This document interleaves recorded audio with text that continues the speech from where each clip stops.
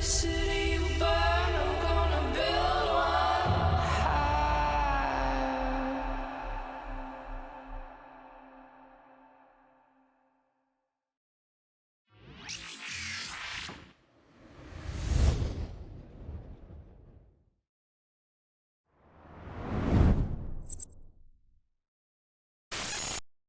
Greetings, fellow Empyreans. I am Ashtarothi, the voice of New Eden, and it is January 29th, YC126, and this is the Eve Universe Show!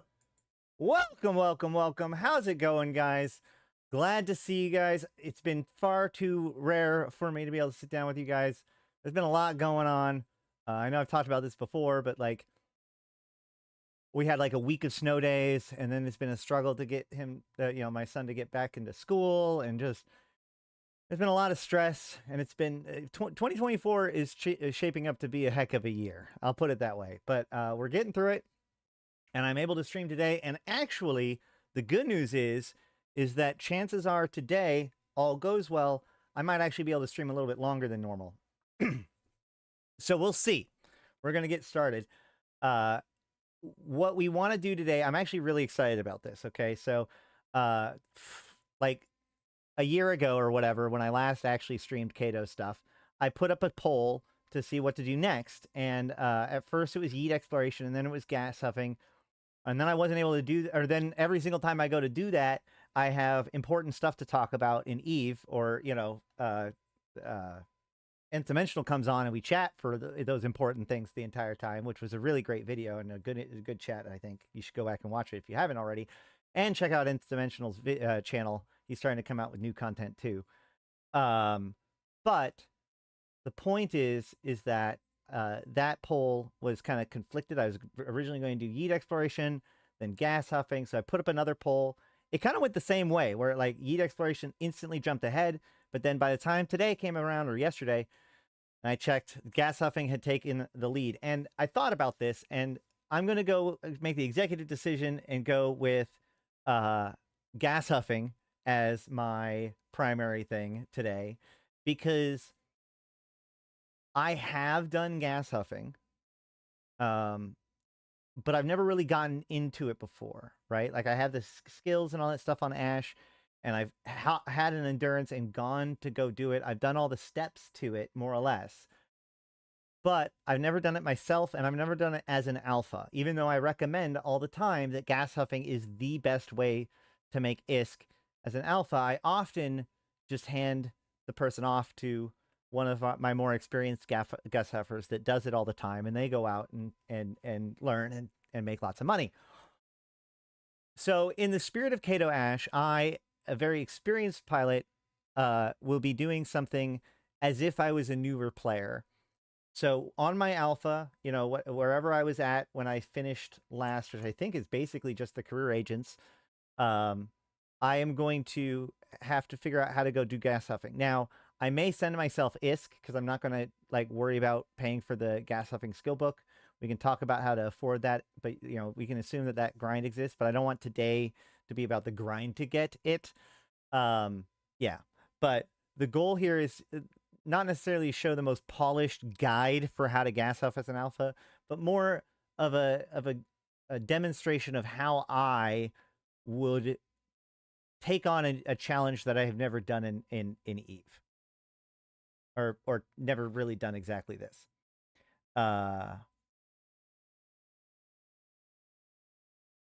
Best to take a venture or a prospect, not an endurance. That's the ice one. Yeah, maybe it is a prospect. I just, my go-to is endurance, because we just got done with doing the winter festival event, and so yeah, you're right. I think I use I use a prospect for my normal gas huffing. But on the other hand, like I get that like IRL comes first, and I appreciate that sentiment, but also realize that like I do.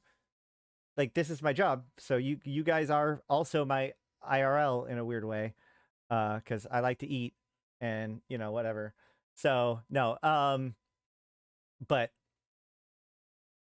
yeah, that is one of the reasons why this is really awesome, is that I'm able to do this and still be there as I need to for my son, and I'm incredibly thankful for. Okay, So before we jump into the main content today, though, I want to talk about some of the news. And like I said, hopefully we'll have time for both today because hopefully the stream will go extra long. Okay. So first of all, let's look at the pulse. I haven't actually watched the pulse yet. I somehow managed to avoid that. We did have Vanguard. That happened over the weekend. I think the pulse is talking about it as an upcoming thing. So if that's true, it's in the future. But this was put out 4 days ago. Yeah.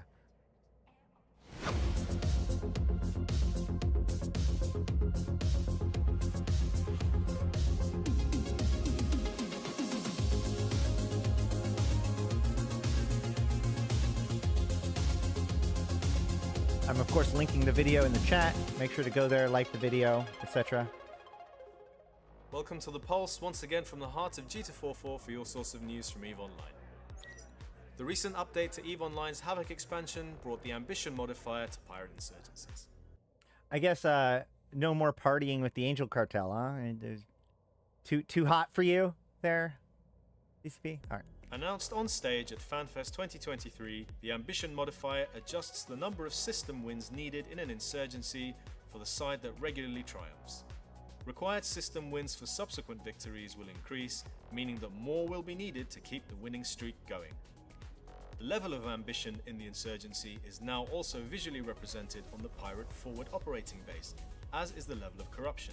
Stargates, as well as certain stations and hangars in insurgency zones, will also have more immediately visual representations of corruption and suppression, such as banners and billboards or patrols, increasing the immersion in affected systems. That's really Speaking cool. of immersion, newly arrived Angel and Garista's NPCs will respect Capsuleer's alignment with them and will not shoot them unless provoked. Immediately outside of Zarzak in GTAC 0Q86, Turner and HTAC PA29, roaming NPCs have been replaced by new Angel NPCs that won't fire on fellow Angels, and new Garistas NPCs that will not open fire on fellow Garistas. I hope this is step one in like replacing all null rats with these rats. They will shoot each other. Beyond those systems, they will fire on anyone and everyone. Additionally, Capsuleers now have improved oversight when it comes to the status of systems, as a filter can be applied to the new and classic star maps displaying corruption and suppression in insurgency systems. EVE Vanguard's January playtest is now live, with Founders Access allowing Omega players to go boots on the ground in this latest event ending January 29th. Server support is now available in 2 more regions, allowing for more war clones on the ground. Fixes for bugs that were uncovered in the December event and through player feedback have been introduced, and as before, corruption generated contributes directly to insurgencies and EVE Online. Dates for the February event will be announced on the 29th of Jan, and rewards such as Plex and Arcombine Arisen skins for achievements in this playtest can be claimed a little after the event is over. So, yeah, this happened over the weekend. Now, first of all, like, not a lot had changed mechanically. Oddly enough, I did get a lot of reports of people saying that it performed worse, like it had a lower frame rate on the same system. I also noticed that there seemed to be significantly fewer NPCs. Like, I couldn't go more than a hill or two in the first test without running into NPCs, and this time I went like long stretches without running into anything until I ran into players, and like it was less than 50-50 chance that I like more than half of the time when I ran into something, it was, well, I wouldn't say that. I still ran into NPCs, but like there were probably a third as many as there were the first time, which was unfortunate because like one of the requirements was to get 50 killing blows, and it was killing blows, not team kills. So I just didn't get that achievement. I'm pretty sure I got the one for jumping in with a full team and completing the match. It says you don't actually have to extract, so that seems like it would work. But like, how did you guys do? Does any, like, also in comments or whatever, like, did you enjoy the playtest? Did you take part in it? Which rewards did you get? I'm interested to see what happens with Vanguard, and I did my participation in it, but like I I play Eve to do things with a deeper level of purpose than just like random matching, and the grind of it really sinks in very quickly for me otherwise. So like it didn't really feel like something that I'm going to like play as much as I possibly can while it was active. And Power World's a thing, so I didn't play that much of it. But I want to know if any of you guys are into it, or have a different take than that. I like the progressive rewards. The 50 killing blow things did seem a bit harsh, especially given that it's killing blows. I wish that either they would have kept the NPCs high so it would have been more reasonable to farm them, if that's what you wanted to do. But, you know, at this point, if you don't have at least a moderate amount of skill or knowledge about the system, it would be very hard to... there would be a lot of pain involved in grinding 50 kills, especially given the fact that it's a repeat of the same map, which means at this point, the better players are becoming familiar with the map. So memorization of the map is becoming increasingly important because your enemies will leverage that against you. A really good example of that was I got trapped at least once where the turret went off, and I didn't even thinking about it, just turned and killed the turret. And as I was killing the turret, the guy came around and killed me. And I went back and looked, and he was in this like little dead end area. And I realized that he had literally set a trap for me. He knew that the turret was there, and he was at a place that wouldn't trigger the turret. So he was just waiting for somebody to come trigger the turret, deal with it, and he would go and finish them off. And it worked. So like, that's cool stuff. I'm not upset about that. But that's the kind of thing that if you don't know the map, that's the sort of meta stuff that just gets you got. So the short of it is that like, I wish that it would have been more possible that if somebody chose to, they could have stayed on the proximity area, like the edges of it, and gotten a lot more NPC kills than they did, rather than having to go into the tighter areas where all of the people were. You can also use the 14-day Omega offer that's live now to upgrade and jump into the EVE Vanguard January playtest straight away. The recently published EVE Online Director's Letter looks ahead at an exciting year in New Eden, with 2 major expansions, in-game events, developments for EVE Vanguard and more. One last thing about Vanguard. I do think it's funny that like the answer to how are they going to justify this in the lore is completely ignore it. I really wish that I would at least get some sort of confirmation of whether or not it was like we're still raiding the same place, or if what happened this weekend was canonically didn't happen. That like it only happened the one time, and that this weekend like happened a month ago, if that makes sense. Just for my own ease of like understanding. It could be either way. We could very well be fighting over the same Bowhead wreckage a month later. Future of war, stronger organizations, and the power of identity are on the agenda. The 6th iteration of the Anger Games, a community-run PvP tournament, kicks off on the 13th of April, and sign-ups are open now. The rules have been updated for this year, and there will be prizes awarded for each match won. Check out the Anger Games Discord server for more info as it is announced. The Kickstarter campaign for the EVE War for New Eden board game is now live. From now until the 21st of February, you'll have the chance to support the campaign and secure a special copy of this epic new board game, which has been created in cooperation with Titanforge. 4 brand new starter packs have been added to the Okay, hold on. So this is a great opportunity for us to walk through everything. Okay, so this is the new Kickstarter. This game was on display at FanFest, and everyone who's played it has given positive reviews about it. It seems like it's a pretty solid board game from a pretty solid board game company using the EVE IP. Ahoy there, folks! Captain Benzie, who's another great streamer. I mean, it looks good, right? And the other key here is that given the way that Kickstarters work, yeah,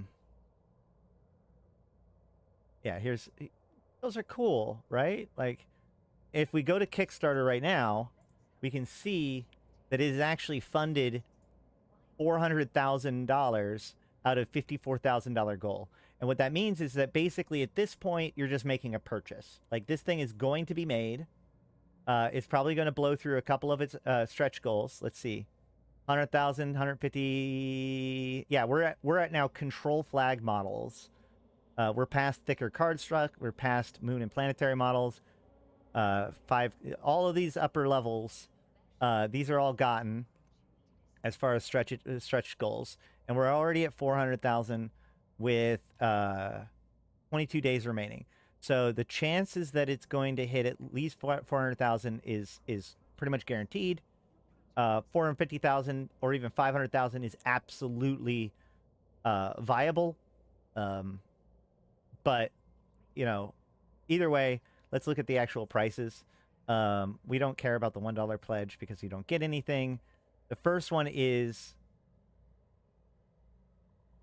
29 pounds. Come on. Hold on. $140. So $140 gets you this entire board game. And that may seem like a lot, and it is, but, you know, these kinds of board games are, I mean, that's pretty normal for the actual price of these kinds of board games. There are also expansions that you can get. You know, so if you get the Veterans Pledge for $238, that gets you, that's the everything, basically, right? The $433 one is, you just get 2 of everything, I think, right? Yeah. And then all of these are gone. The early birds are gone. So you can either get the base game for $140, 129 pounds. That's pounds, right? I think that's pounds. Or the kit and caboodle, all of them for $238, or 219 pounds, and 2 copies of everything for $433.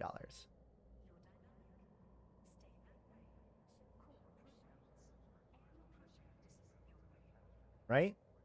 And then there's all these optional.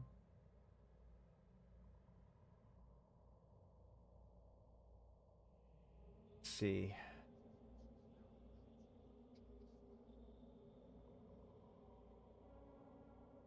Euros. Oh, are those euros, not pounds? Okay, fine. Fine. Euros.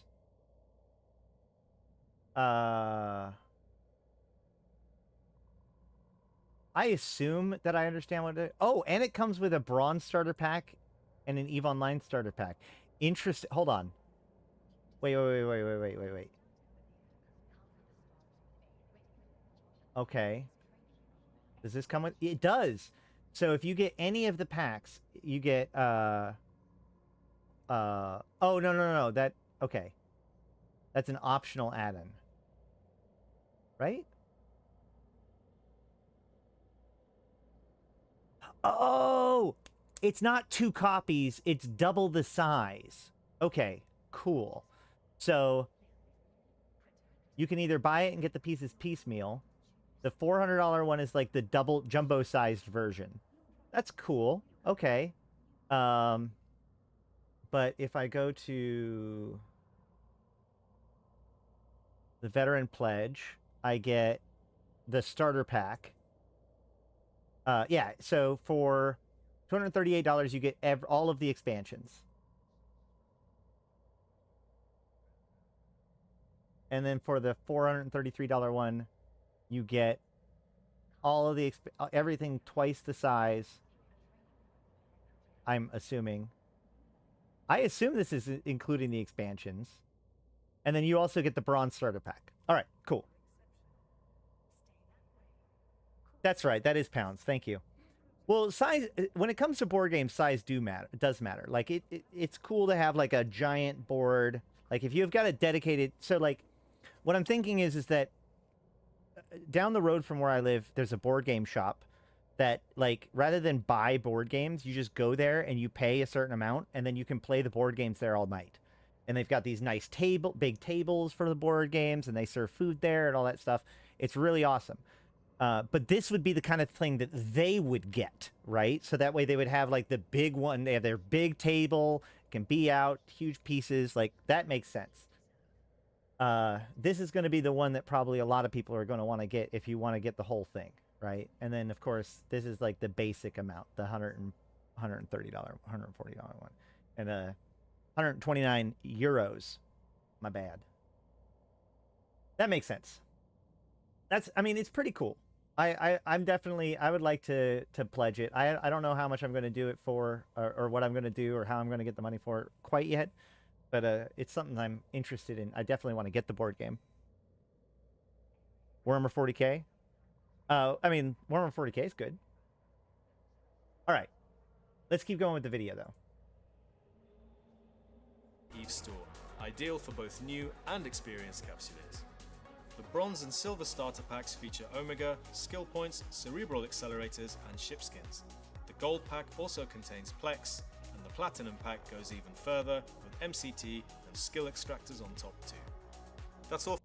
Somebody noted to me that he thought that these deals were worse than before, and he checked and he said that they were. There was less Plex. So let's look at these. I'm interested because I wonder how happy I'm going to be. I haven't looked at it too closely. I haven't looked at the exact numbers. But what I did find is that on Epic Games Store, you can still get the old packs. So here's the Bronze 2022, Silver 2022, Gold 2022, and Platinum 2022. So we are going to compare them to see how good the new packs are versus the old. Bronze, you get 14 days of Omega, Cerebral Boost, 50,000 skill points, 2 core ship operations expert systems, so that's interesting. Rifter Snowline Blade Racer skin, Narrows Inner Zone Vanguard skin, Inquisitor Conid skin, Haranzino Isioka Combine skin, and Venture Radioactives Reclamation skin. Some of those are all right. Most of those are kind of, they're all basic Plex stuff. I think most of those are still available on the Plex store, so we could probably even look up their exact value. But get right now, the old deal was 14 days of game time, so the same amount, 100,000 skill points, so twice as much skill points, 5 skins versus 1, 2, 3, 4, 5 skins. Hold up. Different skins though. We got the Digmaster. I'm assuming that's like a Amicus. I don't actually know what skin that's supposed to be. Yeah, that's the Anathema, or yeah, Anathema. I don't look. I'm not going to have all of these skins on the top of my head. I know what it is, but I can't think of what they are. So yeah, these are pretty basic skins. I'd say that the new ones are probably a little bit nicer. I know Radioactive Reclamation's really good. But still roughly the equivalent. And then a Cerebral Accelerator. So this thing has the 2 core expert systems instead of 50,000 skill points. And that's basically it, right? Yeah. So instead of 50,000 skill points, you get these 2 core ship operations expert systems. Which, if we go...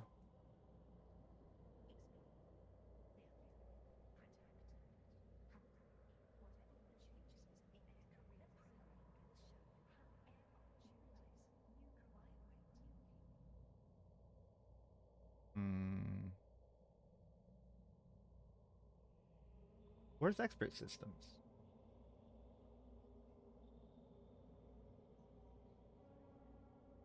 Isn't that a whole thing? Hold on.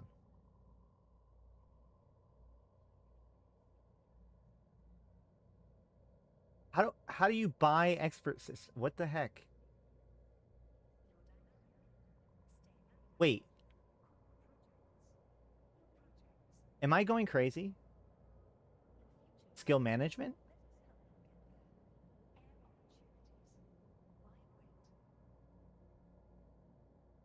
Are they packs?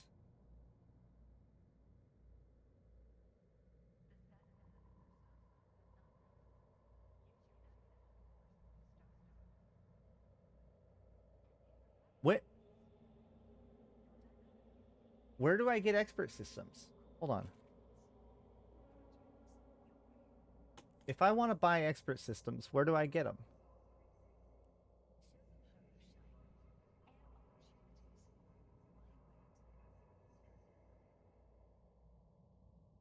Expert systems you just get to... I understand what expert systems are. What I'm saying is, how do I get them? Browse expert system. Oh, I get them here. Wait, hold on. Okay. So course... All right. So 14 skills, 7 days, right? Let's see how many skill points it is. So my skill queue right now is at 5 days, 11 hours. We go here and say train to level 4, train to level 5.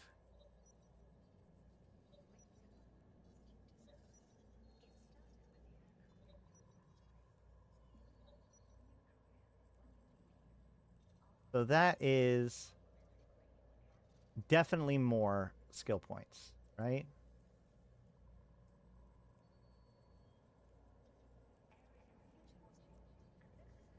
Hold on. Yeah, so that's like 1, 2, 3, 4. So that's almost an extra million skill points that you get to rent for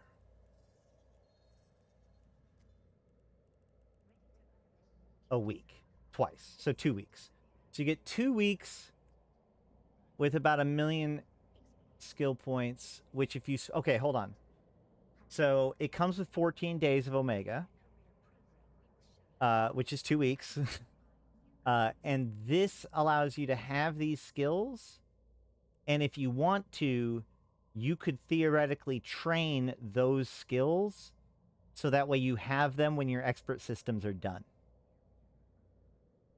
Oz already analyzed all the packets? Okay. Well, that's fine. I might be looking at it from a different angle.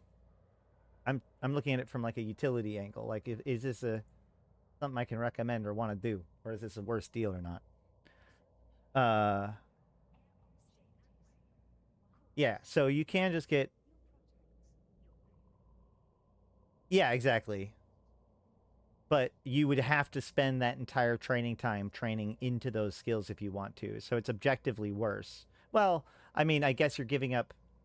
How much skill point? You're giving up 50,000 skill points? So ultimately, I think it's a way bigger... It's hard to say if it's better or not. I think it is better because it gives you those skills right now and the ability to get them. But expert system feels so grody, and it makes me feel like they're trying really hard to make those expert systems feel good. And they feel grody. Anywho, so that's bronze, silver. Oops.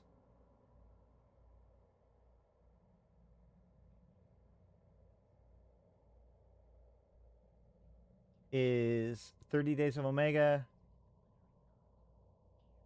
30 days Omega, 250,000 skill points, 250,000. Oh, so same amount of skill points. Mining barge operations expert system. That's new. 1, 2, 3, 4, 5, 6, 7, 8, 9 skins. 9 skins and cerebral accelerator. So this is just better, right?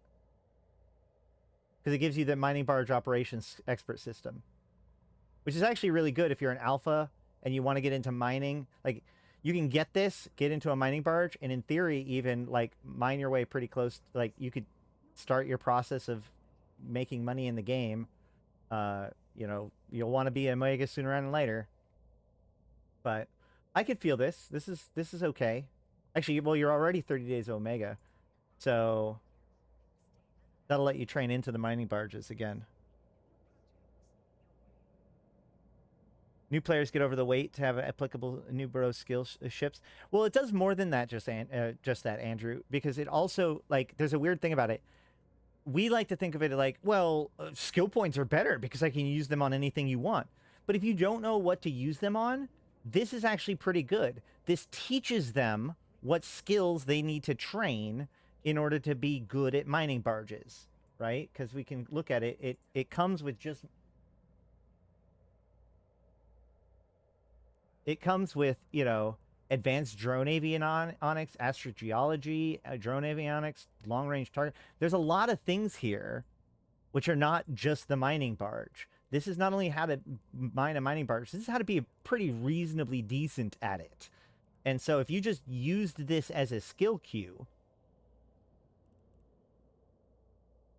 that could be pretty good, you know?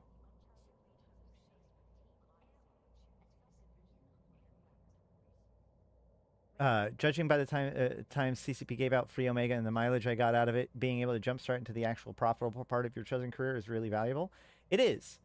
Although part of the point of this series is to show that we can make a lot of profit without necessarily going Omega. But it's still good to be able to, if you can.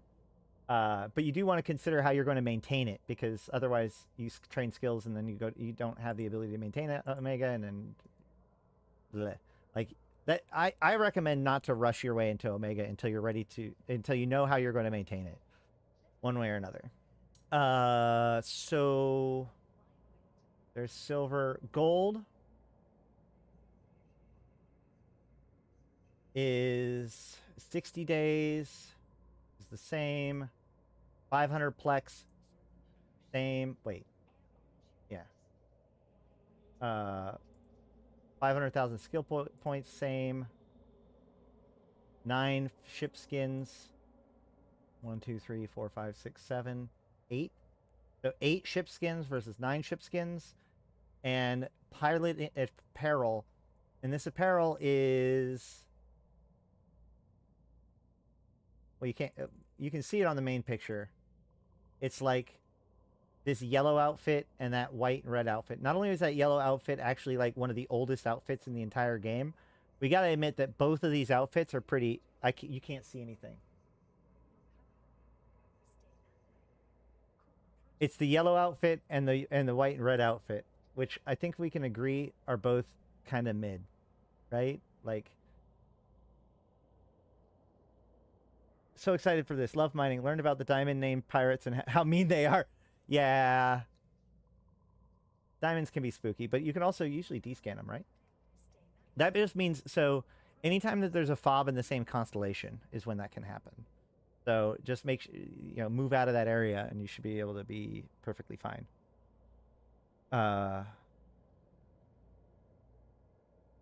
Yeah, exploration, jumping into co-ops with exploration is definitely a good idea. But again, like if you really wanted to, you could do some yeet exploration with T1 enough times, which wouldn't be that many times, to get a skill injector, and then you're just in. One thing I will say about all of these packs and some of the other stuff, well, we'll talk about that when we get to the skill points thing. But either way, so this outfit is this new gold Olympian torso rig, which this is actually brand new, and not brand new because there is actually another version of this already.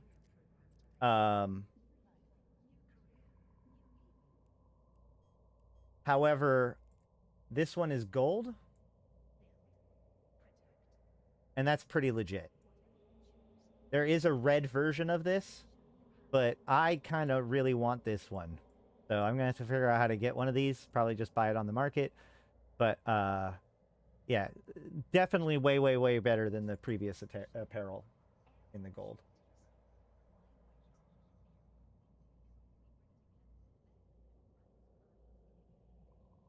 And, that's important because that also means that people might buy it from you. If you sell it on the market, those are going to be in demand. I want to buy one. I never wanted to buy one of the other set outfits. So, and then the glittering dream skin for the Ishtar is pretty good, and the Ishtar is pretty popular.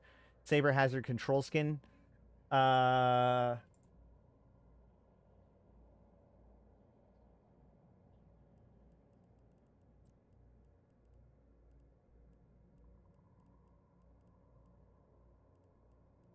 Saber.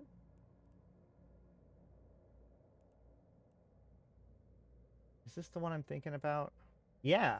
So this is actually a strange buff. Okay, like let's look at the skins one more time.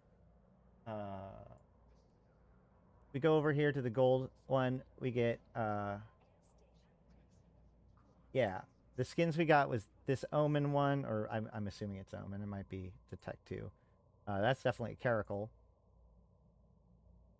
You know, these are fine skins. A Sorum skin. Yeah, fine skins. However,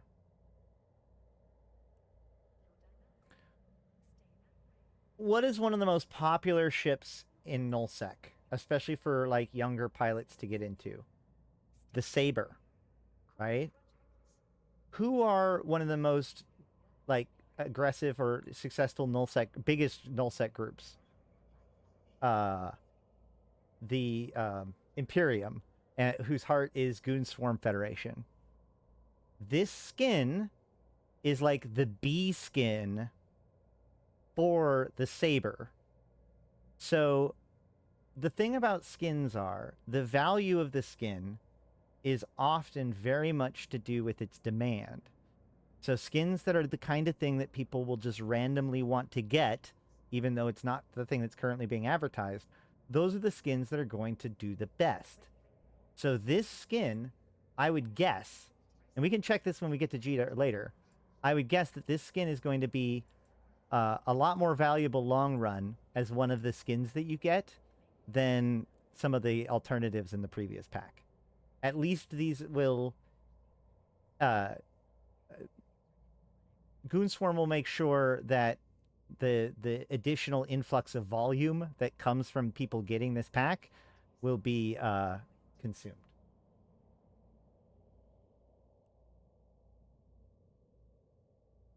Next, let's see, the Hulk Rockbreaker skin. Like, yeah, a lot of these skins are actually pretty decent.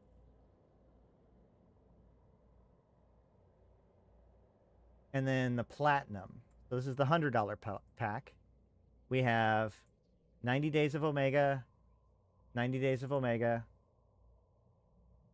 What's up, player? 800 Plex, 1500 Plex. So a little bit over half of the amount of Plex.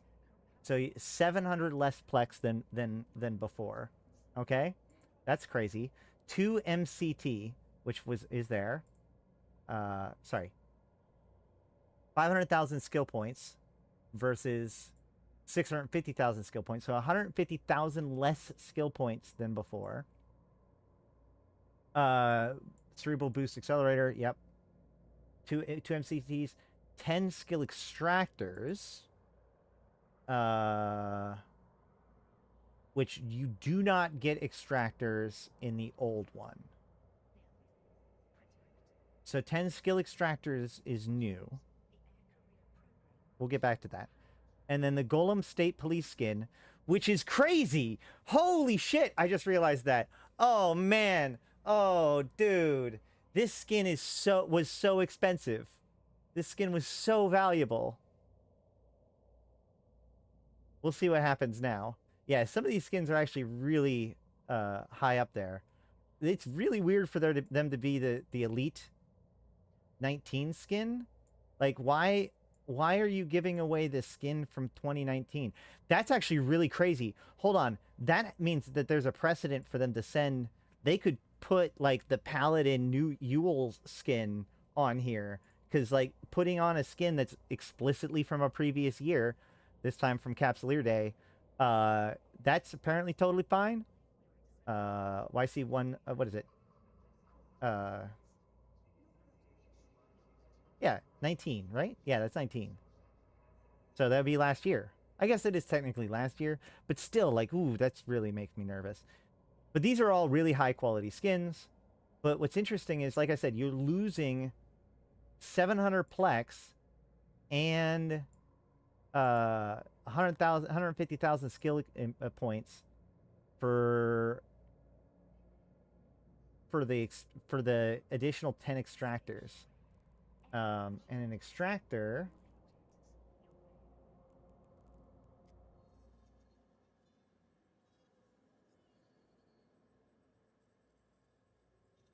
In the future, we can make our own skins for the ships and Eve. That's true.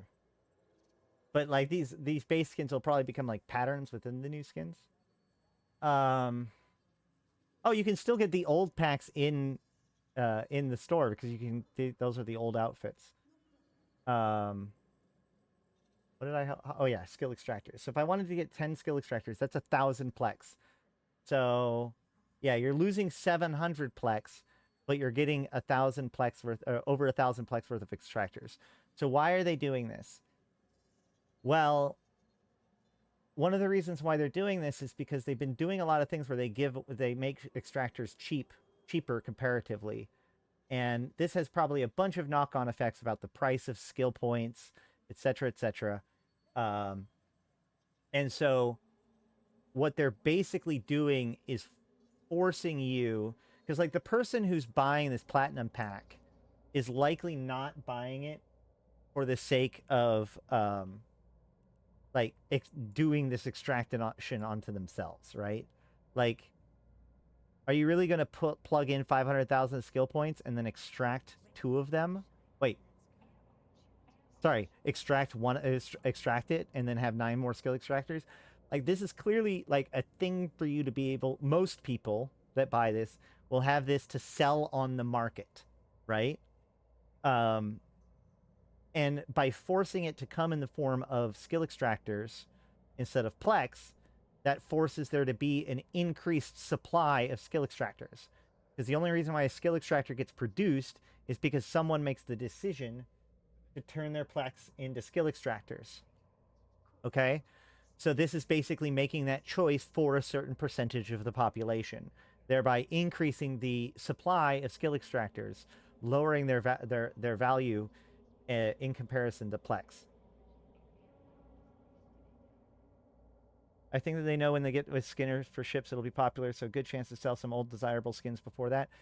Yes and no. I think that one of the things is that, like, when you make your custom ship, I think that you have to choose from the skins that you own in order to construct it.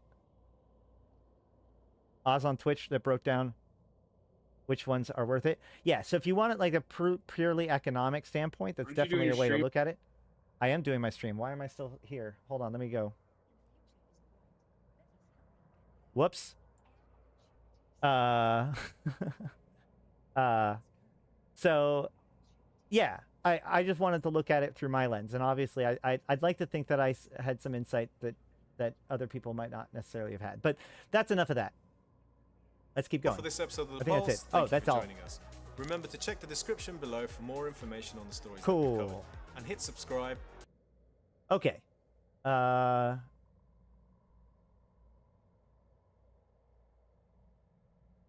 Yep, that's it.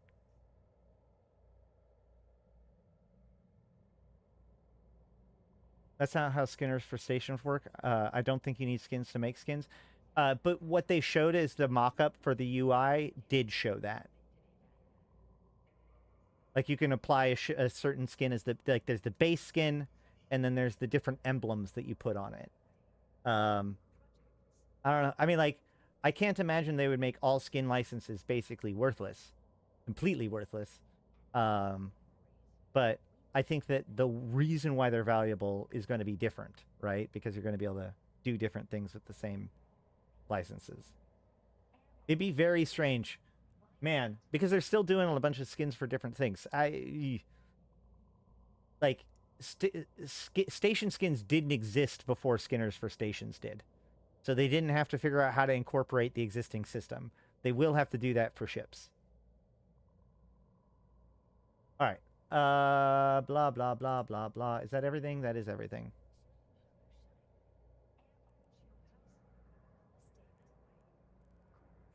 Holy crap. I thought we were just speculating. Did they actually announce Skinner for ships? That's awesome.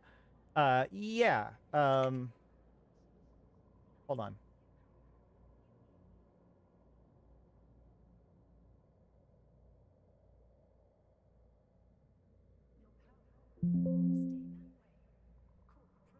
Yeah.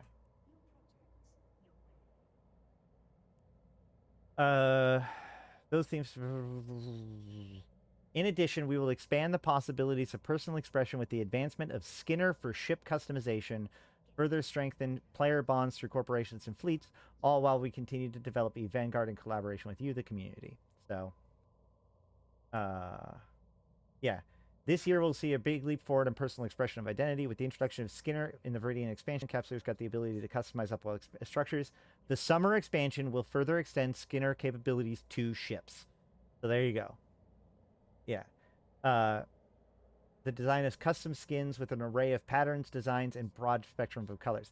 And that's my point, is I think that the patterns, designs, and colors come from the skins that you've unlocked. Like, those become licenses to your palette in the same way that, like, MechWarrior Online does it, right? Where, like, you get this cool pattern, but then you can also, like, use it in conjunction with other patterns and by painting different places differently. Either way. Let us transition. All right. I know what I'm doing. Spending 5. That's what I'm saying. Like, start grinding your Evermarks and save them up, man. Okay. Welcome, guys, back to my Kato Ash Returning to Eve series. Today we are going to take on the challenge of gas huffing, which is kind of exciting for me because while I have technically done gas huffing before, and I do recommend gas huffing as a very, very lucrative activity for alphas to be able to get your money out there, especially for those brave enough to go about it, it isn't something that I've done very much experience with myself. I've always been like just joined up with someone else that was doing it. And also I've never done it as an alpha. So what I hope to show today is my process of figuring out how to do gas huffing and get all the stuff that I need. Now, what I will say is that if I need to, I will have some ISK transferred over or something like that, because this isn't about how to grind enough ISK to get the gas huffing skill book. But for the purposes of that, you can do some other activity like exploration or whatever. So without further ado, let's look into this. Let's talk about what we want to do. So gas in EVE Online is used for reactions, which basically produce 3 kinds of products. There is high and low sec gas, or empire gas. There's null sec or pirate gas, I guess you could call it. And then there's wormhole space gas. All right. Now, there are exceptions to these rules, but in general, empire gas is used to make like the different doodads for the empire or the pirate ships, right? So like the different pirate ships, they require, hold on, like if I look at the Gila right here, you can see that the Gila requires these Neuralink trigger units, right? And the Neuralink trigger units require these Neuralink stabilizers, and the Neuralink stabilizers require gas. Okay, so the idea is that each empire's area of space contains the gas that is required for their ship construction parts, and the pirates, of course, require the ship construction parts from both parents. So this is true for like capitals and such like that as well. It isn't required for empire ship subcapitals anymore, but they are still required for pirate ships and whatnot. So that's the primary use of gas for empires. However, empire and pirate gas are used for drugs, boosters, which are like temporary skill enhancers. Like, for instance, if we look at like the drop booster, okay? You have to get these booster blueprints from gas sites where they're manufacturing them, and then you transform gas.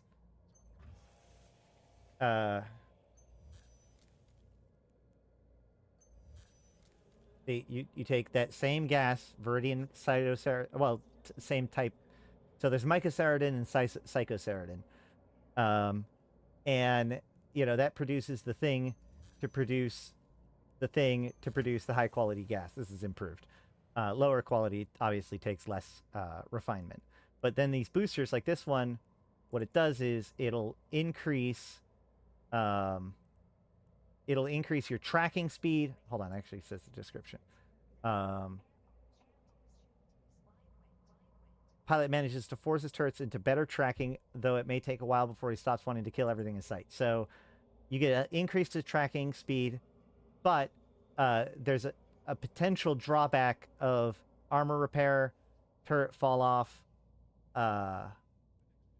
shield capacity, or velocity capacity harder drugs have negative side effects potentially. There's a whole thing about it. This isn't a booster guide, but that is what that gas makes. Now, wormhole gas makes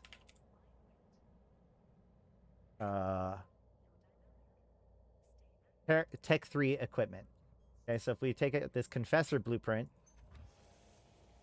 and we open it up and we see like this thing here, we see molybdenum, metafluoroferricene.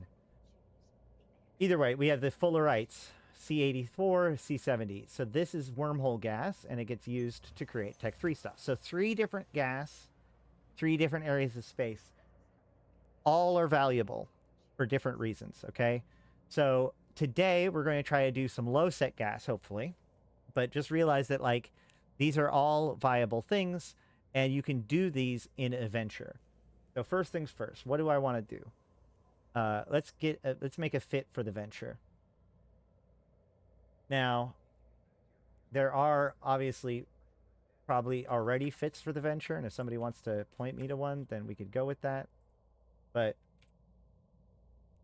for now,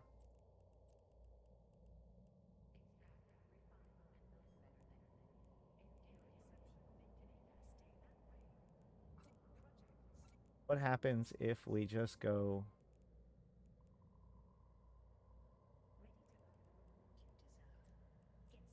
I can't get Tech 2 gas scoops because that's Omega only, so I can only get Tech 1. So there you go. The question is, do I want to do anything else? Do I want an afterburner or do I want a micro warp drive? I kind of feel like I want a micro warp drive.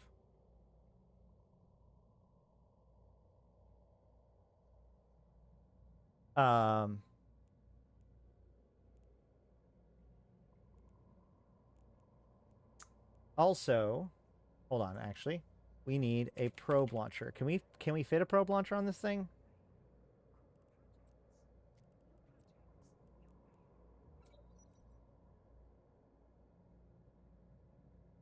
Okay. All right. Cool. The gas huffing Gnosis version? That's a good one. I feel like I want a micro warp drive.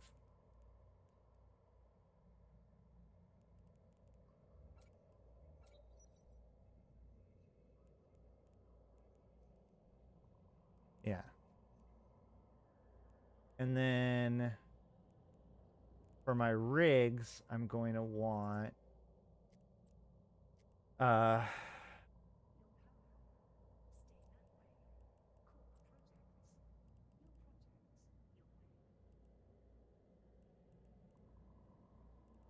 scanning rigs.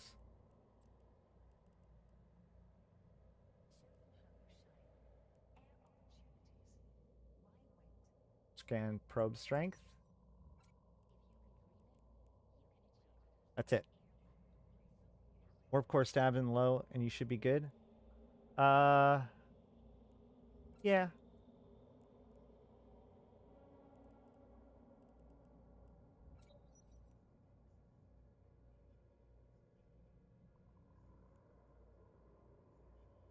Cool.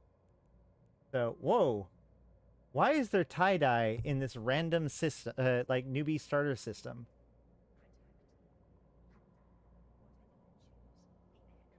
What the heck? Is there something happening right now? We're at 85%. Hold on. We're at... Okay, well, it's gone now, but... That was weird. All right, let's go with save gas huff Mark 1. And then we set route to Jita.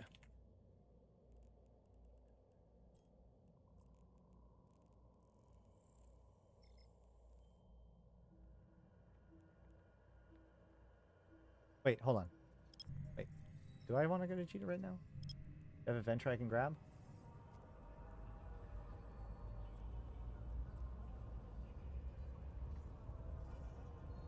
Whatever.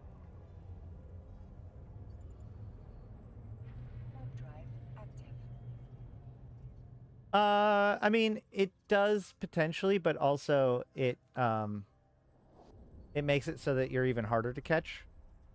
It's the highest warp core stability possible in the game. It requires like a Mollis Navy issue with a faction point or scram or multiple scrams.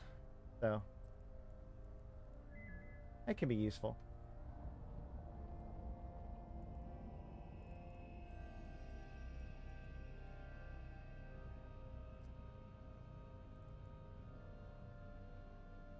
Malik, send Kato like 100 million ISK.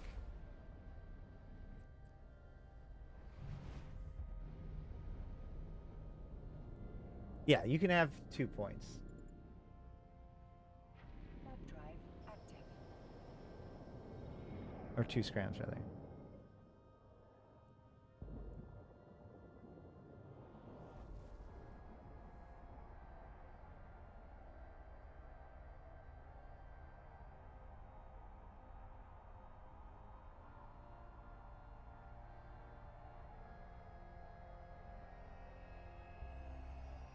Yeah, an afterburner is almost kind of optimism, right? Like the idea that something would scram you, but then also let you afterburner out of the way. Ah, Malik. All right. I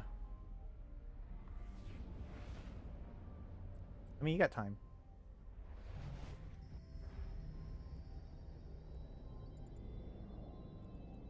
Warp drive active. I assume I don't have something I can sell. Yeah, no, not even close.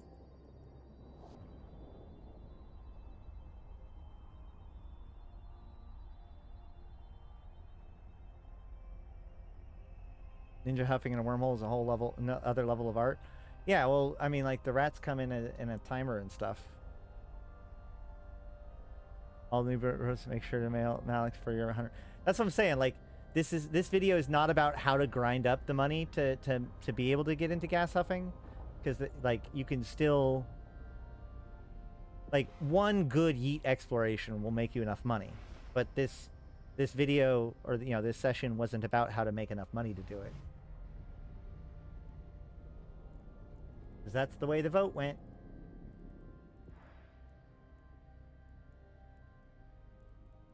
Okay. Okay, I need to fix this right now. So I'm going to add a tab, and I'm going to put it in a new window, and I'm going to say warp tab, right? And then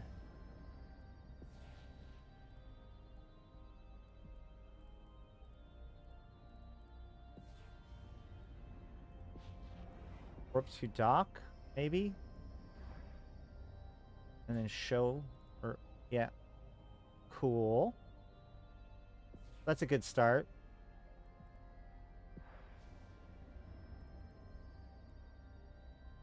But now I need this thing to, I don't need angular velocity, velocity size. You need those things. The name. I also don't want name to be the first thing. I want type to go before name. So that way I can just, like, thank you.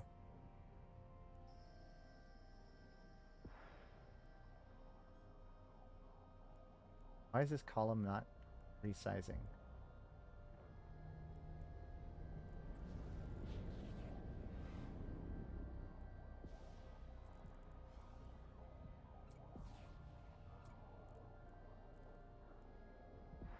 Oh. Yeah, that's interesting.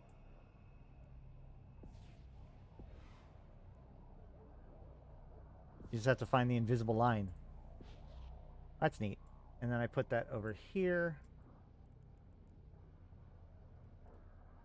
Also, I just realized something. One of my problems is, oh no, that is scaled to 90%. Fair enough.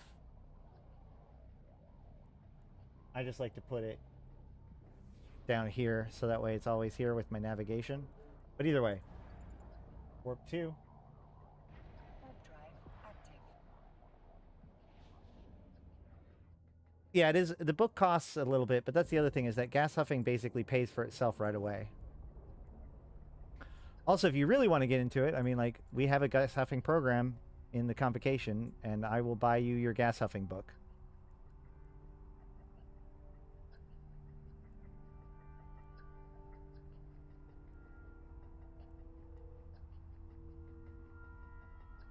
Yeah, gas huffing in wormhole space, like everything in wormhole space, is just on a whole nother level.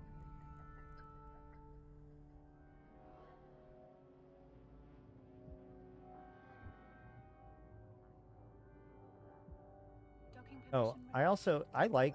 I've grown fond of this going to the top. I guess I should wait till this is done.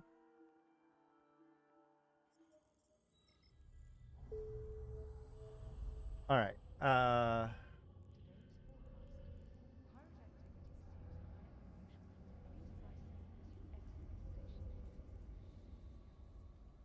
Wait. Oh.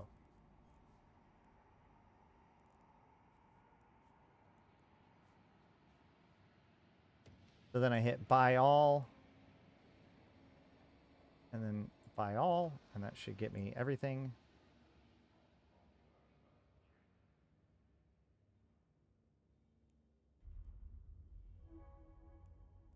And then I fit it.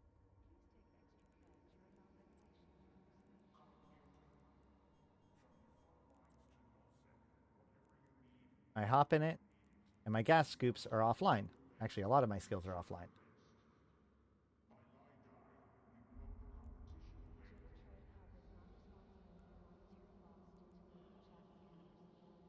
So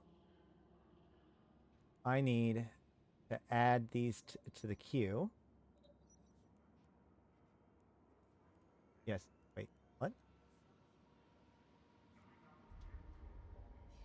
Which one of my things requires Omega? Oh, wait. You do.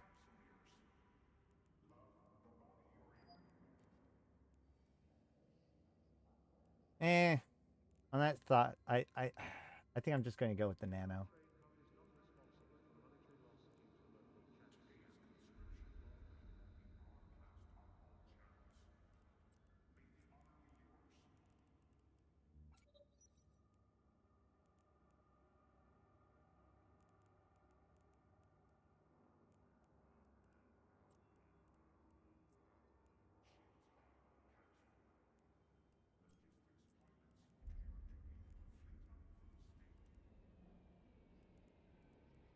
Buy that. Drop it in there. Can't turn that on because of no high-speed maneuvering 3. Now I open up my skill queue. And I go high-speed maneuvering 2. Apply skill points. Remember, I'm using my million free SP that I got by using a buddy code. Skill training completed.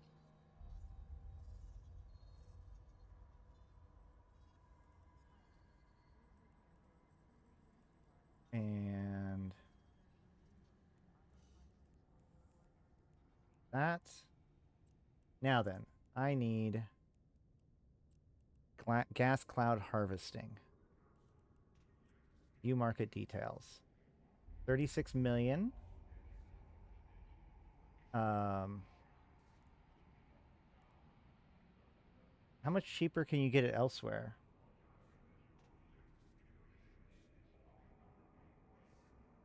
Well, the good news is that you can watch the VOD whenever you need to. Yeah, that's great. And if you have any questions, make sure to ask it, even if it's in the comments. I'll try to check them out.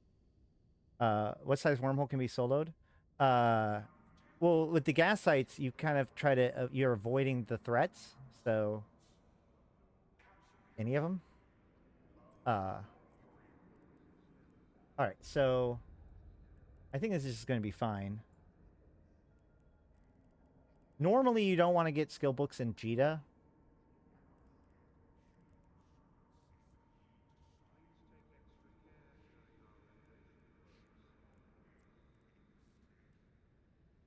But outside of this region, I don't know. I don't feel like necessarily running around.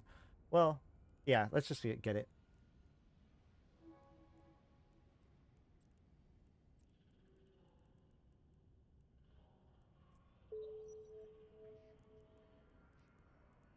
I don't actually want to switch to its skill training because I don't want it. You can't apply skill points to the thing actively training. So by injecting it but not putting it at the end of the training, or beginning of the training rather, I can pull it up here and apply skill points.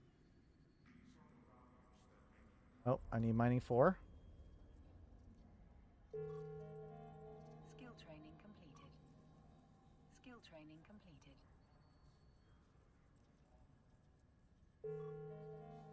Skill training completed. Okay. And now I can turn these on. And I need probes.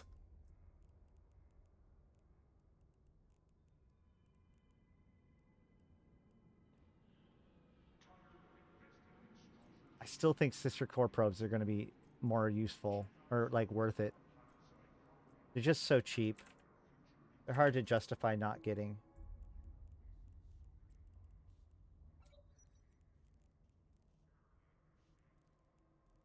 All right, so number one thing I can recommend right now is, wait.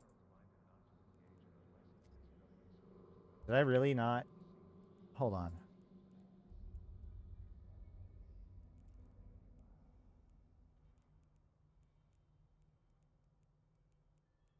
Wait.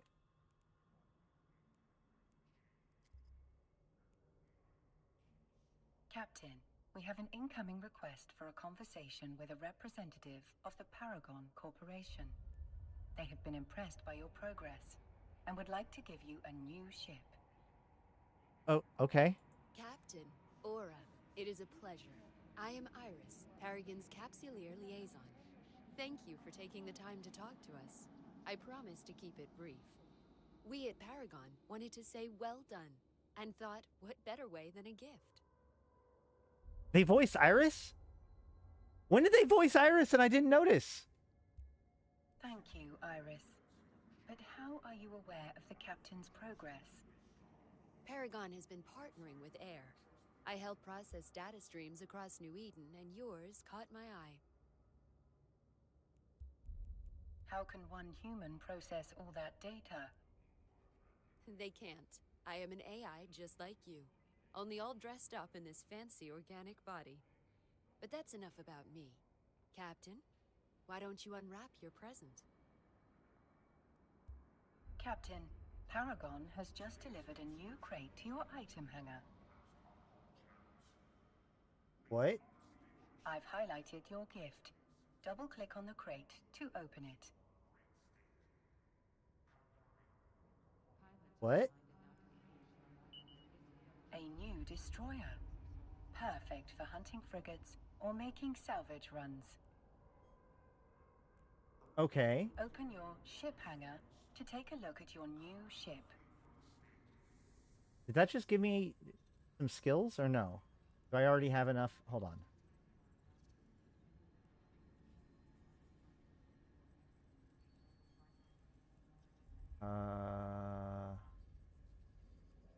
Well, now I don't know. Did I have Caldari Destroyer 4? I don't feel like I would have. Double-click on the ship to assemble it. Double-click on the ship again to board it. Along with your new ship, the crate also contained a single Plex. We thought you might like to give your new ship some style. Plex is a special currency you can spend to purchase premium items. Unlike ISK, Plex is an inventory item. That means it can be sold on the market. When you opened the crate, it went... Iris, Okay. how did you make that blink? Are you inside my display functions? Just helping out, dear. Captain, Nothing to worry Plex about. in your Plex vault ensures that it is safe, and that you have access to it regardless of your location. How Yeah, strange. yeah, yeah. No one has ever helped me with something before. I think I might like it. I don't know, or I You wouldn't can trust her. also track your Plex in the wallet. Let's open it now. You can check on your Plex and manage Okay, it okay, here okay, great, at any cool. time. But currency is for spending. Let me Yes, introduce. yes, yes. Welcome to the NES, home to the cluster's premium luxury items. Here you can update your look, buy skill injectors to speed up your training, or upgrade your clone to Amiga status. Your ISK is no good here, Captain. They only accept Plex. Luckily for you, I know the algorithm that runs the place, and we have organized a special offer. Skins for 1 Plex. Any How skin. convenient. Easy there, just the blinking skins. But feel free to check out the rest of what's on offer. So, Captain, which of these takes your fancy? I mean, Glittering Dream, right? I mean, that's Looks mine. like you can't make the. That's Lucky what I me, like yeah. To see a capsuleer with taste. Aura, my dear, why don't you show them how to redeem their order? Of course. Thank you, Iris. First, you will need to exit the New Eden store, Captain. Open your redeeming queue. Redeem the item to your current station. The skin license has been delivered to your item hanger. License has been delivered to your hangers tab hanger under station services. Select the hangers tab under station services. Select item. To apply a skin, you must first activate the license. Move your mouse over the icon. Oh yes, so much better than factory basic, don't you agree? I do, Captain. I believe this look qualifies as fabulous. Okay. Let me show you how to disable this skin. Or switch between different skins. Yes, yes, yes. Let me show you how to disable this skin.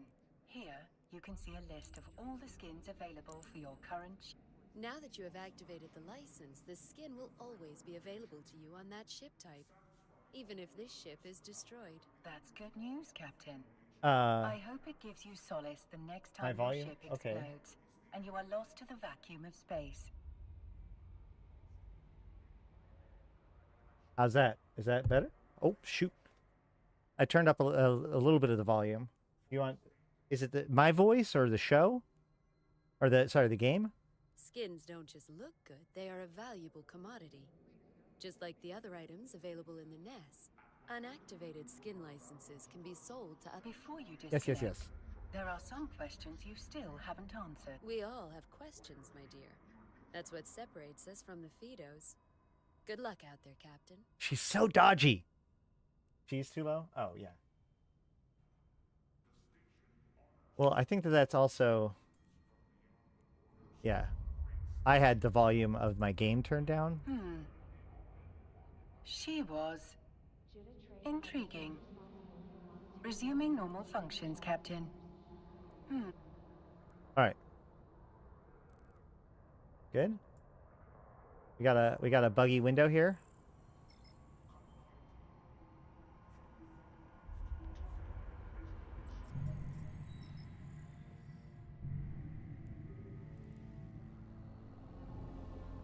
Docking permission requested. Docking permission requested. Docking request accepted.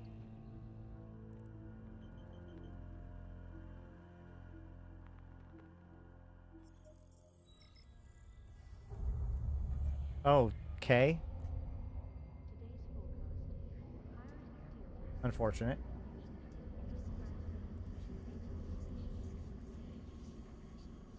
All right, so let's see. Where do I want to go? I know that...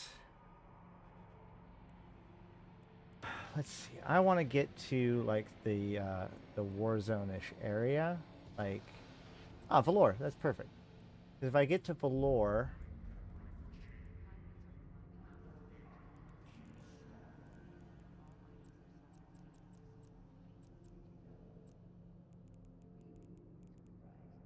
faction war. I'm gonna pull up the faction warfare map for clarity. So I want to get kind of into this area, but I definitely don't want to go to the North Tama Gate. So what I'm probably going to hit up is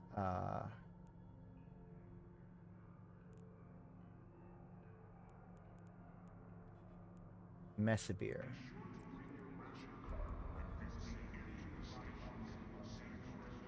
Or, hold on. That's 12 jumps.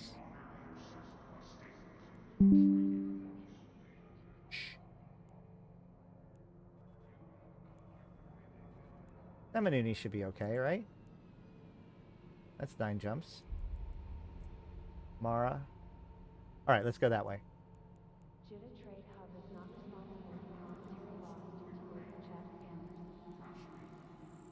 What you don't want to do is jump directly into Tama blindly, even as a venture, if you can avoid it. Oh, that box is not going away. Okay, well, while I'm in warp, I'm just going to log out save. Nope, I can't do that. I'm going to kill the client and restart it.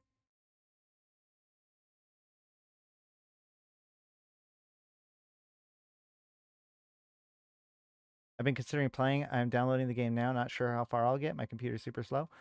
Well, it actually runs pretty well on machines because you can turn down the thing. Did the new pirate insurgency affect it? Everyone became a pirate? Well, so Snuff destroyed the HQ in Hades around over Christmas break. So that wasn't good. Warp drive active.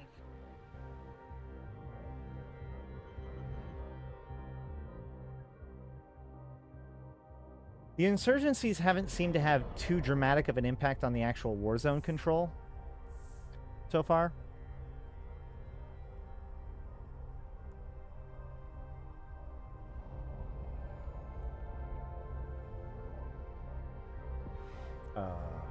There it is. For a second there, I thought my radial was back on my left mouse button. I was going to be upset.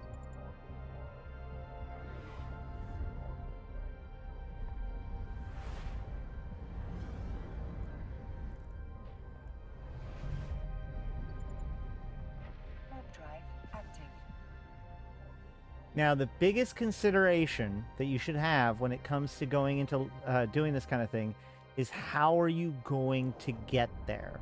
And most importantly, how are you going to cross the threshold between high sec and low sec?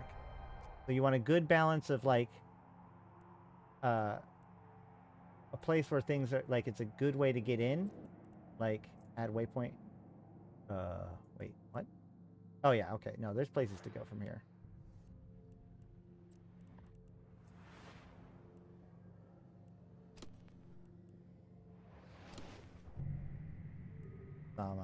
Yeah, there's this whole little area in here to go to. But the point is that you want to get into a low sec in a place that probably won't be camped and be able to get you, because once you're in, there isn't that much like just waiting around to kill you at any given moment. I will say this, I was having a lot of problems with performance when it comes to multi-boxing or doing anything else on my computer while Eve was running. If you go up to display and graphics and change it to VSync on, that is what fixed it for me. It was crashing my video card. Would taking the Pochfin Express help?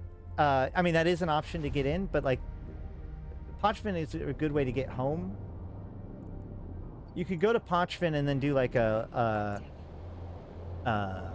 Divana filament, because a lot of those are in low sec, but like those aren't, that isn't going to be that like consistent. I'm just saying, like, there are major choke points, and then there are lots of secondary places that should be pretty safe to be able to go through.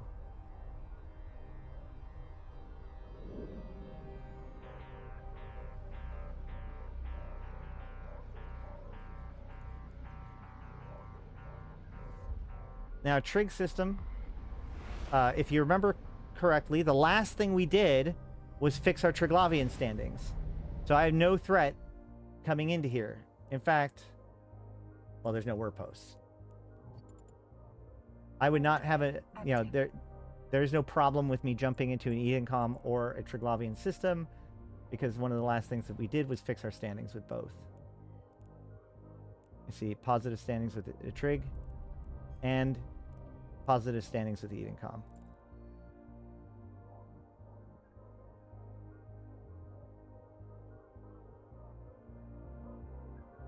I was waiting for 7 months and just trying to catch up with everything, where everything was now. Yeah, I mean, things are constantly going on. Oh yeah, there are definitely some good resources. Eve Uni is a great resource for these sorts of things. Oh, sorry. Hold on. Oh, why did that not? God damn it. Hold on.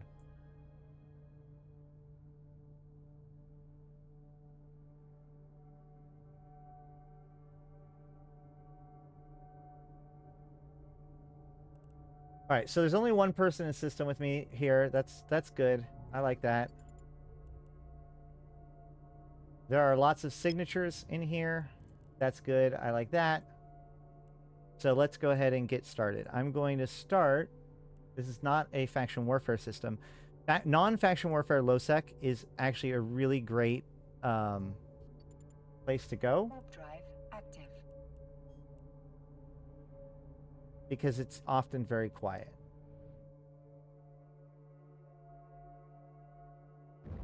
I'm going to make a safe halfway through warp.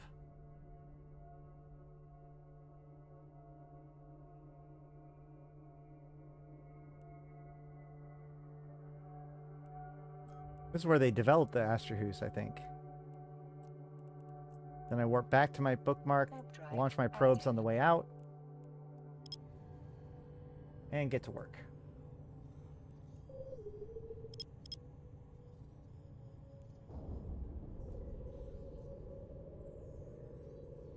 No problem.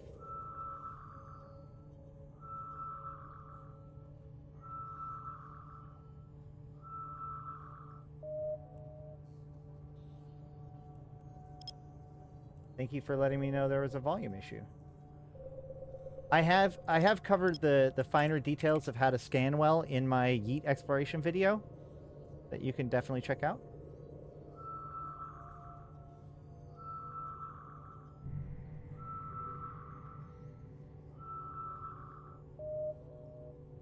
This echo means that it's at the furthest point in the echo. It can't be this one because otherwise it wouldn't be an echo, so we know it must be this one.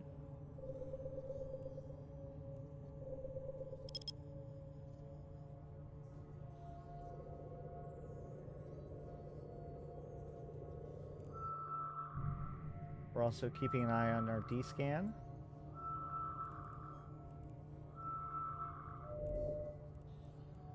That's a wormhole.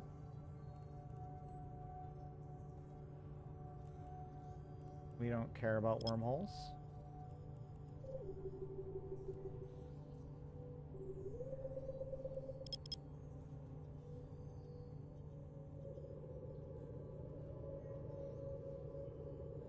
I'm playing Power World till the next event.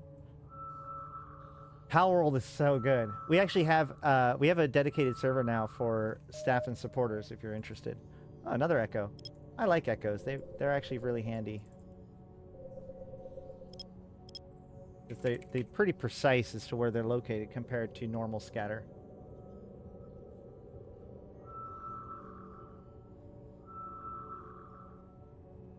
Because the area of space that the probe could be, that would lead to an echo. If you see, this is actually off because it should be a little bit, well, I don't know, close enough.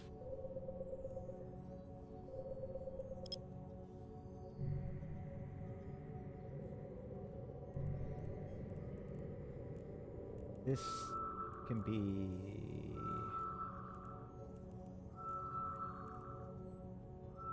Oh, there's a venture out there. It's another wormhole. Rule number 1 of exploration, remember, you always find what you're not looking for. Of course, we're going to get a bunch of wormholes right now.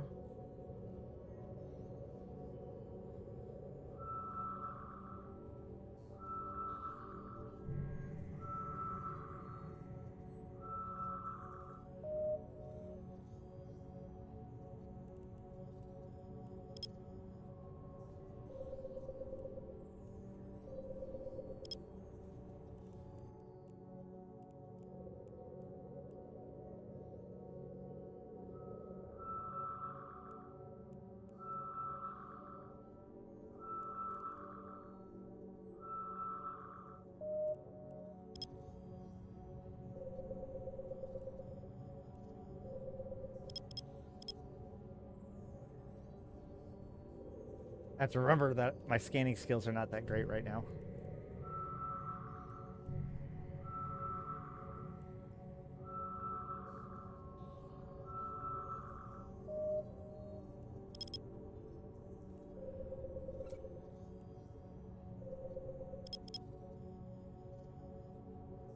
Finding wormholes, maybe assigned to go look for wormholes in or gas in a wormhole. No, because then when I go into the wormhole, I'm just going to find other wormholes and stuff, no gas.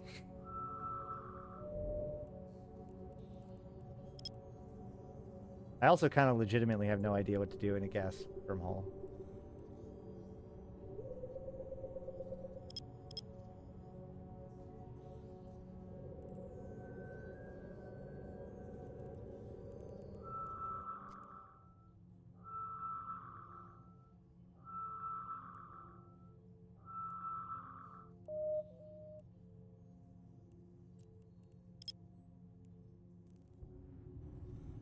Oh, that's what I need to do. I need to go here and go enable always above full screen views on my overview and on my directional scanner. So that way, even if I open up my map, these will still show. That way I don't have loss of knowledge. Or awareness, I should say.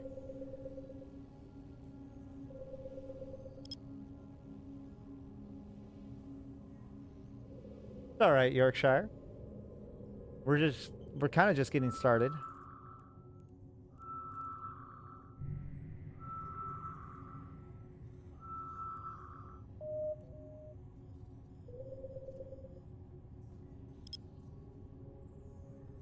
My goal right now is to find a gas site.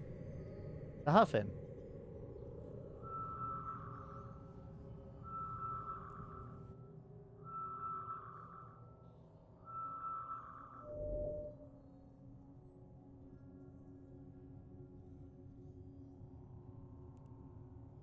And that's another wormhole. Warp drive active.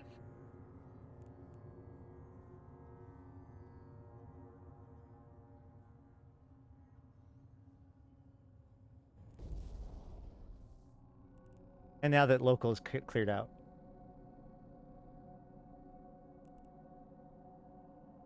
Did any of you guys play Vanguard today, this weekend? If so, what did you think of it?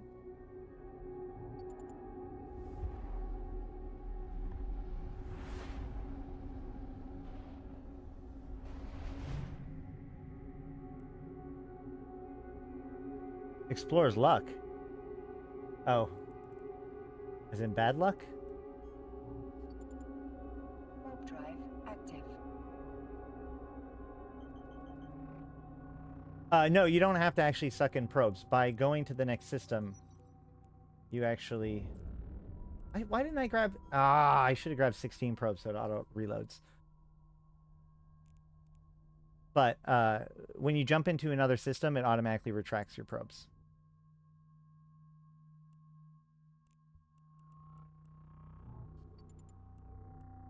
Warp drive active. Warp drive active.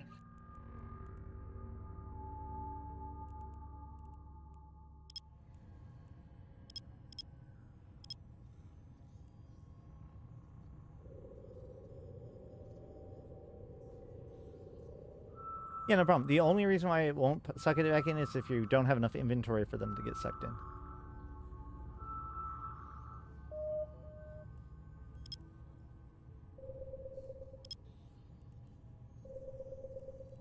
Also, if you like dock or whatever.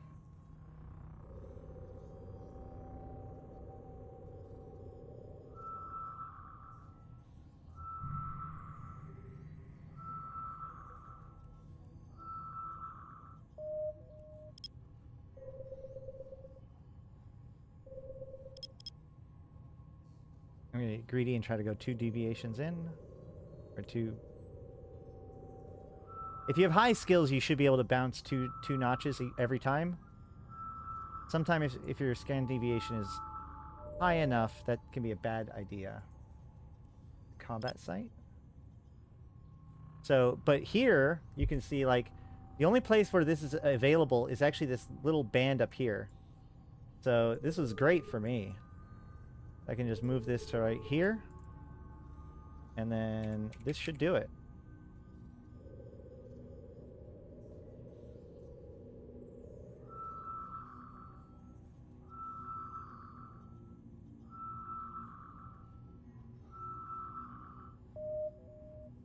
Pretty close.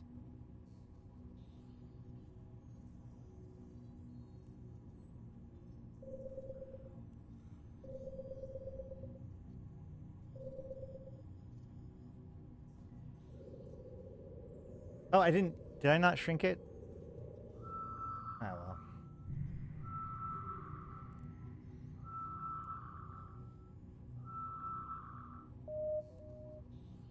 Ooh, rings. Rings are cool. I like rings too. So this would be like here.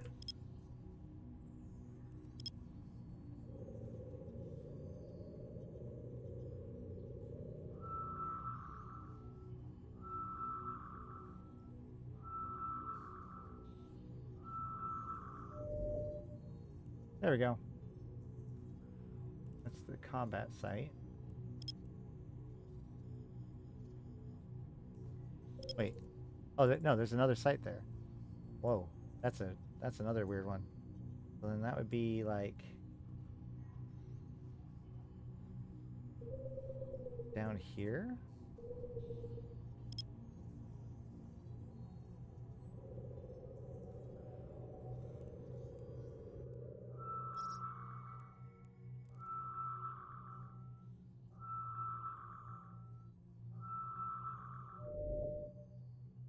Yeah, close. This is another ring. If I remember correctly, would put it right up here.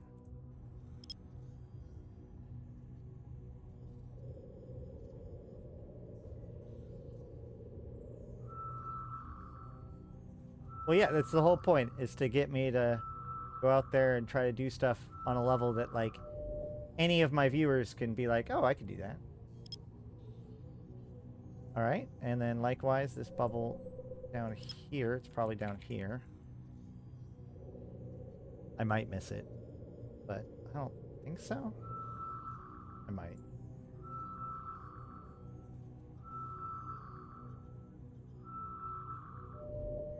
Boom. The data site, though. Of course it's a data site, what I normally want and can't find.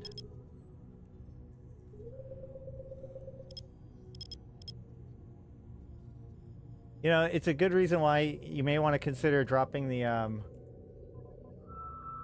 you could drop the cargo scanner for a data module. Go out hacking at the same time. Especially if you're in faction warfare. I have a prospect to do that.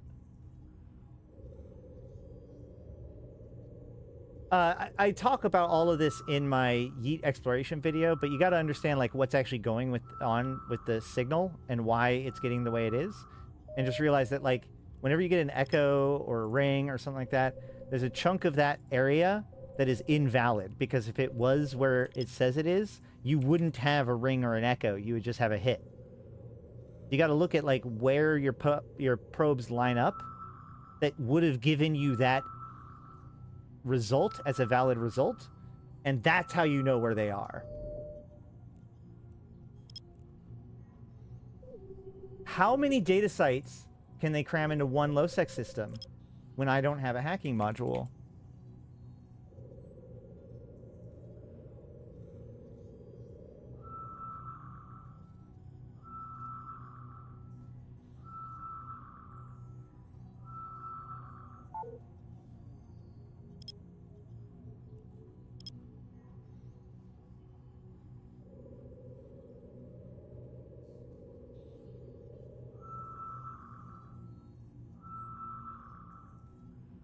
I can show it off a little bit right now. Wow. Okay, so... Right, like, so an echo. Why does an echo like this occur? Well, the echo like this occurs because there are I think it's three different probes that hit it, right? So 3 probes get a distance, right?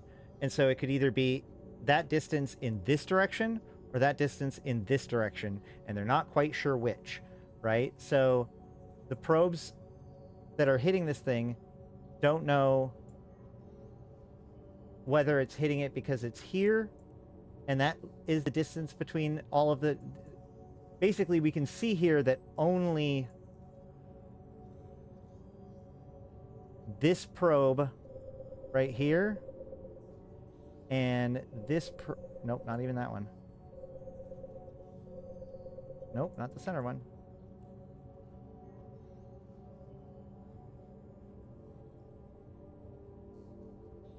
Yeah, just this probe and this probe are crossing into this. So since this probe and this probe are crossing into this, it actually is here. But when they both get their distance, they get a distance to this point, but they don't know if it's this way with the triangulation or if it's this way triangulation. Notice how they're kind of in between the two. But we know that if it was this one, then more of these probes would have hit it. And then it would have just given me a better result. We know that only these 2 probes got a positive hit. So it has to be where only those 2 probes cross, which makes it this wedge right here. And you know that for a fact. Deviation can't affect that because deviation just kind of clouds where it is. If it wasn't within range, you wouldn't have gotten the hit at all. Shift. Shift allows you to modify the probes individually.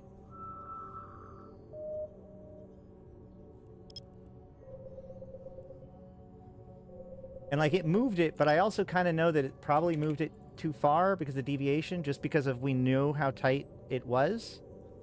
So I'm going to kind of do this and then we'll see if I'm right or wrong.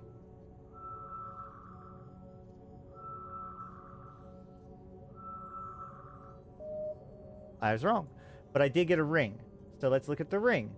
The ring is one of those things where, sorry.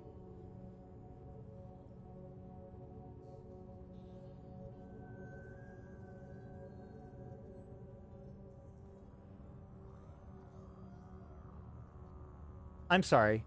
With there would have been a third for the echo because there'd be an anchor point to let you know it's either this direction or this direction. With a ring, there literally is only 2 probes that are hitting it, right?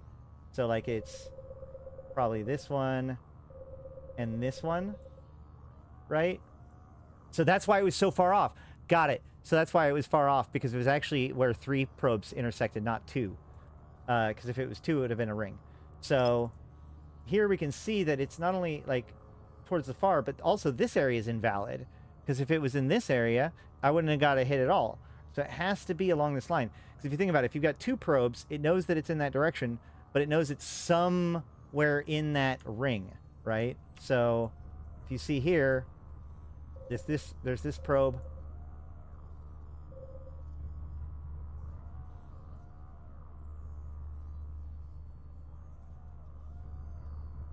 Which probe is which?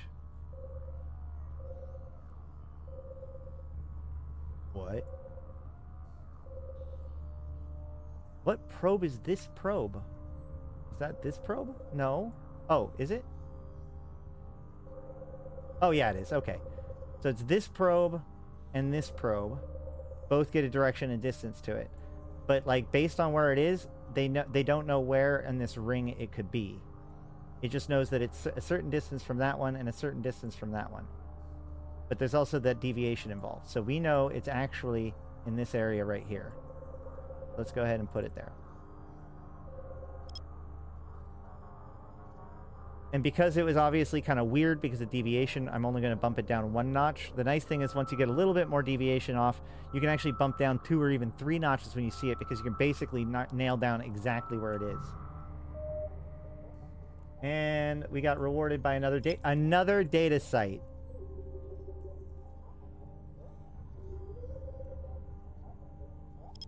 That's funny. And by funny, I mean painful.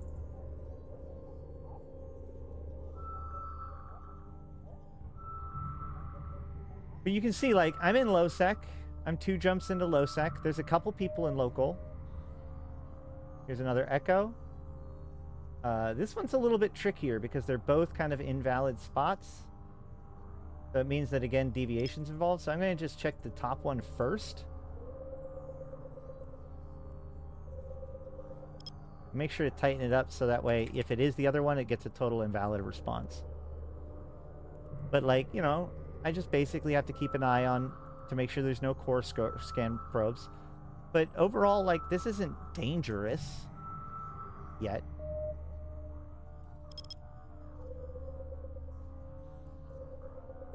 And you're just in a venture. Like, the amount of effort that it takes to hunt me down right now for a venture is very low. I mean, very high amount of effort for very low reward. Now, once I get to the gas site, that kind of gives it a natural choke point. Other people might have the gas site scanned. So then I'm going to be more vulnerable. But just being out in low sec is not as dangerous as many people would think. Especially if you're not, like, in... If you think of Tama when you think of low sec, then yeah, low sec is dangerous. Don't be in Tama.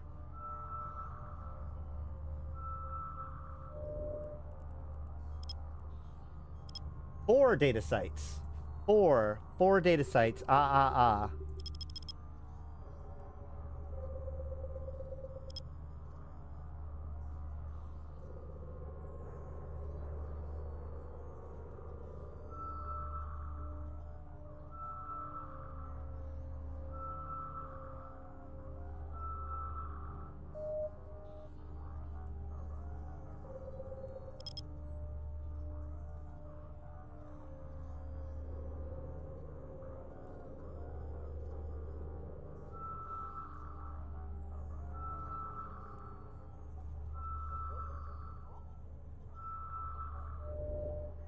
5 data sites.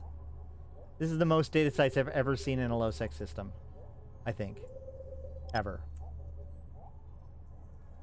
I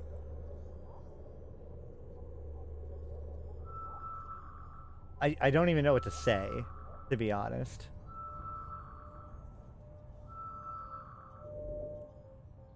Ah!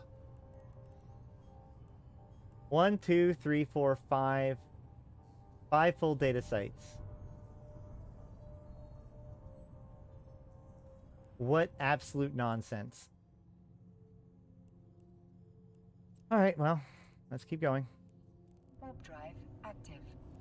This time I am going to pull in my probes, just so that way I can start my reloading.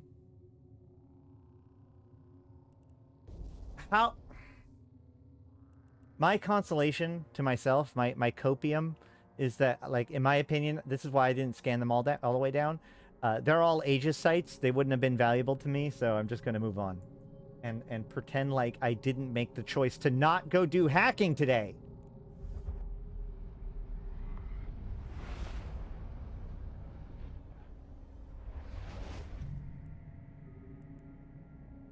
Now we're in faction warfare zones. I guess back there was too. Drive active.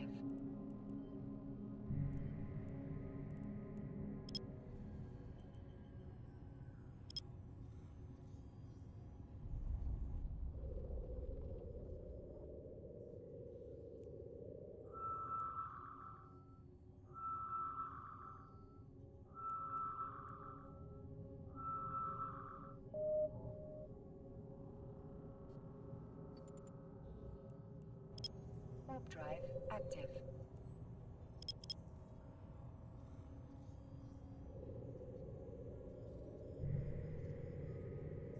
Ishtar. Not as scared of an Ishtar.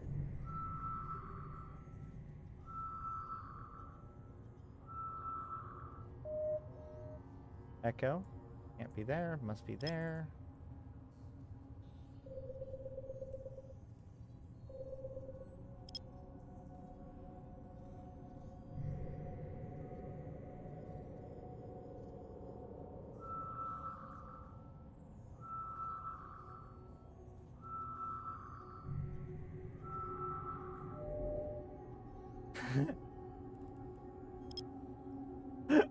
Let the games begin.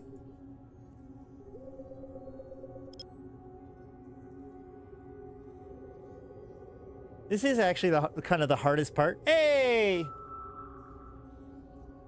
Tranquilla Mare, thank you so much for that. 07. Another ring.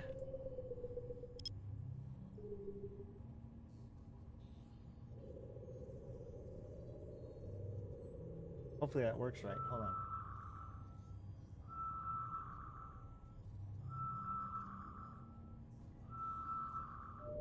Should work. Maybe it'll pop up soon. That's a wormhole.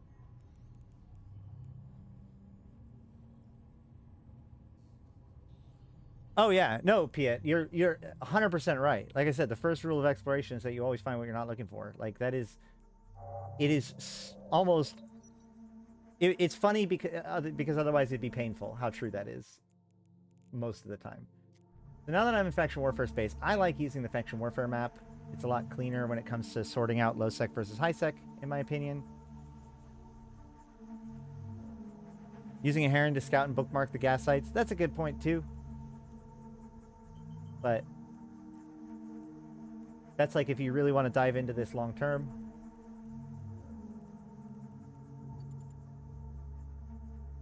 Warp drive active. Might speed up the scan time. I think that any speed that you would get would be modified by. Thanks for Hey. teaching the newbies and the rusty. No problem. Happy to. Thank you so much for that. Yeah, gas sites are pretty low chance, but I mean, whatever. Like what you would want to do then is if you have like stuff embedded, like I would leave my venture here in this area and then I would go and do it. You don't want to like bring one ship all the way from Jita and then bring a second ship all the way from Jita. You want to plan that stuff ahead of time.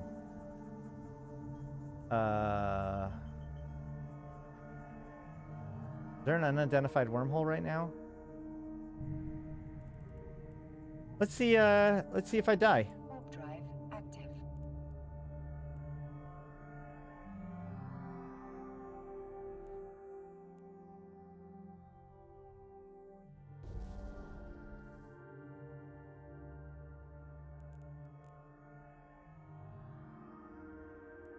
I shouldn't. There's the Jovian Observatory. Cool. I feel like that place is continuing to break down even further than it was before. I really feel like that continues to break down further. I should get comparison pictures.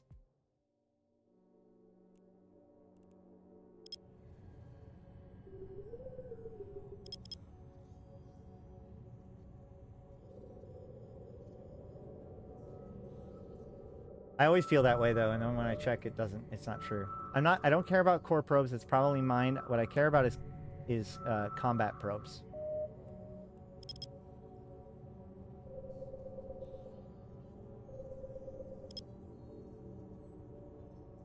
Insurgency layout for star map. Why not for faction warfare? They should. If you go to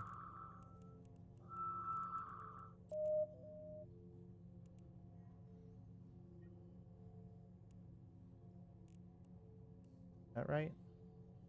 No.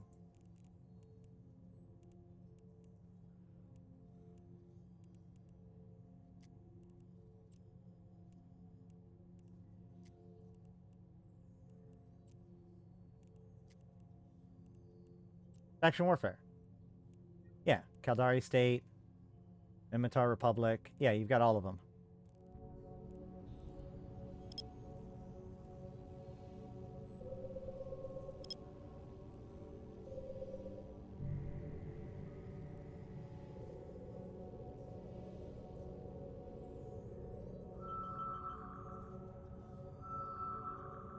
There's a lot to miss.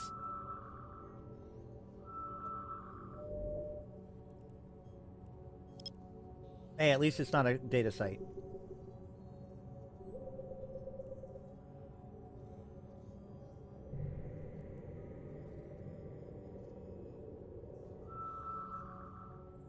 Honestly, again, as a newer player, a really good way of just making a ton of money is to do something like this with a ship that can do gas huffing and hacking or whatever it is, and then just roaming around in the backline, joining a militia, roaming around in the backline of the enemy militia, and doing the data sites that you find. You can find ghost sites, you can find the faction warfare data sites, you can find normal data sites with the doodads in them. You can find, I mean, like every ghost sites, I can't remember how much, but it's like guaranteed like 60+ million. And you can find gas and huff it. Warp drive active.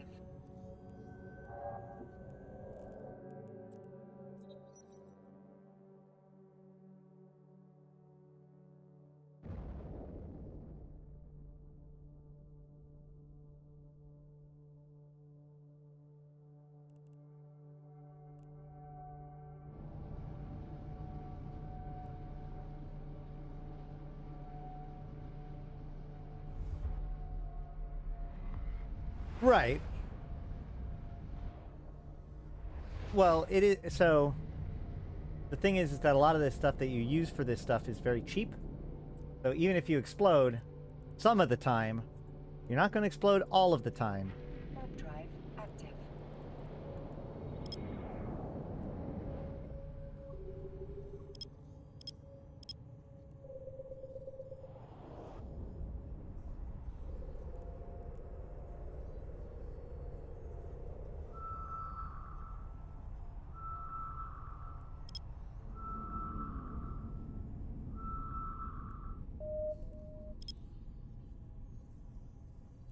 Well, that wouldn't have been a valid hit either, so I know that that's not right. So we're going to put it right here.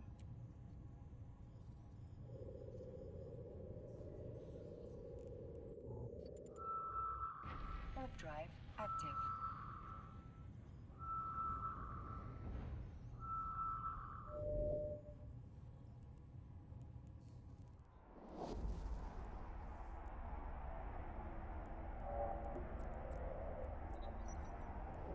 All exploration is just a numbers game, right? Like, you can't get discouraged. It's just how many systems can you jump through? How many sites can you scan down? Warp drive active.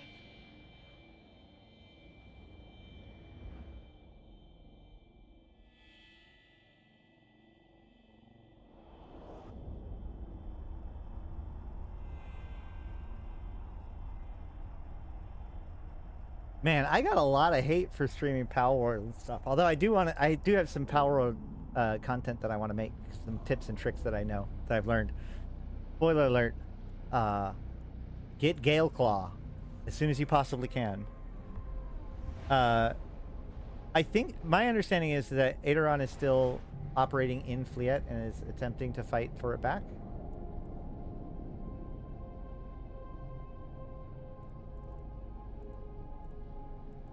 So yeah, the Entropic Disintegrator is not red to me, it's white.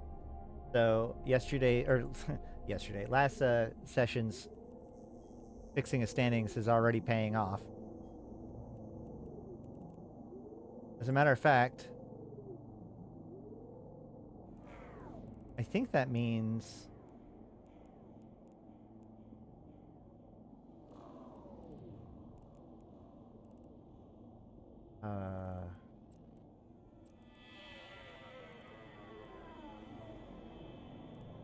wait, where's beacons?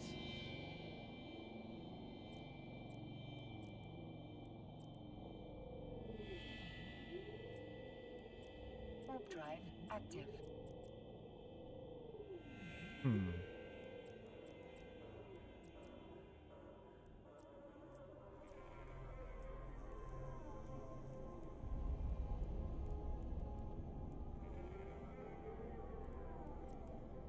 Beacon, destructible effect, blah, blah, blah, blah, blah.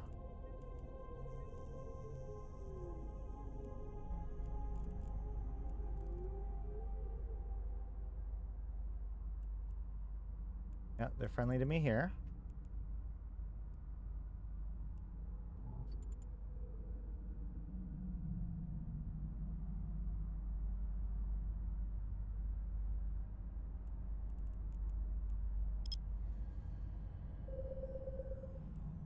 Warp drive active.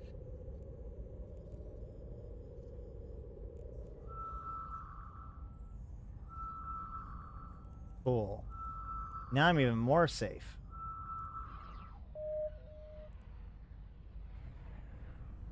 Assuming they don't attack me. I'm pretty sure they won't.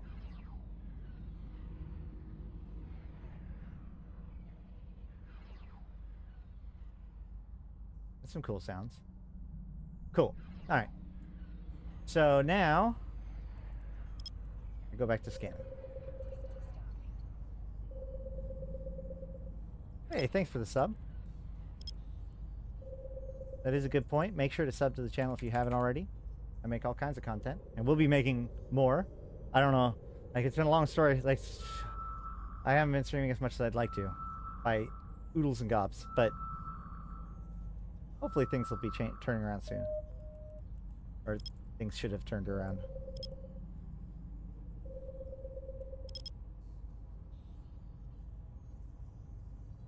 Ah, yeah, okay, there you go. Spoon says that they took back Fleet a few days ago.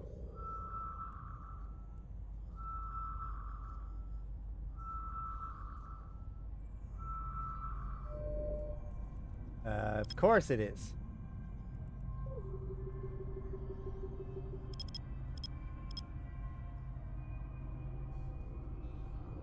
This is also why it's honestly good to be friends with, yeah, like in a corp or whatever.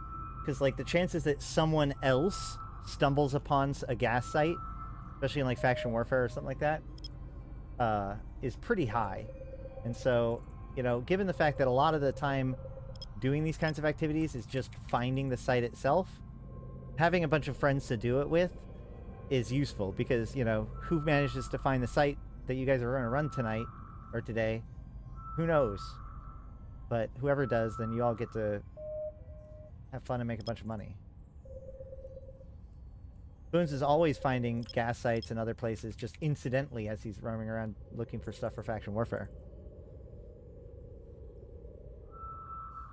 Yeah, come on in, Tranquilla. I mean, you can join the Convocation of Empyreans. We've got faction warfare stuff. We've got insurgency stuff.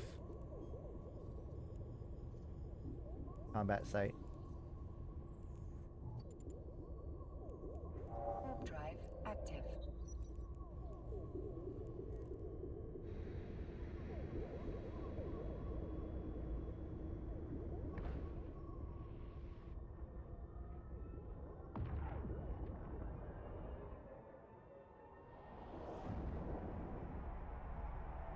Good luck, you guys, with Devon.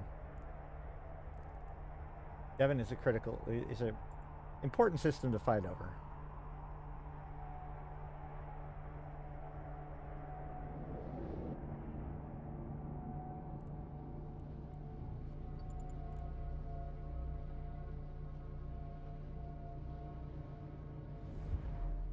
What?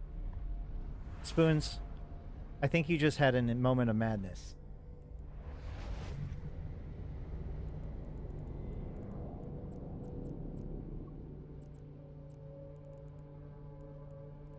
Like, that statement was so fucked up, you're making me check.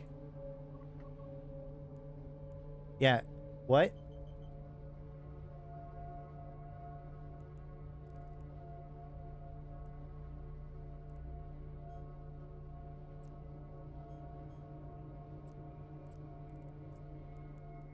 Warp drive active. Oh! I see. But it's not like Intaki will be needing to be stabilized. Got it.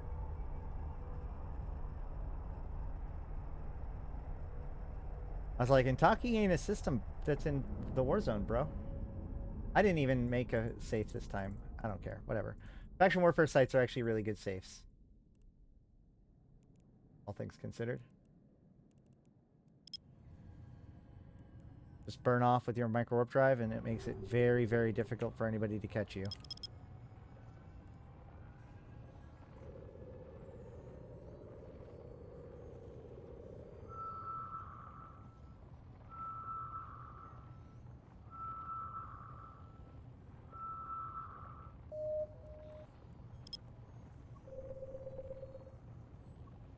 I will admit that most of my focus has been on the Angel Cartel, personally, but I know that Adaron's still working on it.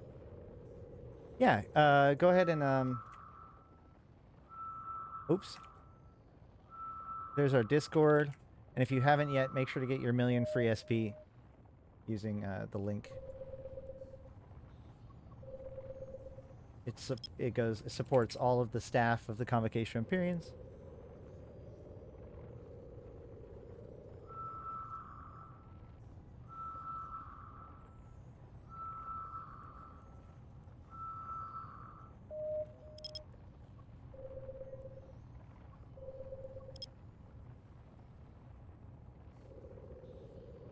I mean, I could care less about the Angel Titan. I think the Angels, I mean, I made some good propaganda for the Angels before, but, like, I like the Angels.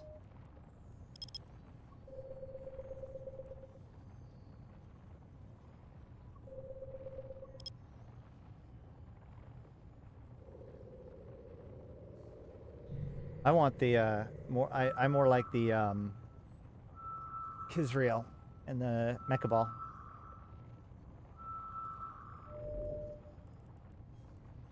Ah, that's an Aegis site.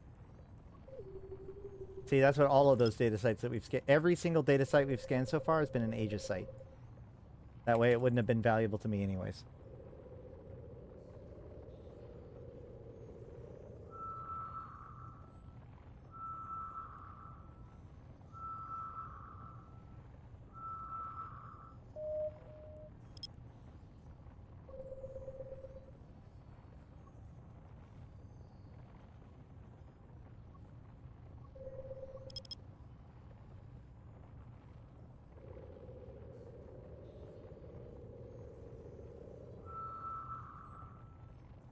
It's a... I think that's the Black Ops tier site. You get capital components there. If I remember correctly.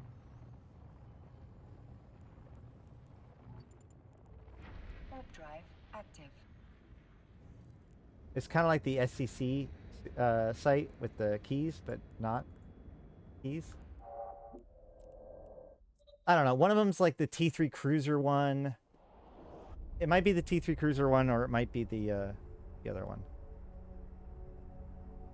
I don't remember off the top of my head. I always thought gas sites spawn more in certain regions compared to others. I think that you're actually correct. I just don't know anything about that, so I'm just going around and being me.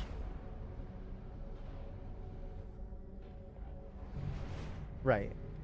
Oh, I see what you're saying now, Spoons.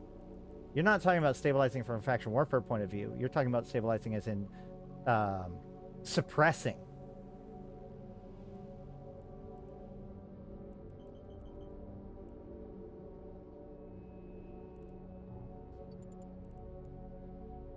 Warp drive active. I don't want to go there.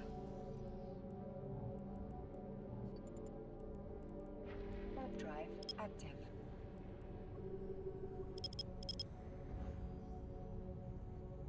Yeah. Thank you, Nelson.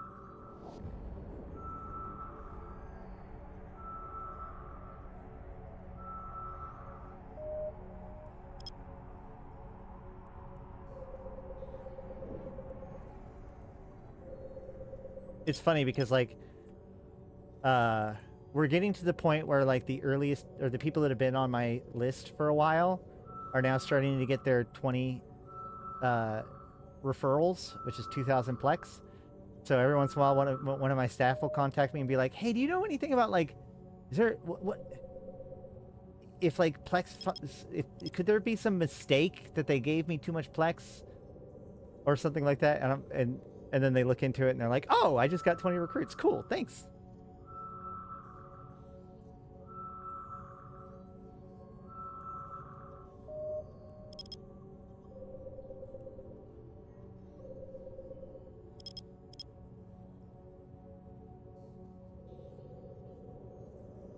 So, like, gas sites are pretty rare-ish comparatively, but at the same time, like, finding a gas site makes your night.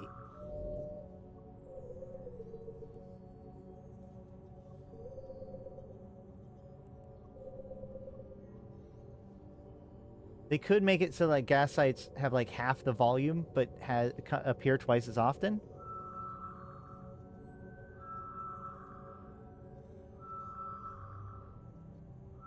But oh, what?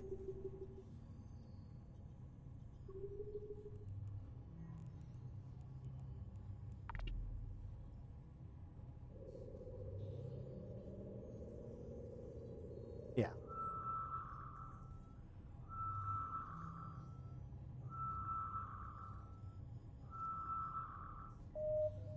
Hey. We got it again. And now it's like there-ish? Yeah, a single gas site's 300 million. Yeah, finding the site is the vast majority of the progress.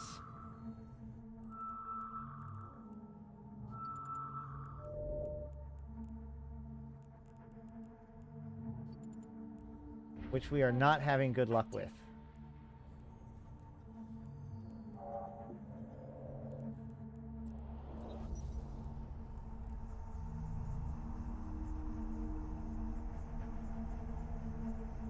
But, you know, if I, like, seriously, this has a 50 million ISK entrance fee or so, right?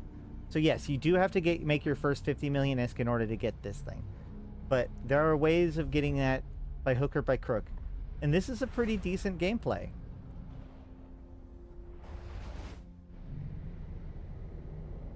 And by that, I mean I'm running around, I'm doing exploration, I'm learning things. As a newer pilot, like, I think that people focus far too much about, like, making their fortune right away. And I think that it's far more important for you to learn things. So just having this opportunity to go out here and do low-sec stuff is so huge for a new player. Especially, again, if you want to get into mining, like, this is the only way as an alpha to make sufficient money mining to actually, like, be worth doing.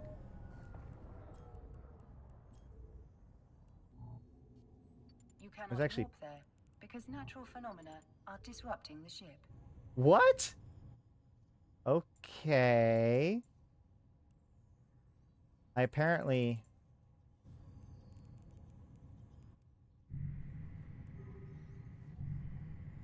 I guess it doesn't really matter. Apparently I made the bookmark too close. I thought I, like, still had a ways to go. 3,000 units per cloud, 100,000 ISK per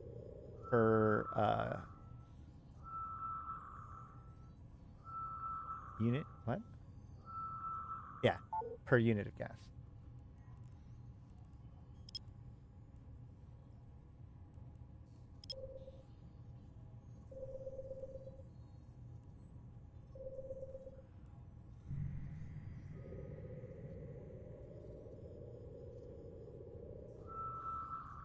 Three clouds, 2,000 units? We said best site. Maybe the... I don't know. SpoonS usually knows what he's talking about when it comes to these kinds of things. Why not wormholes? Wormholes are a totally different beast. You have to deal with timers and having to deal with response fleets, but also, like, this is how you get the stuff for, like, let's say you get into insurgencies and you want to build your Gilas or your mecha balls or whatever. Guess what you're going to need? This gas. So I think it's a good, like, this is, especially if somebody's going to get into factional warfare, gas huffing is an incredibly good secondary activity for a new player, especially in alpha, getting into EVE Online, living off the land that they live in.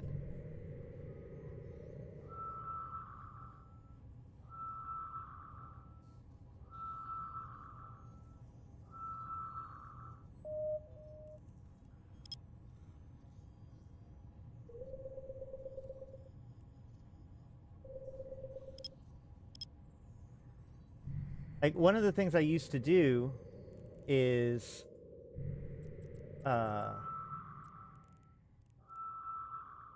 there's this loop here. Fliet, Devon, Naga, Suj, Anato, Suj, Tama, Kadama, Nisua, Oin, Aboon, Hadley's Fliet. That loop, I would just go along that loop and scan everything down in the morning, and then, or like whenever I was doing it, and then do whatever was interesting either as I went, or, you know, if you find a gas site, you can bookmark it and tell your friends about it, or do it yourself, or whatever. But, like, I would have this regular loop that I would do as my patrol. And there's, you know, lots of those little loops in the war zone.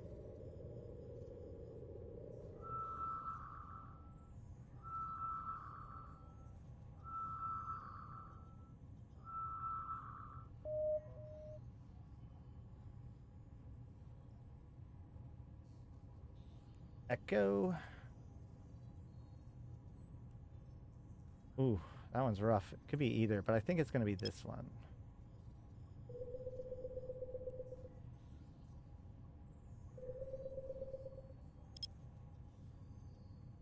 One day I'd love to see you do some solo C1 or C2 stuff.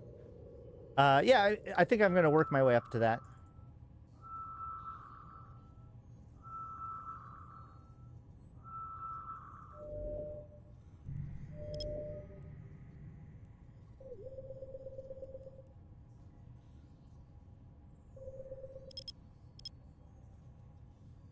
Yes? Yes, kitty? You want scritches?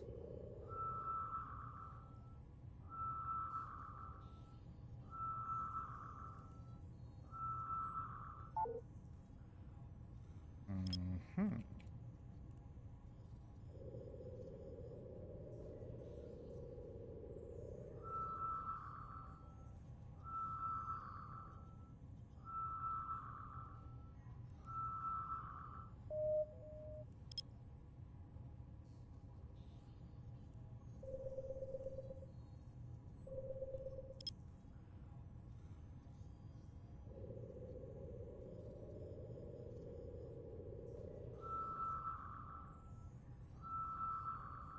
I mean, wormhole sites are pretty straightforward.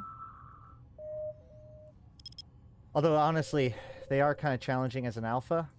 Because, like, normally you'd use a T3 ship or at least an assault frigate or something like that. So, I don't know. Would I use a Gnosis for that? There are so many data sites today. Like, it is actually strange.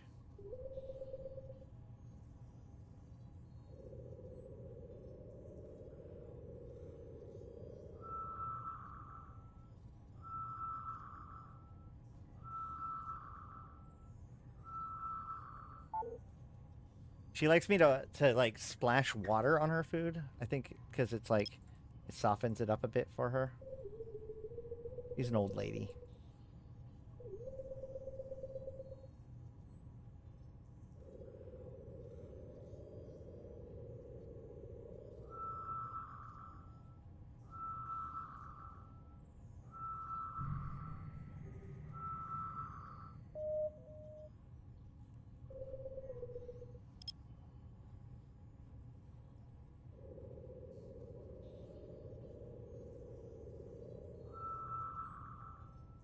Oh yeah, I could have had drones on this thing too. I probably should have had EC300s. Oh my god.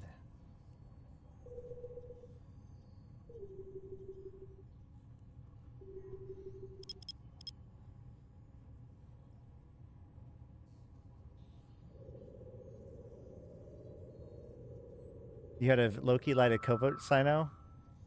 5 prospects in a sin. I mean, you know, anything could happen.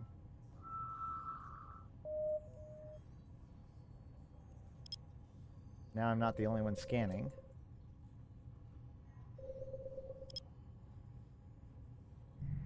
But everybody's using core scanners, not combat scanners, so I can only be halfway concerned. All right, Piet. Piet? Don't worry, man. Spoiler alert, I get a lot of data sites. Okay. Well.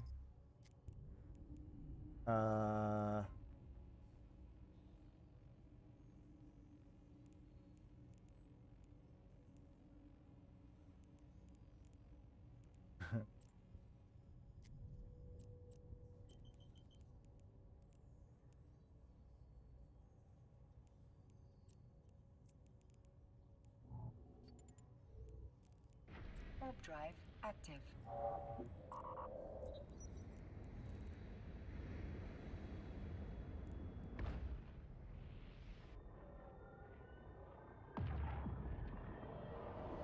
That was an hour after I baited and killed a jackdaw site.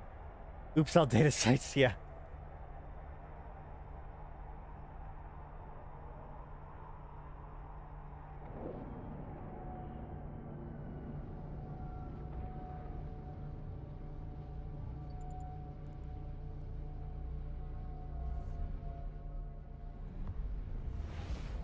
Oh, coffee.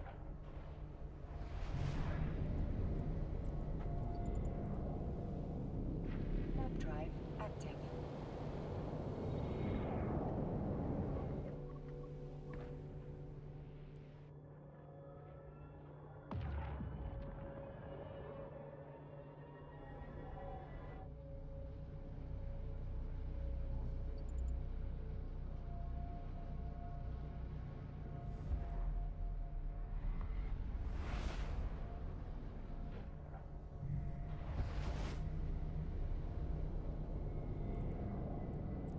So, again, I like to warp to plexes at range because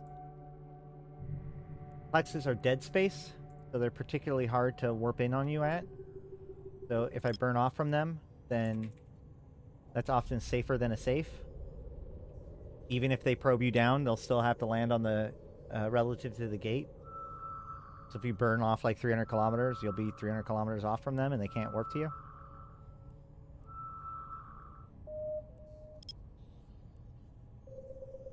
That's funny. I was so far off that signature, and yet it basically was closer to it than what the signature actually showed. Isn't scan deviation fun?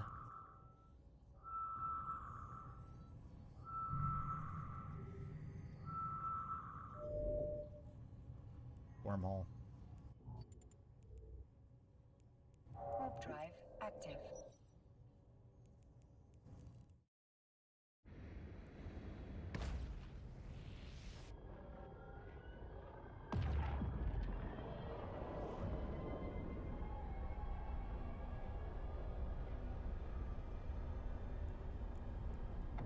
So my pilot has a grand total of,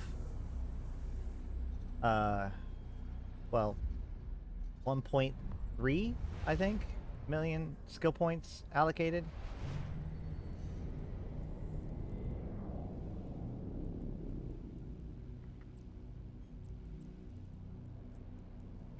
Warp drive active.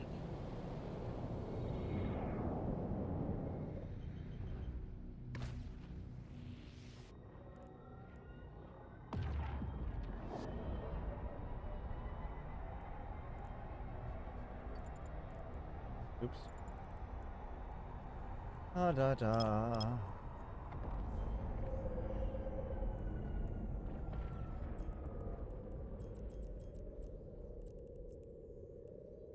Warp drive active.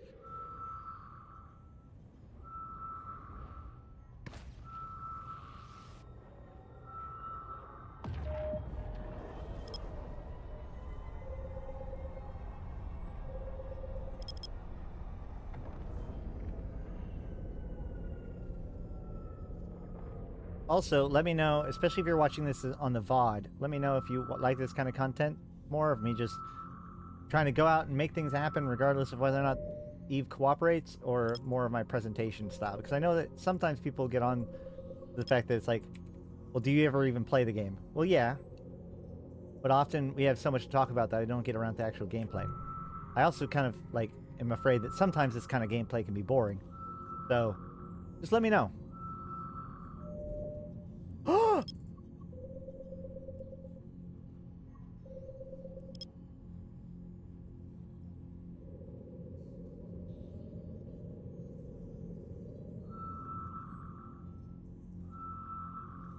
It's time.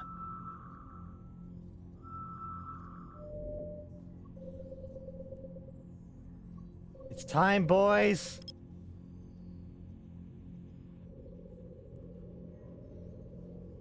Watch, it's going to be one of the drug ones, like one of the places with rats.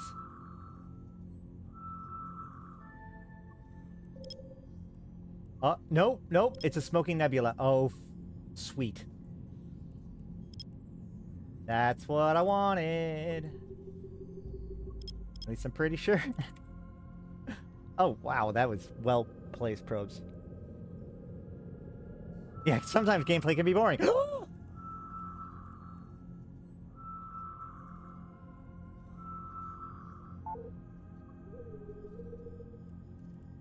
Alright, let's warp to 100. We're going to make a landing pounce.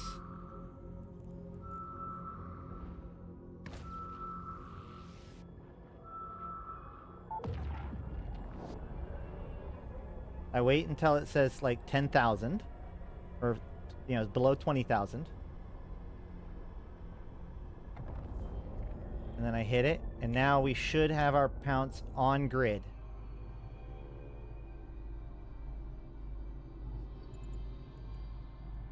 Okay, so what we can immediately see is that there is a wreck here already. Wreck of Cloak and Tackle, which is Dark Framer 04. I don't see Dark Framer 04 here. And it's an elite frigate, so the Caldari elite frigate is probably the thing that was doing the attacking as opposed to the huffing. So we're going to bookmark.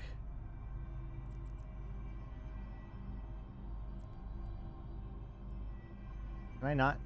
Do I have to go to the cloud itself to bookmark it? Hold on. No. Harvestable Cloud 1. And then Harvestable Cloud 2. Boom.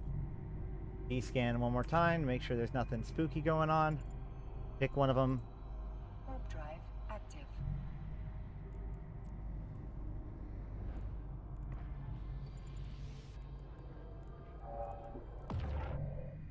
Pull probes and hope for the best.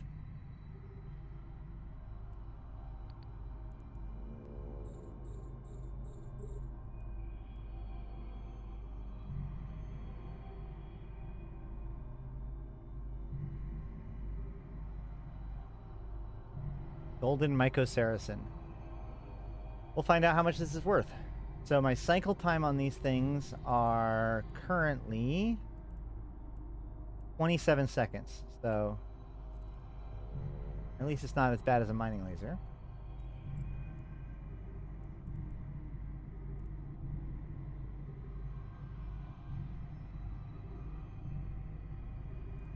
Now in theory, any of these guys could have this site pre-scanned. They could be cloaky. Things could go bad. But I'm prepared to scatter at a moment's notice.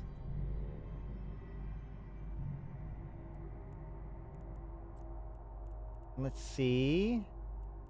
So per cycle, I'm getting a million, 2 million per minute. No, a million per minute. Right?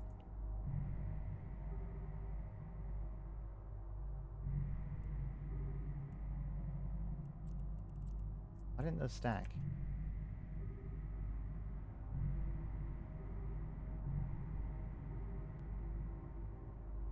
No, yeah. I'm making 500,000 every 30 seconds. So 1 million a minute, 60 million ISK an hour. That is so less than an hour of doing this, and you've paid off the gas huffer. And now I'm just here. Hi, Spoons. Right? So assuming I don't get killed and can get out, like, this is it. I've now found potentially my fortune, right? Like, in an hour or so, I could make more than enough to pay for this ship and the skill book. And then from there on out, it's just pure profit.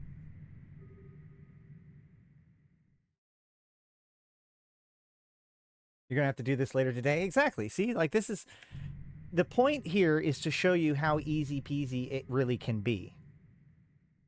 And this site was trickier than normal to find, but like you saw, all I did was I entered into LowSec in a system that wasn't a major choke point. I looked for a secondary entry point into LowSec. I roamed around and scanned all of the sites and used safes when necessary in order to keep myself safe. And now I'm huffing gas. Like, it's not that hard. LowSec is not that dangerous. Even if you could theoretically be a brand new pilot, you know, you could have one good yeet exploration, take you like a couple of hours, you know, finish the tutorial, do your yeet exploration, get 100 million, and then be able to do this for nice consistent ISK. And you know, so like I can go here and like theoretically use the ship scanner.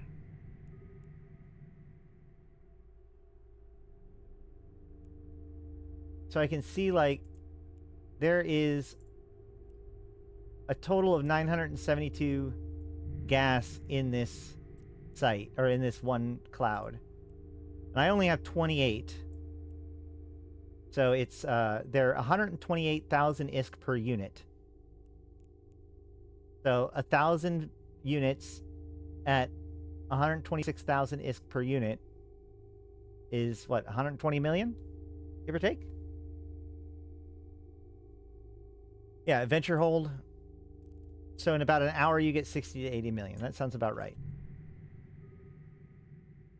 Which is huge for a new player, right? Like, that is 1 hour you get your cruiser. You know, you could theoretically, in 2 hours, you can be looking at your battle cruiser.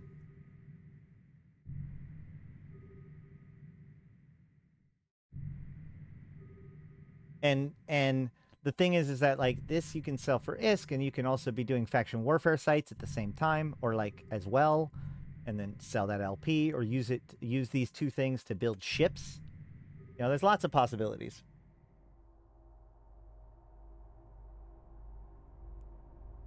And all I have to do is kind of keep casual eye on D-scan, make sure there's no combat probes,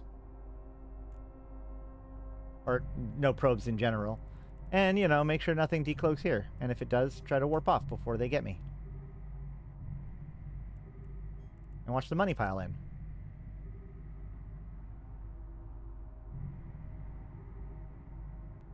Is it worth doing in a prospect in LowSec? Yeah.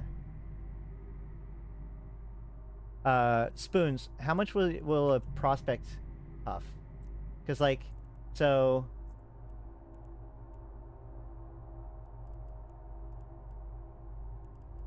just swapping to the Tech 2 scoops. Just switching to Tech 2 scoops doubles the money.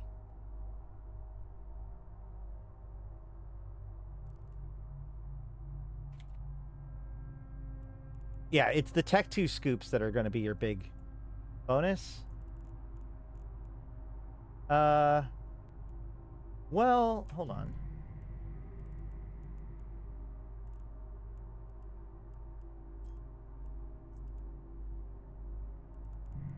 I opened it up in a separate window by holding shift when I opened it, by the way. Mining yield. Yeah. Same bonuses there. This is only mining. That's a bonus to yield. That's the same in both. So yeah, the prospect doesn't get any better gas huffing on its own, but the Tech Tube scoops are going to be twice as fast, and the prospect's going to be a lot more difficult to catch and kill.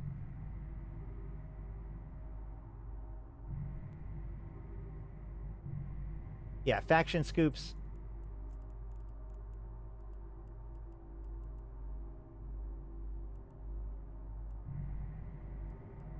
Faction scoops do the same amount as Tech 2.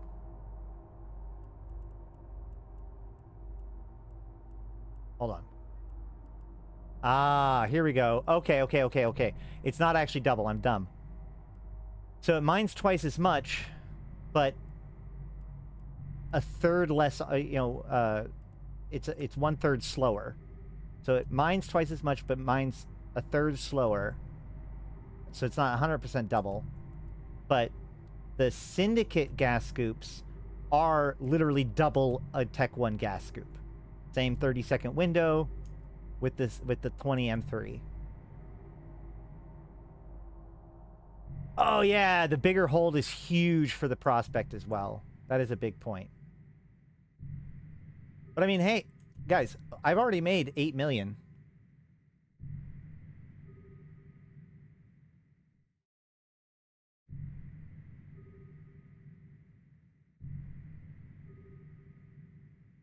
So, how long did it take for us to get set up here?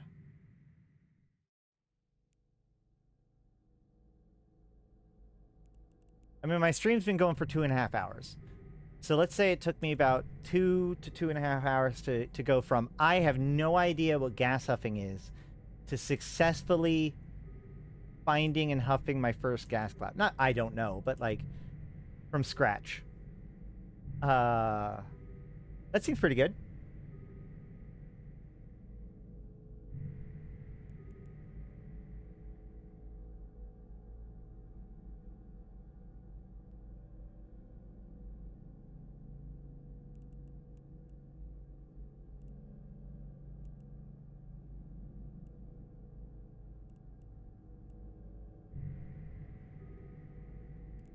It's a pretty quiet system.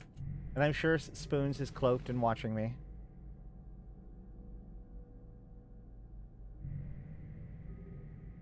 Actually, I'm not sure about that, because I haven't seen his probes either.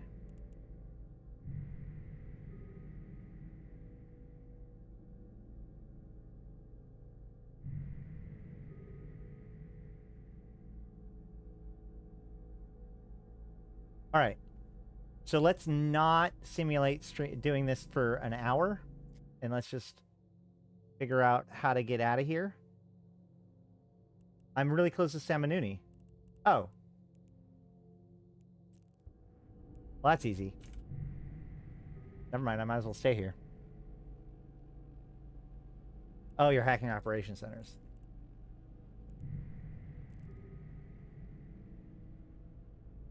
So yeah, I'm one jump from high sec.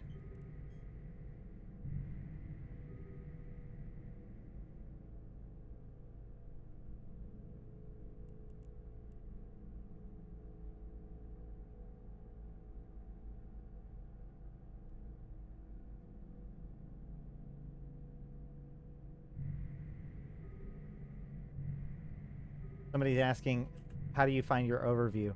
You can find any of your windows, like if you minimize your overview or anything like that, you can hit Control-Tab to cycle between your different windows and pick whichever one you want.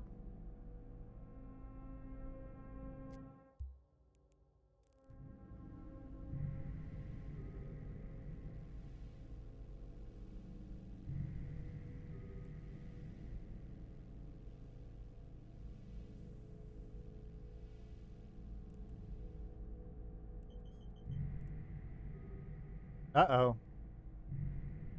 Oh, no, I just launched those. Those are mine. Wait, are they? They are not mine. Okay, so I gotta be more worried now. They might be Spoons's.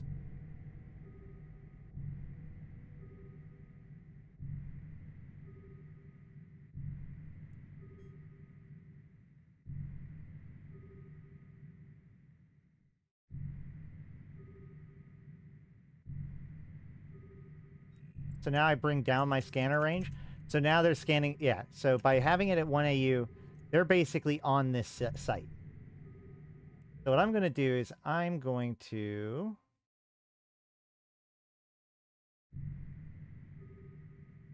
Man, that is nerve-wracking.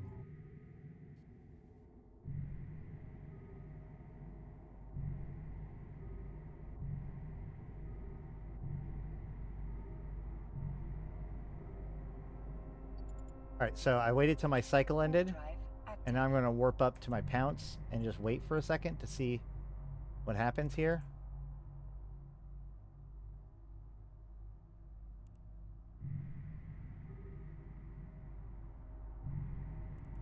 Looks like somebody just left the system too. So in order to continue to be less predictable, I'm just going to move to the other gas cloud. That's one of the advantages of having a pounce, is that you can just warp out and then warp to any point that you want to and not have to travel the intermediate distance. Makes you far less predictable. And predictability is the worst. Yeah, questions, comments, concerns?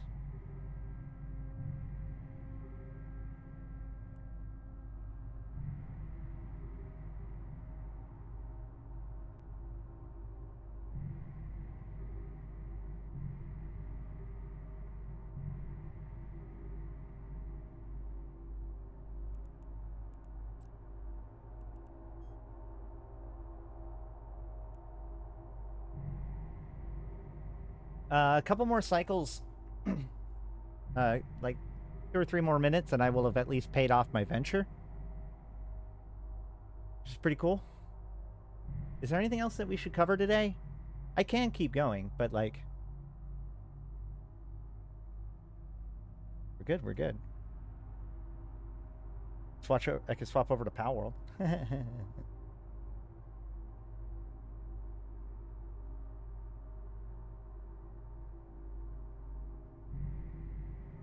We've actually been doing quite a bit on our server now. I finally caught up on the server where I was before. And I now need to find a new base. Because I got to base level 15, so now I can have a 3rd base. Now I want to build like my castle fortress. I made this like enclosed 2-story, each story being 2 units tall, like base. And there's still some issues with the AI and the pals in it. So I want to make like an open, castle with walls and, parapets, and see how that goes. How would you go about selling your gas, Jita or something else? I think Jita should just be fine.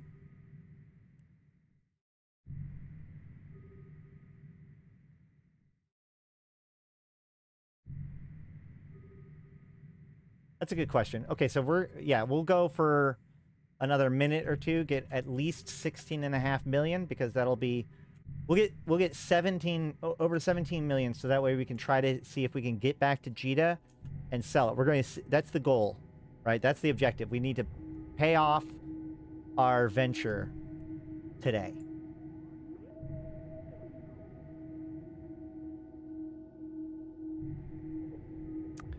Well, I'm 6 jumps from Jita right now, or something like that. Hold on. 9 jumps.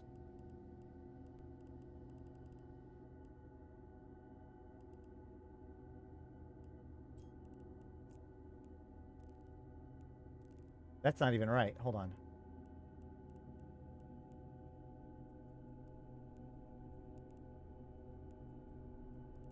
All right, maybe it's a little bit longer through Samanini.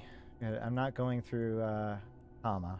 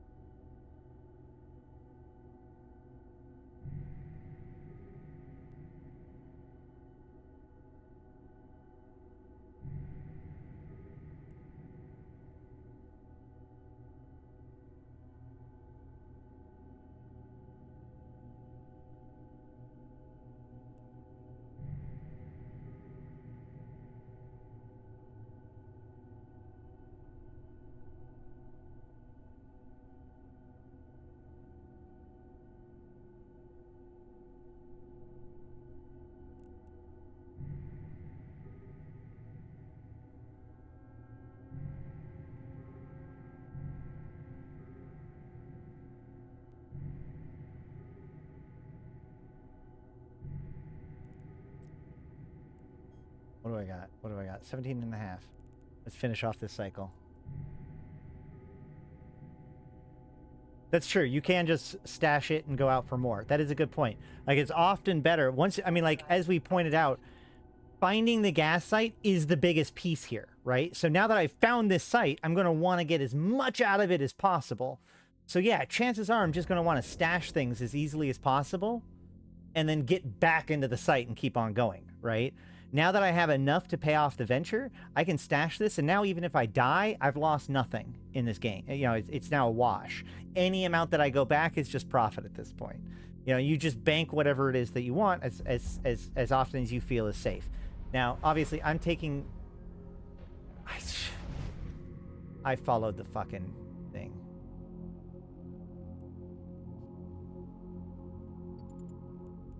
I followed my autopilot instead of my brain.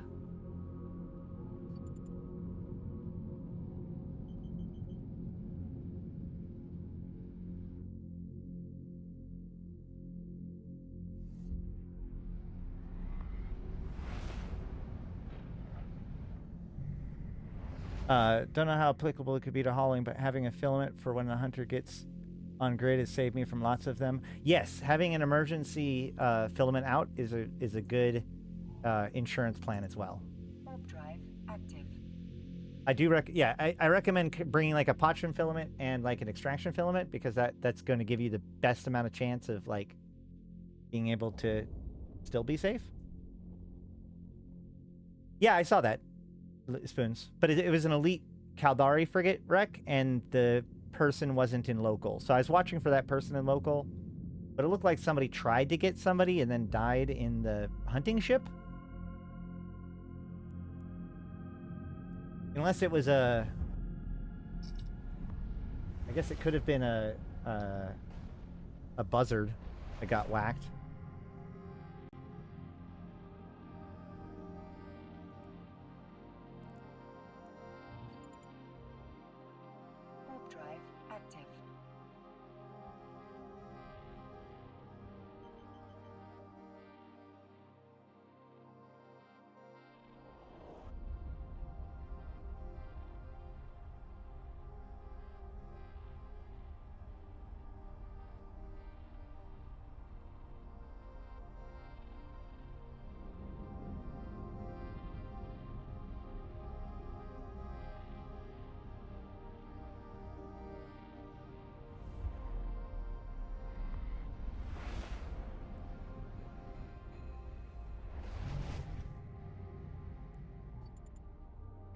Warp drive active.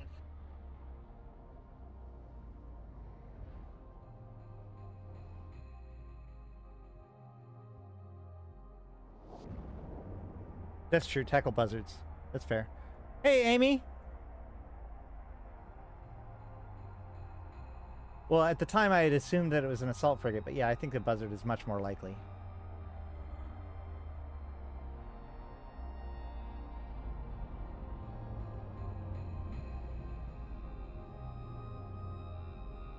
Watching the exploration from a train in Sweden.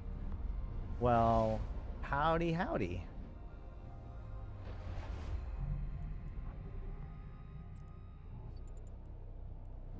Warp drive active.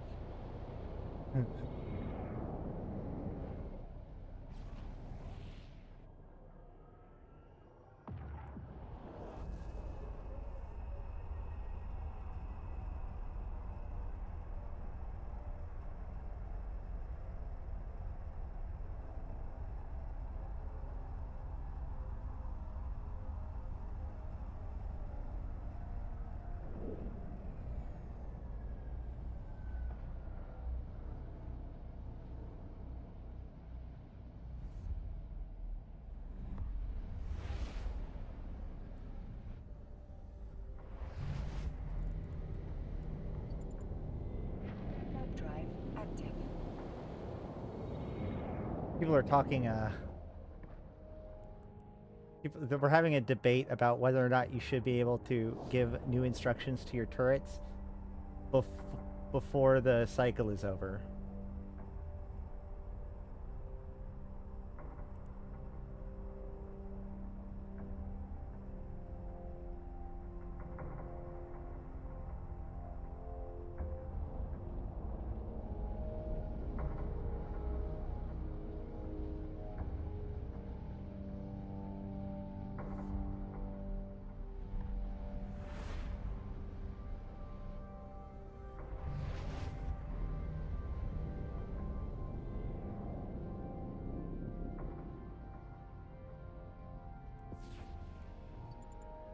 I'm getting super nerdy about it. So here's something that you need to understand. Like, each weapon in EVE can be different. Like, even the same one. You know, each T2 ship can be somewhat different. The difference is that the only thing is that there's acceptable tolerances, right? So, your gun shoots as least as good as it does for you, but it functions consistently for you because they value the consistency. So it will always behave that way, but there's a lot of stuff happening in the background to make that work. It's just you don't have to pay attention to all that. Drive active.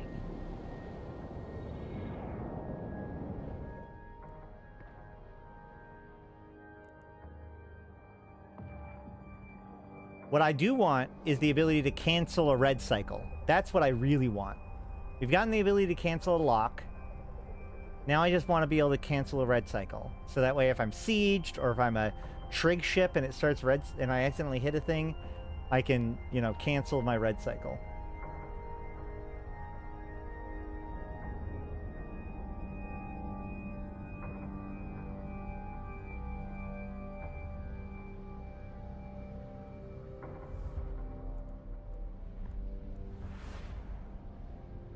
Oh.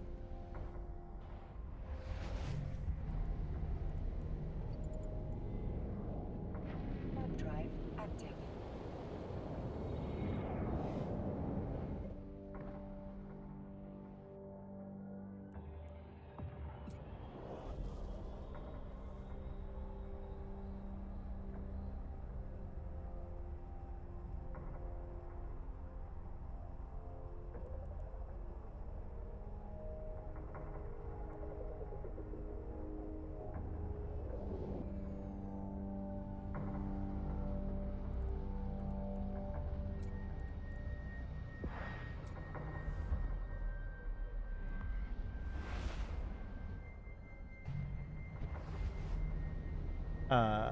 Instructions. Oh, doesn't seem much like much to ask canceling a red, huh? Yeah. It's just, it's weird because I've asked for that since 2016, and every time I ask it or talk about it, player or CCP, like, people are like, what? Like, they don't even think about it. They're like, you mean like going back to green cycle? I'm like, yeah. Like, to me, it seems like the most obvious thing in the world, but maybe because I've flown a lot of like trig ships and and bastion modules and other such things. What's a good remapping for industry versus science versus mining versus exploration? Oh, away from charisma.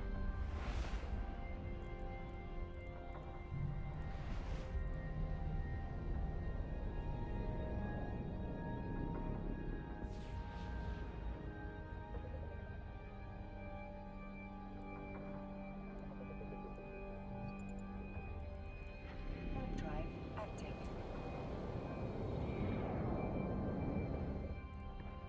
Somebody goes, is there an effective way to prevent gate camps in low sec? And my response is to be the gate camp.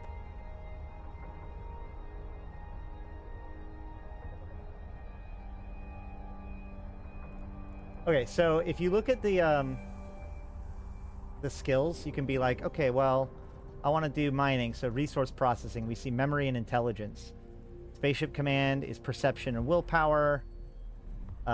Drones are memory and perception. Engineering is intelligence and memory. I know perception and willpower is considered to be often pretty good. It's most of your weapon systems. Your tank systems are going to be intelligence mem. So all four of those attributes are very valuable. The one that isn't useful very much is charisma. Charisma is only really used for trade, social, and fleet support, and corporation management. You really don't need to worry about charisma much, so most people, you just wipe out charisma and then boost up perception and willpower, intelligence mem, whichever one ends up being the one that you want to focus on the most, based on what it is that you want to do. Permission requested. Docking request accepted. like production and memory intelligence. So like if I'm doing industry, I'd want to go with memory intelligence because that's both mining and production. And then also tank. So if you're going PvE, then memory and intelligence is probably your best because you've got shields, you've got resource processing, you've got production. We're scanning, and you've got scanning. All of those are intelligence and memory. Perception, willpower is for weapon systems, and the spaceship command itself. Now here's the big trick. Okay, ready for the big trick? The big trick is you spec into one way, and know which way you spec'd, and then you always train things that are in the spec. And you use any unallocated SP that you earn from login rewards or million free SP or any of that kind of stuff. You use it on the thing that you are not spec'd into when it comes to attributes. So you can spec completely away from charisma. And anytime you have a charisma skill that you might need to pick up, you can just use an unallocated SP. And to a more extreme degree, if you're a miner or a hauler or something like that, just go int mem. If you go int mem, then whatever incidental perception willpower ships, like this spaceship command skill, just pick up those with mostly unallocated SP. Because the unallocated SP is the same no matter what it is that you're putting into.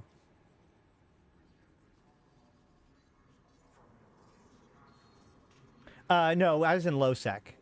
Now I'm in Jita. Okay, so...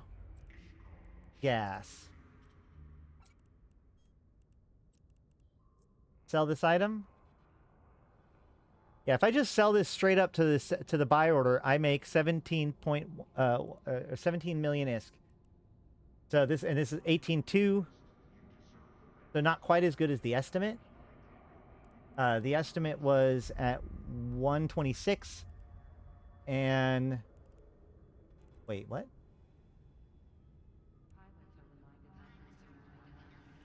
Oh, it's because of the 1.4 million ISK in taxes. That makes sense. But you can get that down with skills and attributes. Can I... hold on.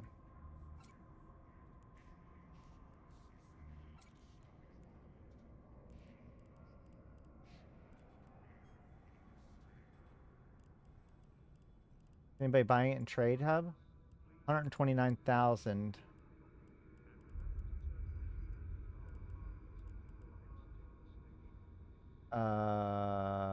Yeah, same amount. So let's go see that.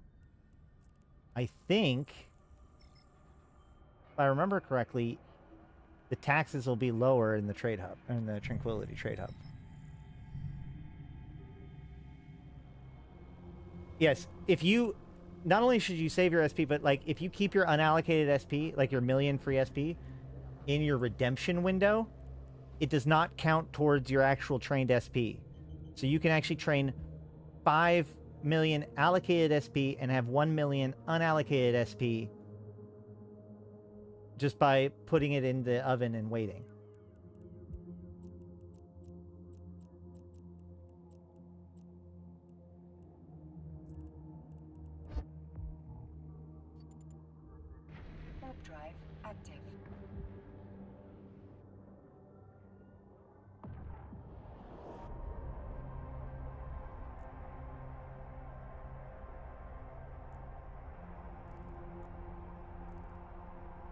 We're going to see whether or not the taxes are that much lower. It was, what, 9%? I think it was.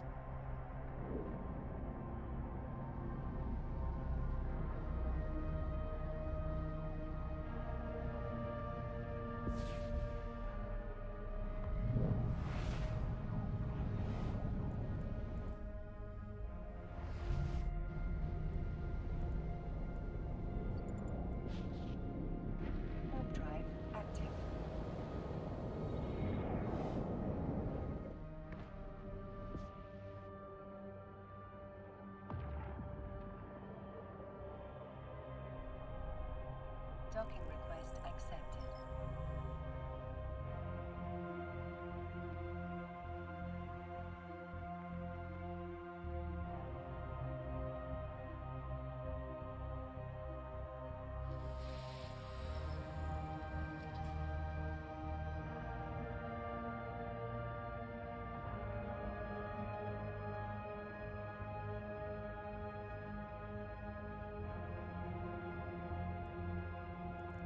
All right, now, since this is a player structure, they follow different rules.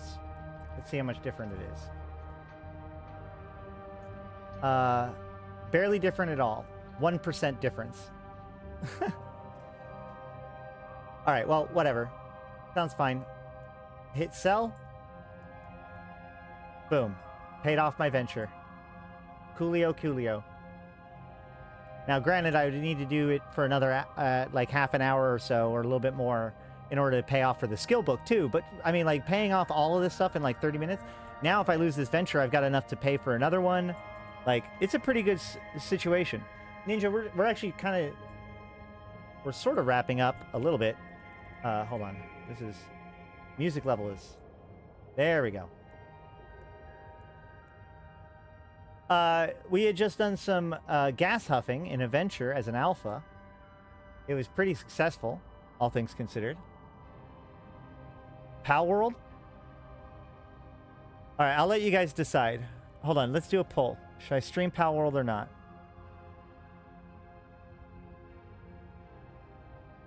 I'm going to play it either way. I'll stream it to the Discord either way.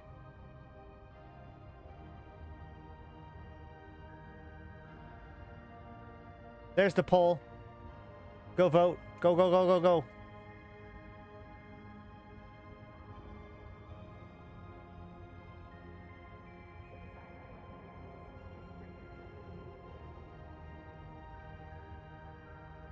right, I'm going to actually go to the bathroom while this is going on.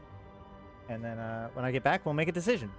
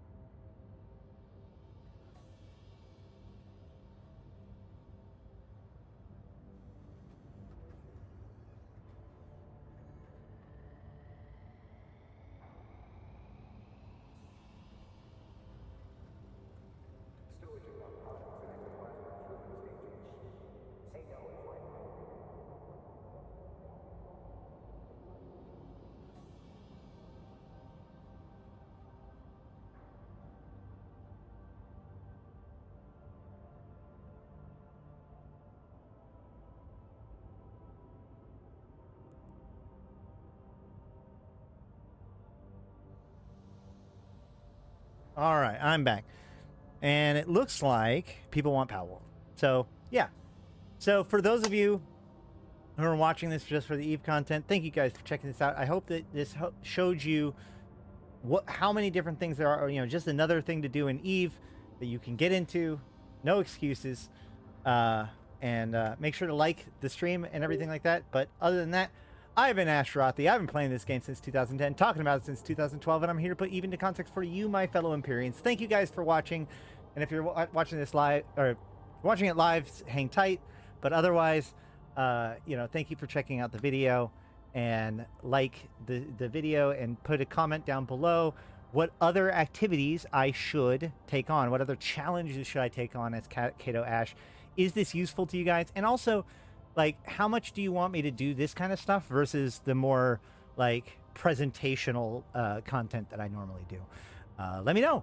And so, with all that said, I am an Ashrothi. Thank you to my top supporters, which would be Abyssus, Aikawarazu Chan, Arkas Ilring, Belligerent Neckbeard, BlackRoseNoble, Drake, Federation Frontline, Ganai, Jay Kuhn, Lumi, Midnight Space Monkey, Milk, Not Just Fun, Punchinello, Seeds of Plenty, Cernal with No Eyes, Sho'Danar, Syliana Vel'ash, Tgen Tgen, Nephilim, Grendel, Vilar Kuzer, Yantey Lepouf, Zaul Nex, Zero, as well as my Immortal Tier supporters 745 MPSI, Erdenika the Queen, Evo Leet, Erlidus, Elange, May, Motley Starfire, Mercuton, Nihilum, LM1, Sheesh, and Rid. Thank you guys so much.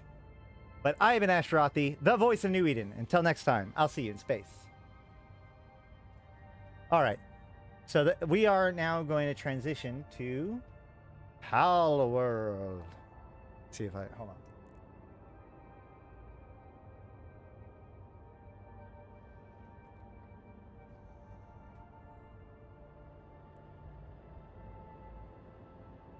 And that does bring up a point.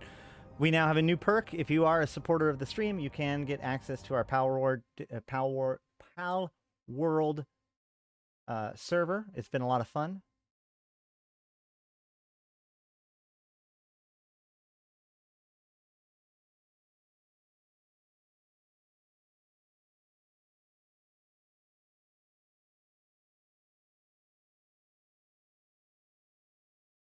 But either way, you know, you can always hop in our Discord and hang out. I usually am streaming to there, or if I'm playing other games and stuff.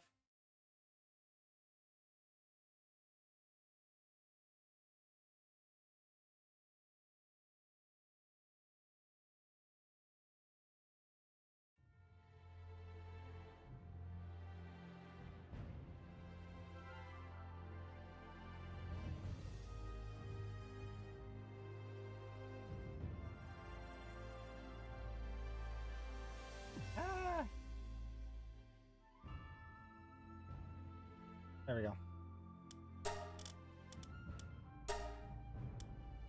Oh.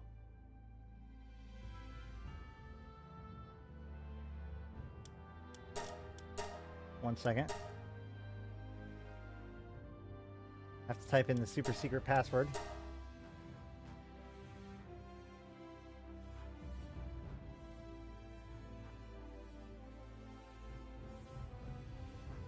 All right.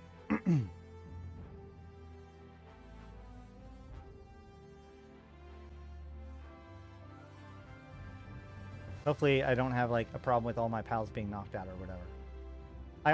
I'm using a reshader, which is why like the bloom on the Pal World text is so bright.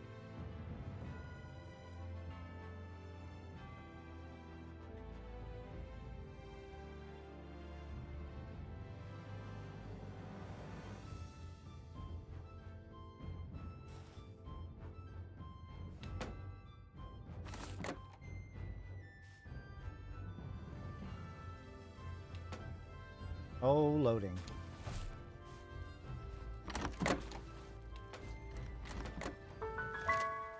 All right. Here we go. Here's my current base. We got a lot going on.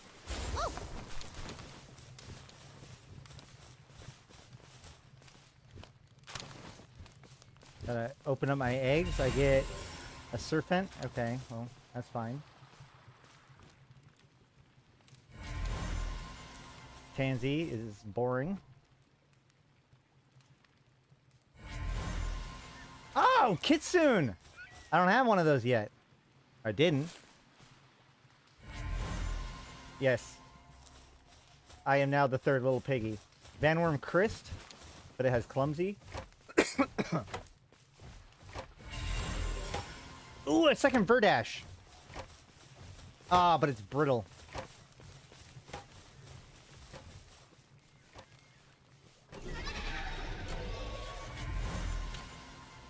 Ooh, Cryo Lynx. I don't have that one. Or I didn't have that one either. And Siplex. And there's my level 33. Excellent.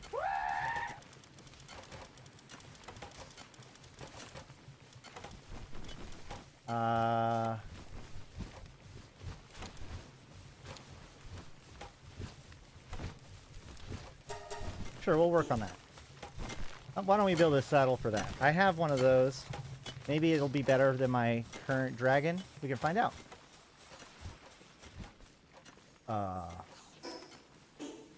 Oh yeah, I already made that. That's for the Reptirio. Got it. So now I need refined ingots. Hold on.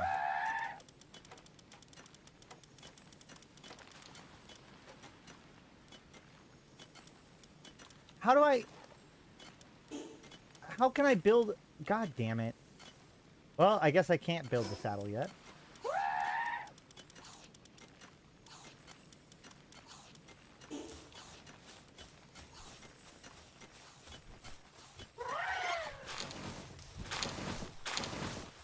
So, as I said, like, this base is good, but A, it being completely enclosed doesn't actually help, because when it's totally enclosed, it seems like the bad guys can just teleport in, which is bad.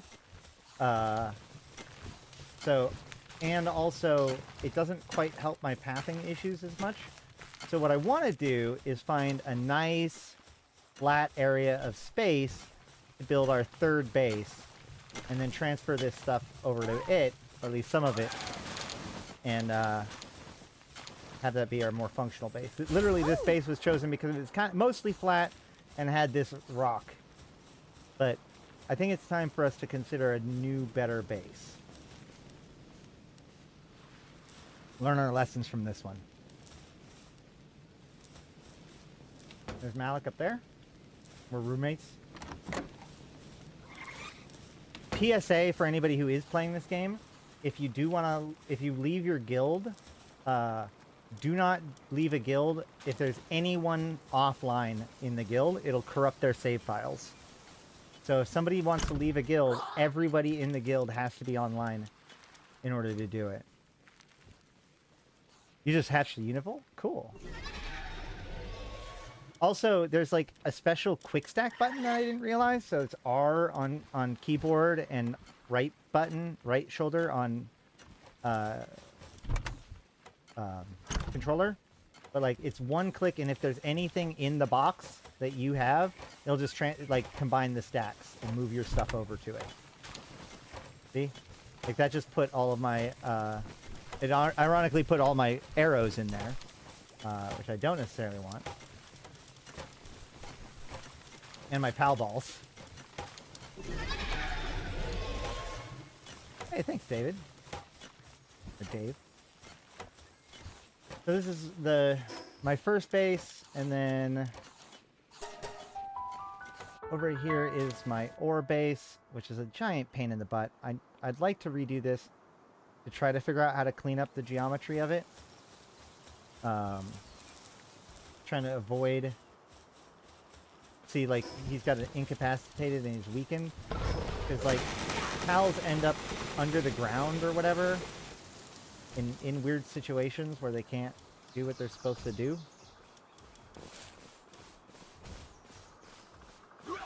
And, like, this... Oh, no, he's fine. Yeah, they made their way over there. That's fine.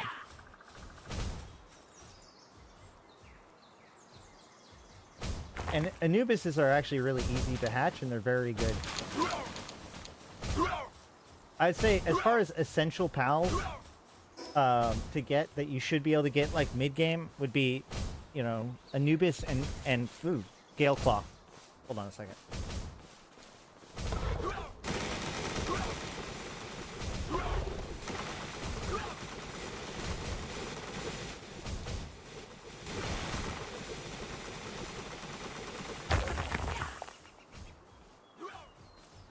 The thing about Gale Claw is, here. Let me...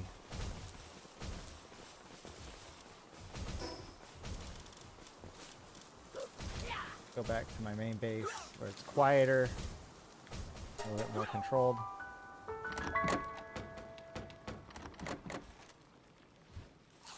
Okay,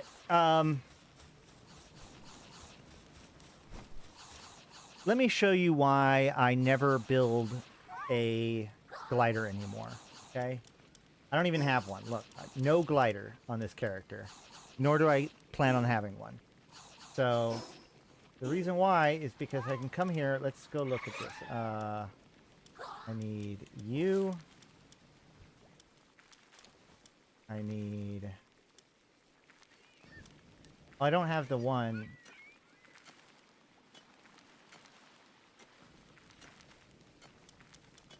I'm still missing one of them. Oh, here we go. Well, I mean, I'm still missing one of them, but... Like... Does it just go with the best one? Hold on, actually, now that I don't actually know how this works. Nope. Okay. So...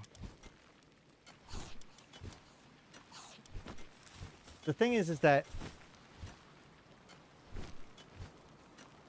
Alright, 07, Amy. Adios. So, like, gliders are fine, and they're really good, don't get me wrong. But, like, it doesn't take very long for you to be able to get a Celeray, or the other one. And, like, this is as good or better than even the normal, or even the tier 2 glider, right? Like, that's fine.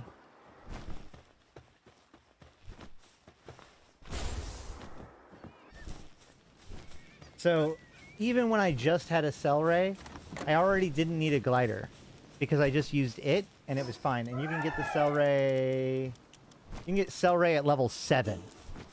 So, in fact...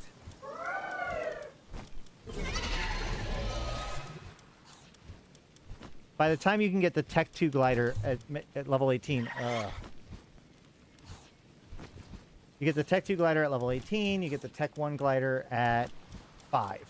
So at level 5, you can get the Tech 1 glider. By the time you've built it, you might as well get a Celeray.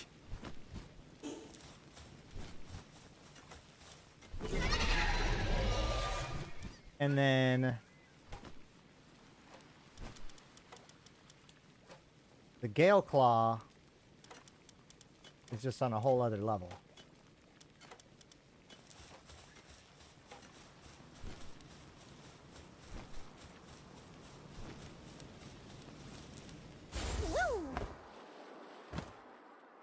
Like, that goes so much further. Not only does it go further, so, like, the thing is that I tested this out. The Celeray and the tentacle one, like, they both take you about as far if you push forward and jump and go. One drifts slower than the other, but they both go roughly as far. The Eagle goes way further, obviously. But the real big value of the Eagle is that I now can... it changes the way I fight, like bosses and stuff. Because now, not only do I have dodge rolls, but I also can do the glides to get around. Which allows me to cover a huge amount of distance and get out away from, like, heavy AoEs and stuff.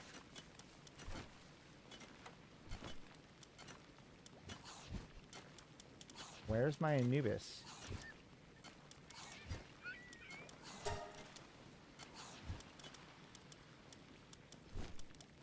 There he is. And then... what is my last thing that I usually carry around? I don't even remember. Usually it's something on fire.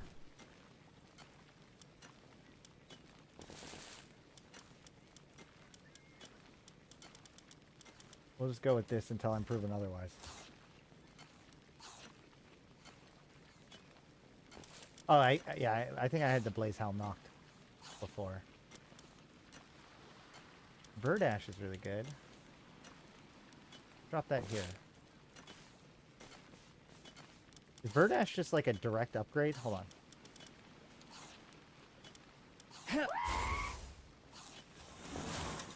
We've got 2, 3, 3, 1, 2, 2. No, the Robin Quill has medicine. But other than that, the Verdash is better. Alright. So...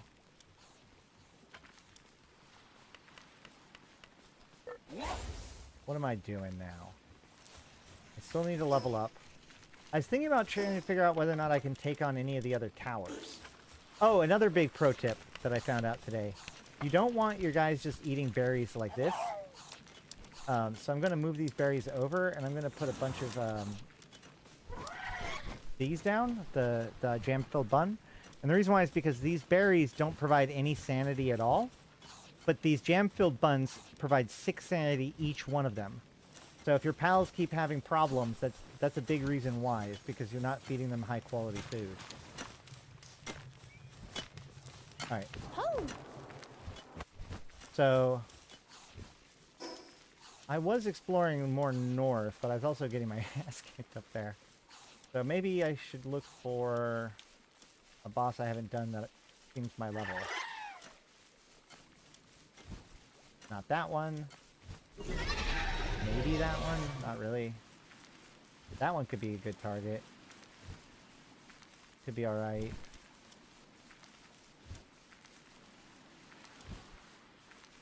Fangalope. Alright. Level 25 Fangalope. Let's set that as my goal.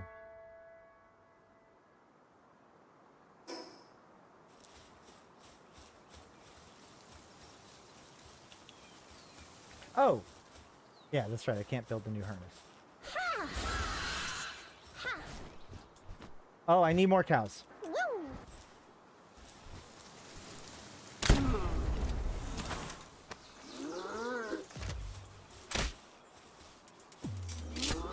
What?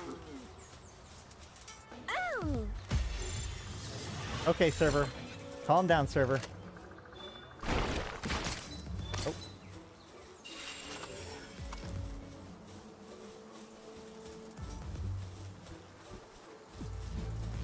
I got a good cow.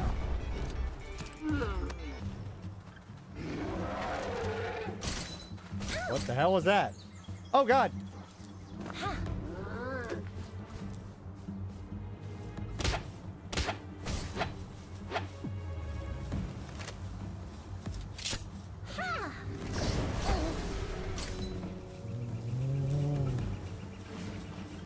Okay. Where'd the cow go? Where'd the cow go? Ow!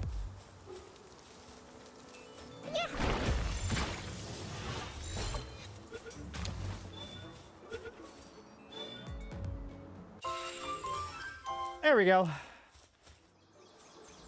Well, that one's not as good. It's bottomless stomach. I don't want that one.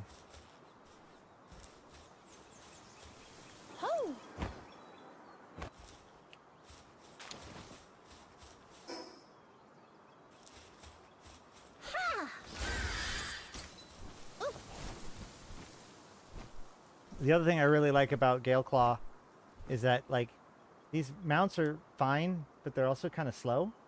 So I like to go up a little bit and then jump off and then Galeclaw my way to where I want to go.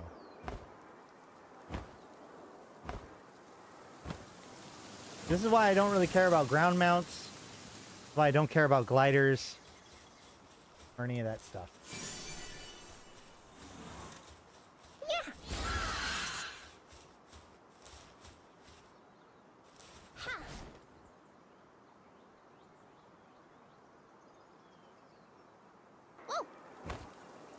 Alright, so the way I like to do with this is I'm going to throw in my distraction and then go try to loot it before anybody can do anything. This is a lower level area, so who cares?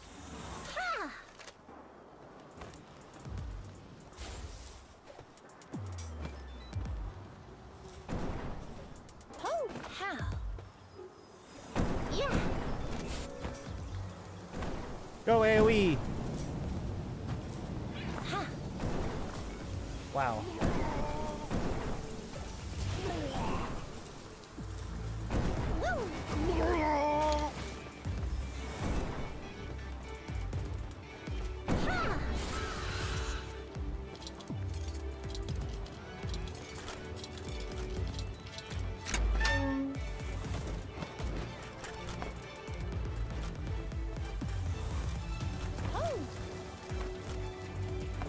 There's also a treasure chest over there that I want.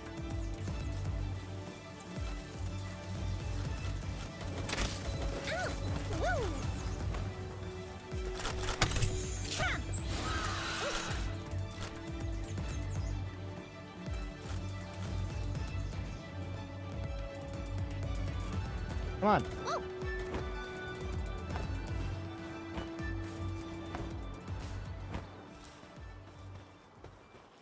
Bingo.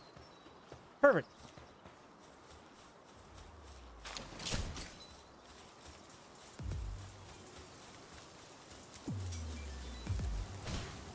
What's still coming after me?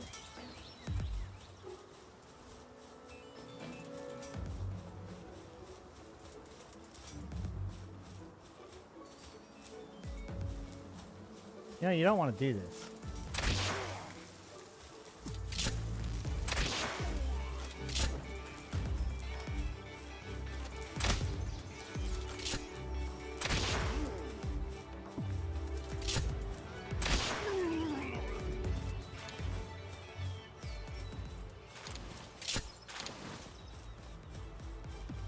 The reload animations in this game, so good. Okay. Well, that was fun. Oh, there's a save point over there that I can grab. That's cool. Oh, more dudes. Yeah. I love throwing her into the middle of them because then she does... well, now she likes to do this blast. But she has that AoE. If I throw her into the middle of a big pack and she does that AoE, they all just explode, which is hilarious. Especially during like a base raid or something like that.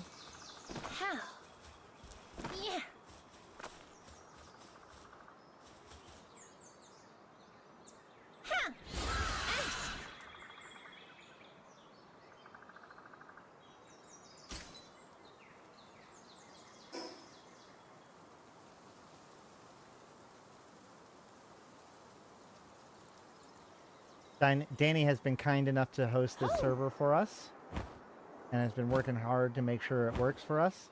And it's been going pretty good, all things considered. Considering it's early access and all that sort of stuff, like, we haven't had too many big problems, really. We had to turn off base raids, and dungeons is questionable at best. But that's, I mean, that's a Pal World thing, and they'll hopefully fix that soon enough. Ooh. Golly gee. Well, first of all, I need this.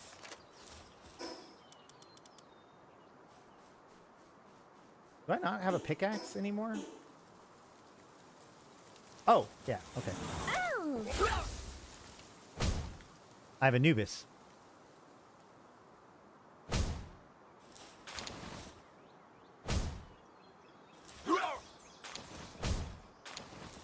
He's actually mining faster than I would mine. Yeah. Relaxosauruses can be scary to fight, though.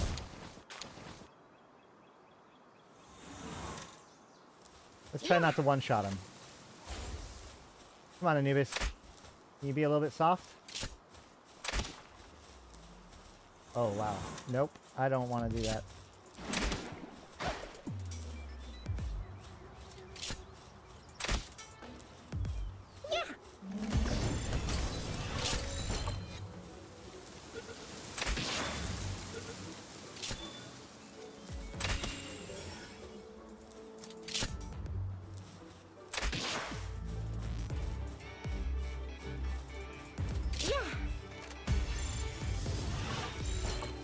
Yeah, the server's getting a little bit laggy. We might need to restart it soon. Yeah. But hell, it works.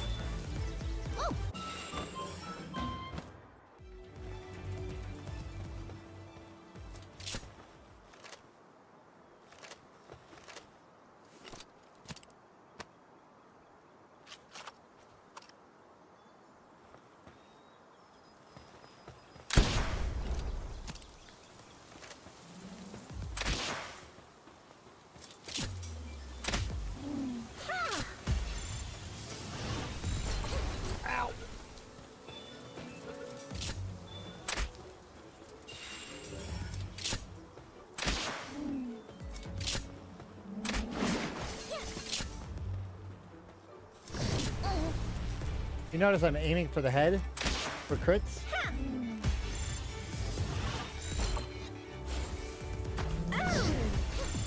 Yikes.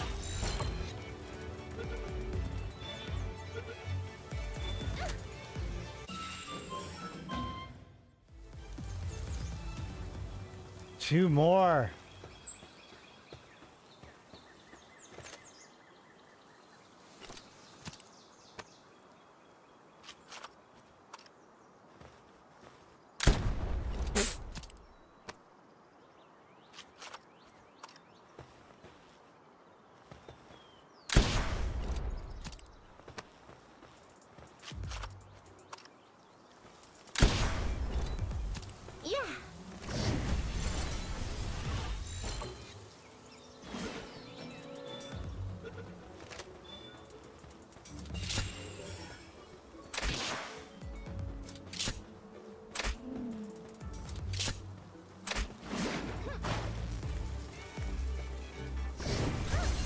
Ay, ay, ay. That's second. That shot is fast.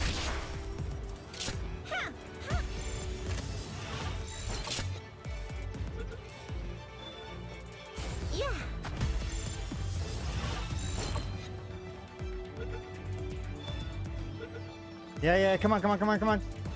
Booyah! So now I only need 1 more for my 10. Oh, that was cool. That was 6 of them, right?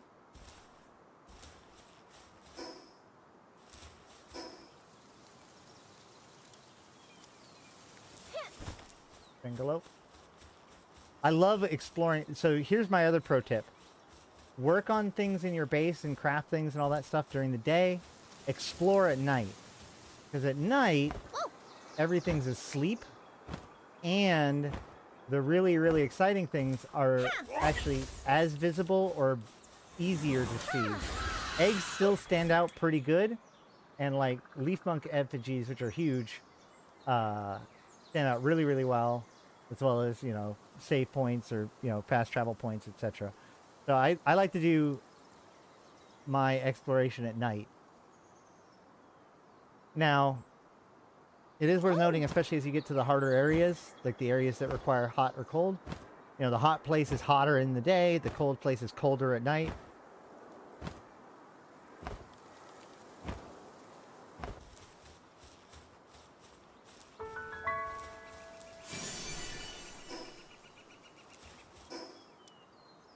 This is basically, well, it's kind of close to my base.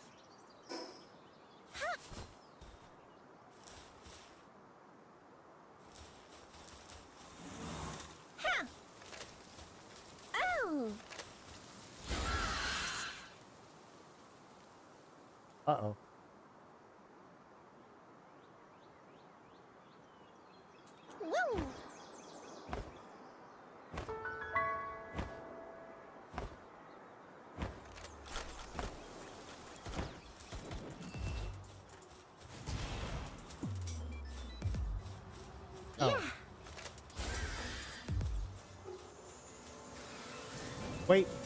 Wait.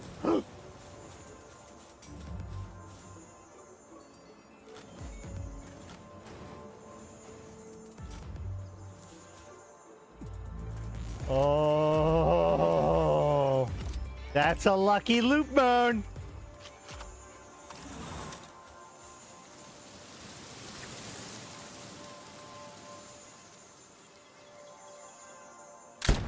Oh shit.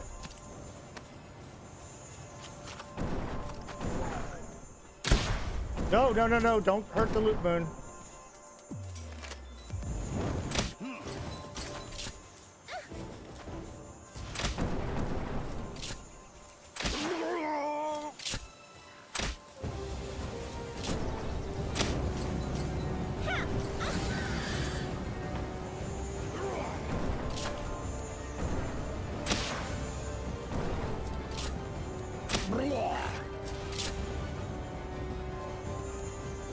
We're third partying this shit.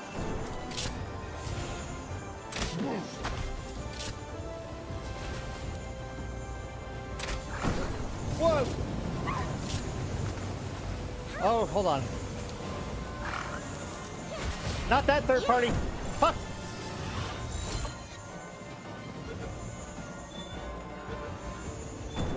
Yeah!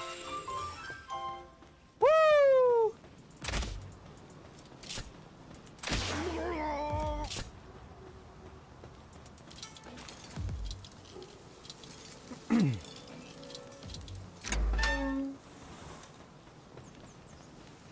So yeah, I mean the server isn't perfect, but I was able to do that, and like that would not work. Hold on, under normal conditions. Hold on a second.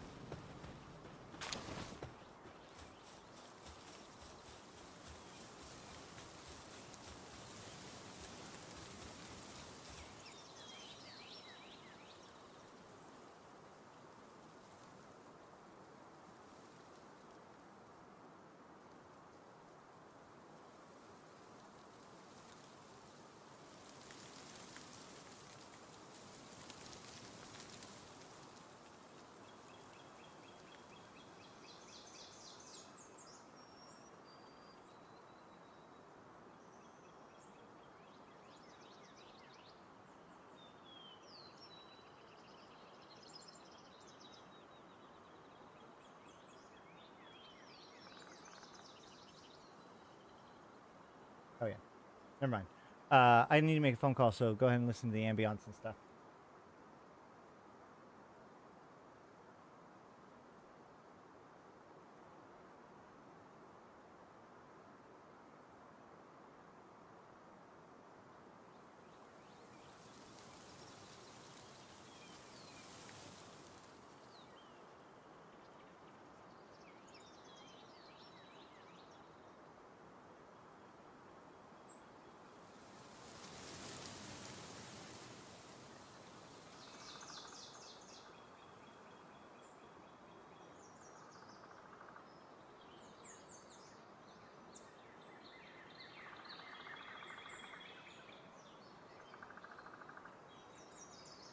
Assumption confirmed. We are good.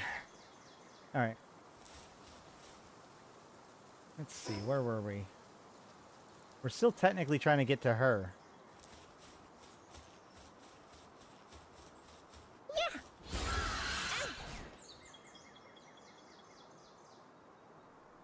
Don't I need at least one more Relaxosaurus? Oh shit, they're waking up. Oh, are they? Eh.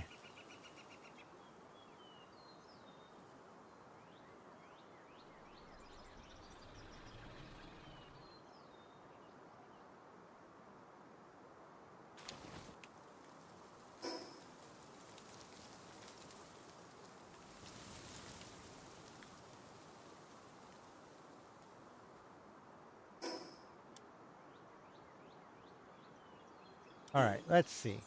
We need to go straight. Looking for eggs, looking for the effigies, bailing before I run out of stamina. All right, let's go. Shh. Gotta be quiet. It's nighttime. What are you? Rib bunny? Do I have rib bunnies?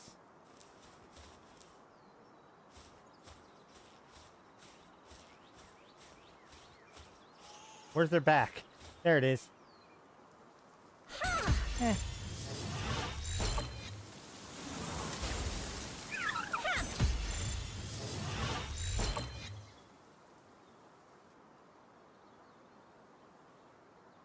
Yeah? There we go. Yeah, I need 2 more. Inventory full? What do I leave behind? Leather? That's fine.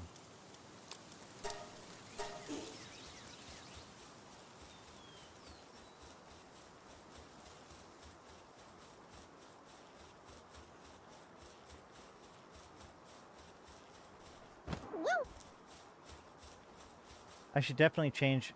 Hold on, let me edit the game that I'm playing. Man. Now that I think about it, I probably should have closed the stream and then put it back up with this new thing. I don't know. I was also thinking about making a second channel just for like plays like this.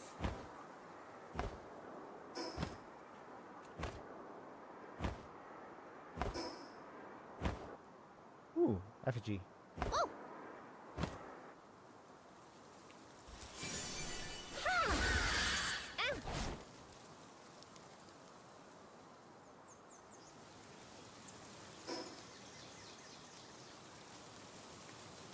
I kind of don't want to make too many like tutorial guides, because there's already so many, but also a lot of the things that I would cover, like the glide claw thing is I think a good one, but like there's a lot of things that are very specific to right now, either bugs or exploits or things that would otherwise be able to be changed, right? Like, oh, watch out for this because, you know, like the considerations for what pals you want to have in your base is way more about like which pals have better pathing than anything else.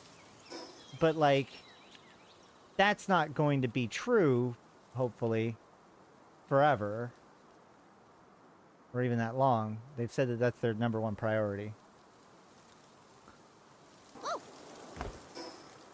Where is this thing?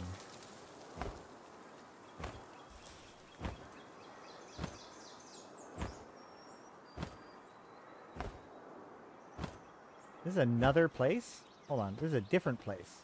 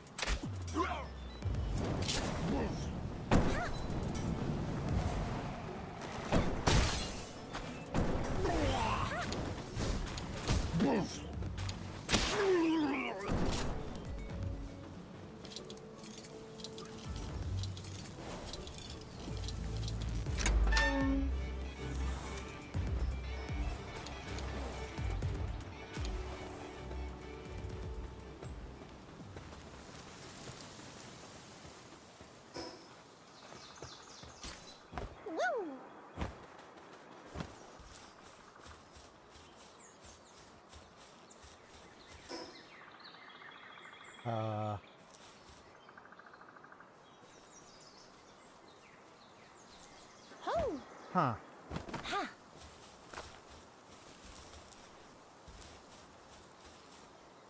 What?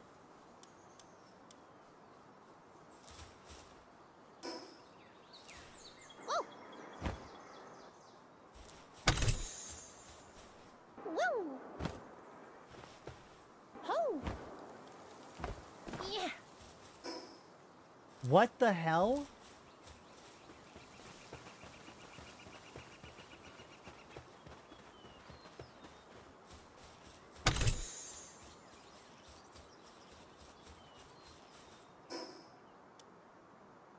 Where is that thing? Where is this boss? Is there an under?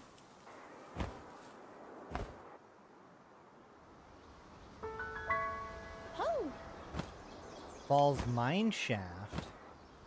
Oh!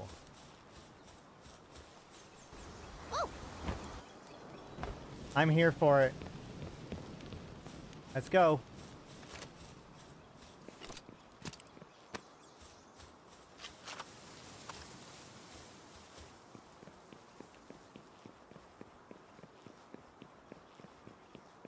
Armor is damaged. That's my hat. We're fine.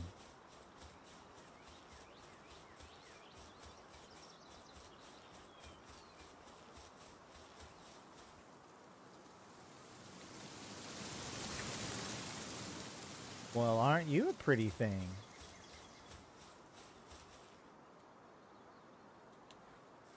I think I'm going to use the Van Worm. Yeah. It's got the least amount of chance of, like, one-shotting him.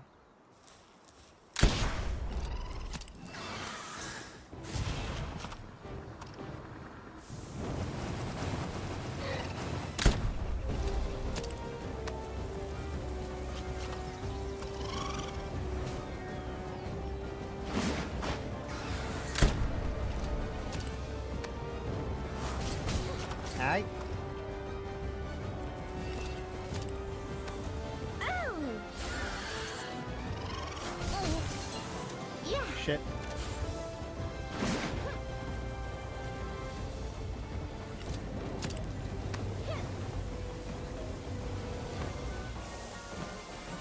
See what I mean about quick maneuvering?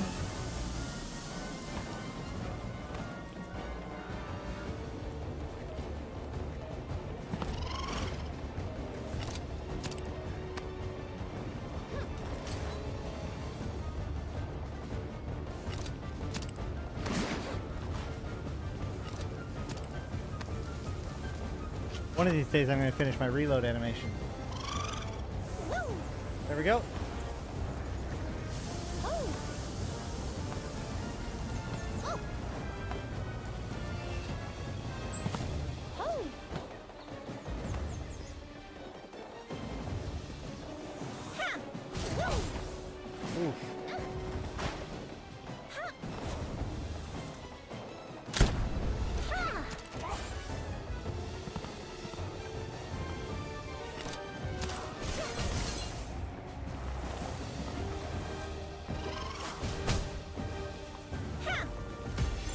Come on!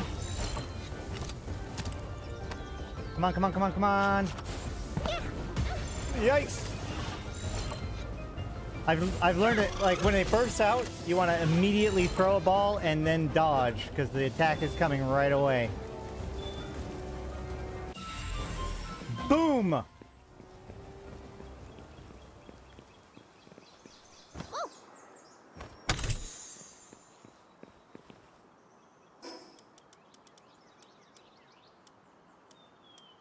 Why is my inventory so full? Why do I have so much bread? Lordy.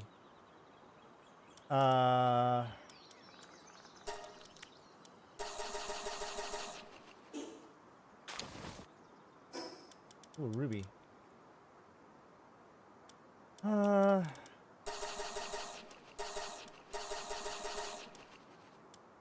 didn't help.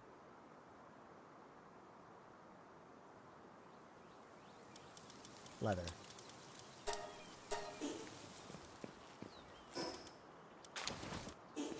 All right. That was a good little journey. Wait, what's this? Oh.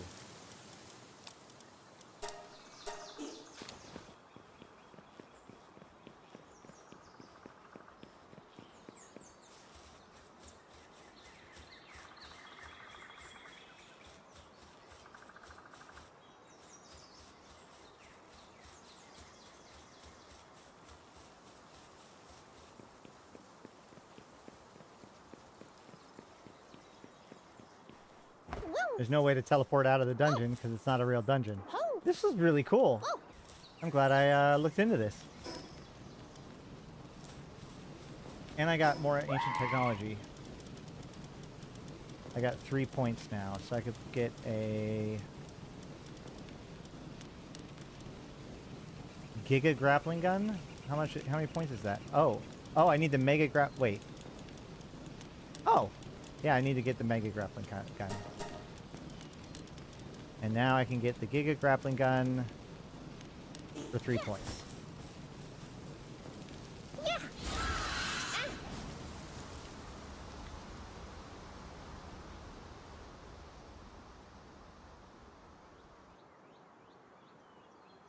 Lavander seems to be stress eating. Lavander's one of those ones that like constantly seems to be having some pathing issue or another. If there's a place where she can get stuck, she will get stuck there. I think that's true about most like the biped, like the langy, the kind of lanky,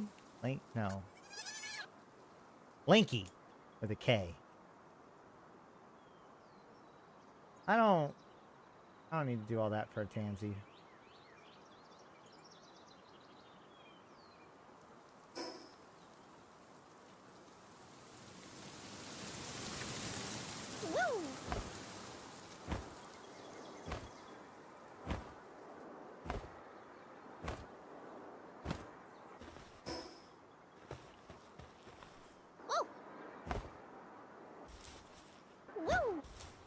If you are still watching at this point, make sure to comment if you want me to do more Pal World stuff. If you don't want me to do much more powerful stuff, you can let me know too. But if I should put it on a different channel, I should say. You're not going to get me to not do it.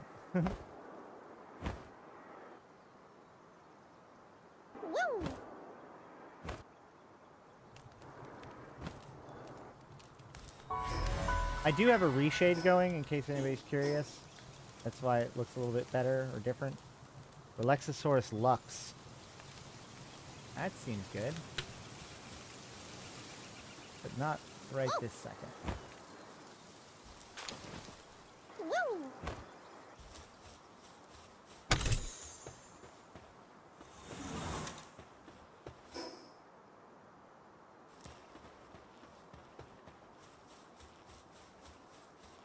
What's over the hill? I'm covering the map.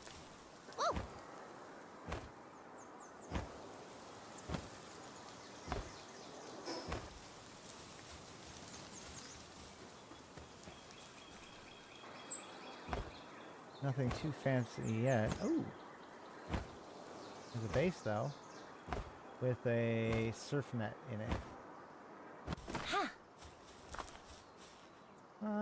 Sure, why not?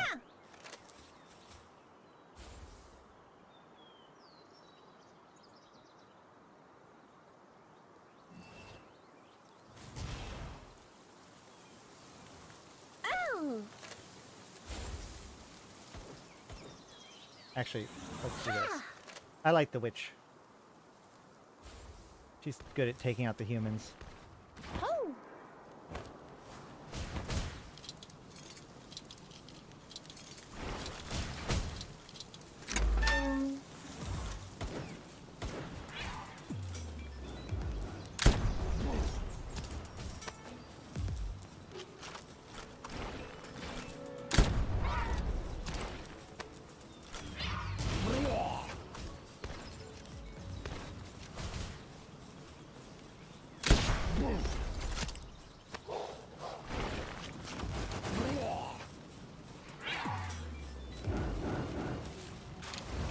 And there goes the dire howl.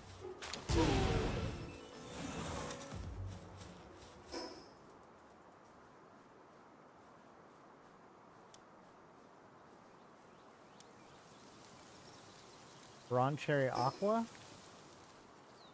Let's just head northeast.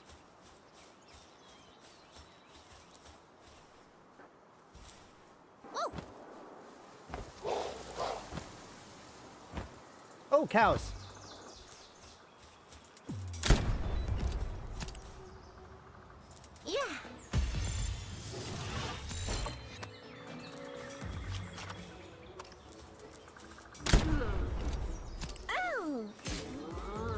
What?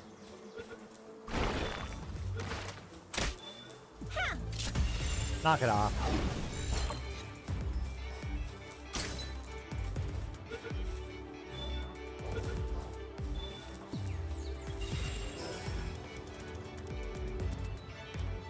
I should head home and drop off some of my stuff.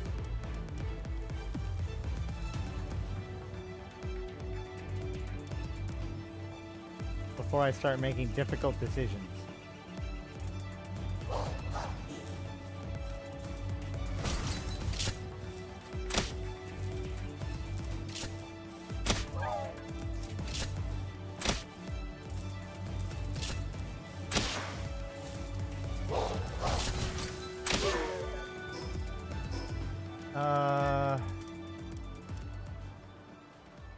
What do I want to drop? What do I want to drop? Not bones, not horn, not really bread.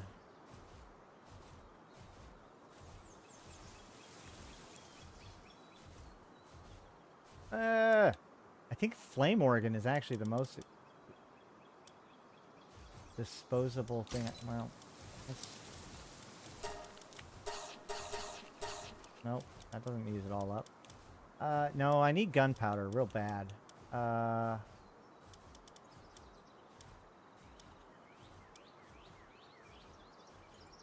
I really don't care too much about these schematics.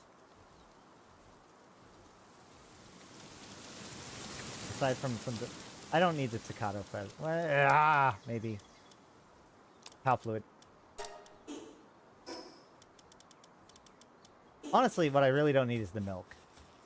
Especially since I have cows.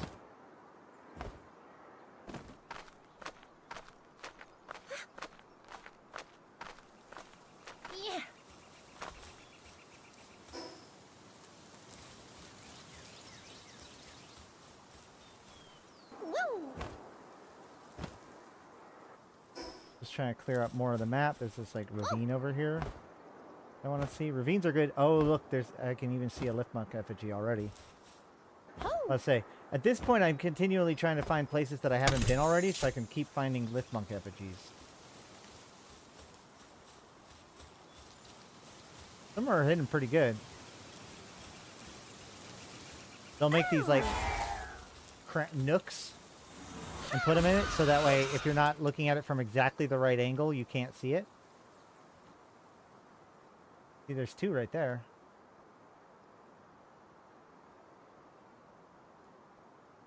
And I need a lot of them. It increases your ability to catch things.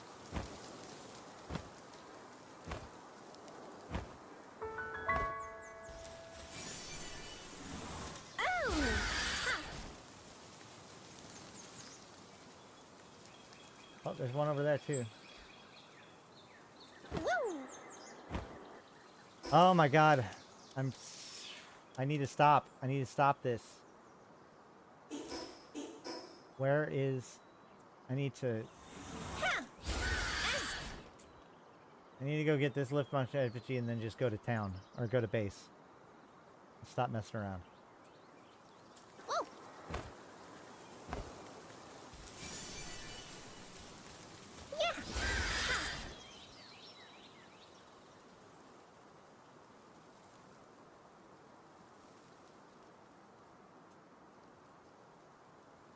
Abandoned dragon.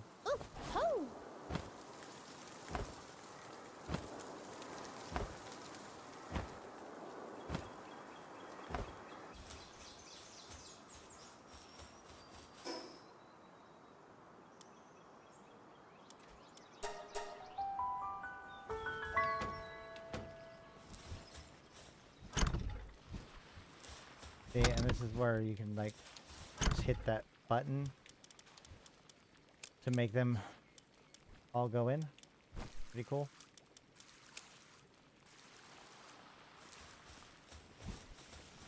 Woo! I have eggs.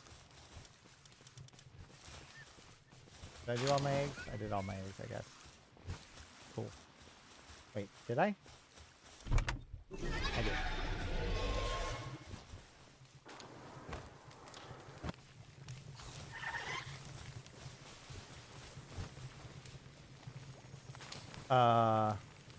I'm not sure what exactly is going on there.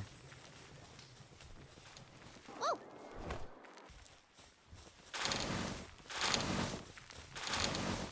mean, she seems to be doing alright. Let's go check the other bit. Oh, actually, let's repair my gear.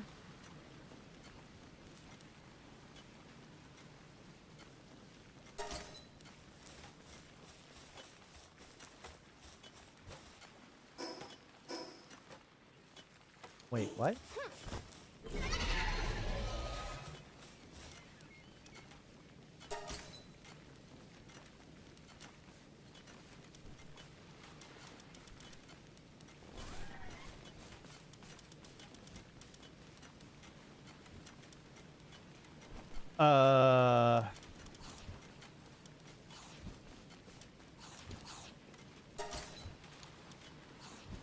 Okay, it's not consuming the parts either.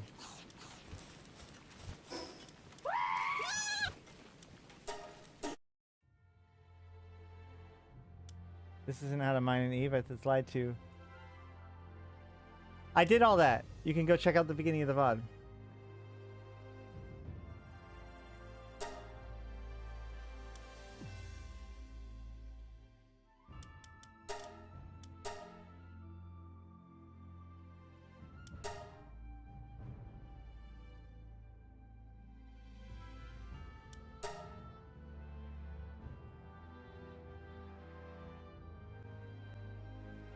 I gave them the option of me going offline. People said they wanted me to keep streaming, so I did. Let's see. Did it fix itself? No? There. Now it did. So I'm saying, like, I've had bugs and stuff, but it's usually I can just, like, reset or, like, log out and log back in to fix it. And it almost never is, like, an actual problem where items get duplicated or destroyed. It's always just a matter of, like, a UI glitch or things not working well. Like, I can't interact when I'm supposed to. And that just gets reset.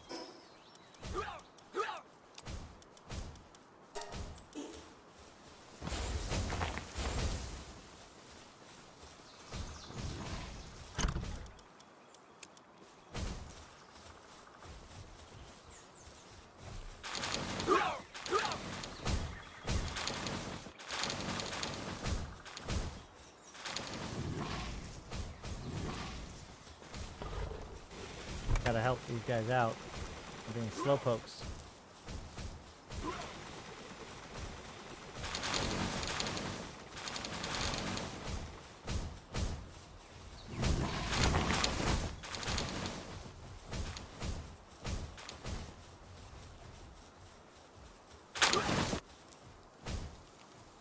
So now that I'm way down, I can go like this and change over to a grappling hook. And aim right at the over there and go. What? Well, that's one way to do it, I guess.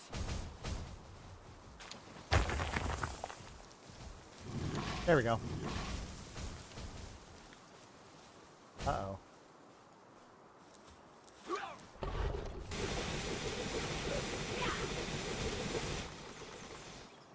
Ah! Before I was able to do this where I grab over and then I climb up.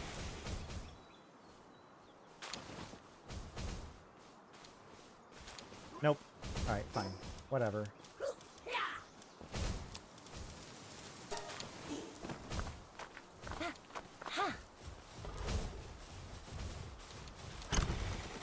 I blame it being on a server instead of local.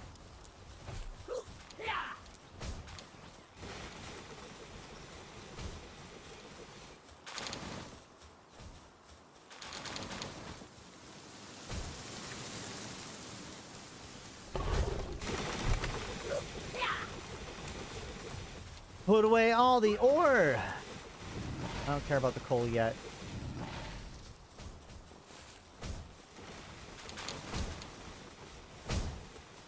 Okay, now that I've gotten all of the ore, I come over here to the smelter. And I say, hey, smelt all of the ore. And then I leave.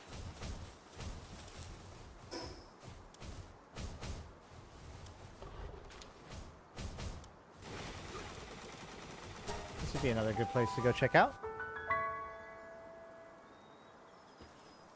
It's the new EVE expansion, except it's made by another game developer.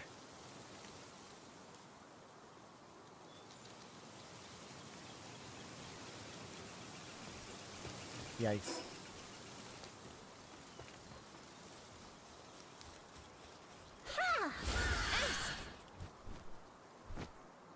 A knockoff rifter known as the Grifter? That's pretty funny. Not gonna lie, that one's funny. Ooh, egg. Delicious egg. I mean, good to hatch egg.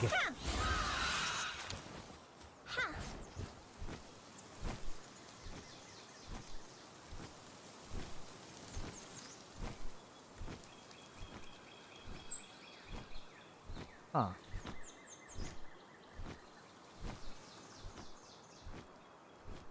There's another effigy over there. Ooh. Lore!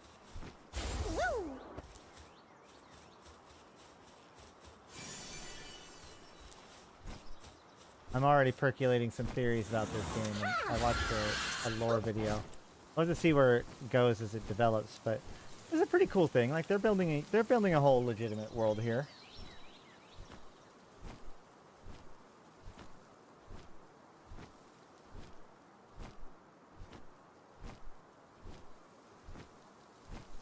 Brish or Asher or Kumi. One of them goons. Did you see earlier the new platinum pack like is pretty similar to the old platinum pack except for the skin that you get. One of the skins that you get is the hazard control skin for the saber now. So they give the goon skin away for the platinum pack. Yeah. I thought that was a good one.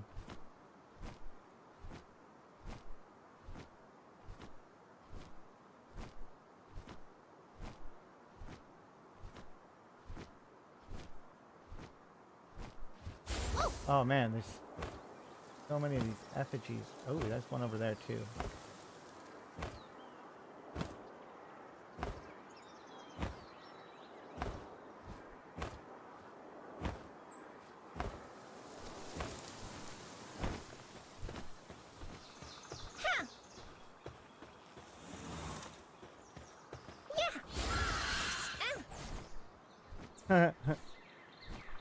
Wow.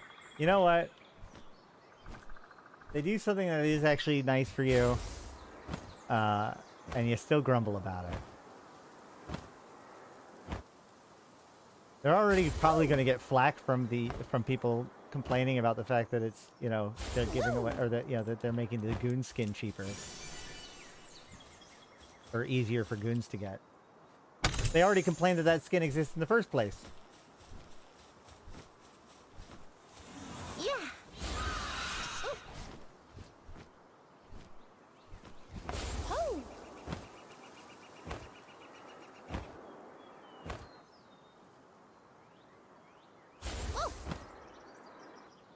Yeah, the next expansion is supposed to be a lot about Null.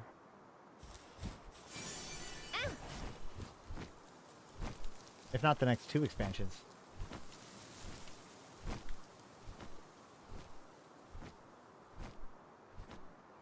Although I warn that it's very likely, or it's very possible that the very first piece that happens is going to be the NPC Null. Kind of a 50-50 whether or not it's going to be NPC Null or Sob Null first, but it could go either way.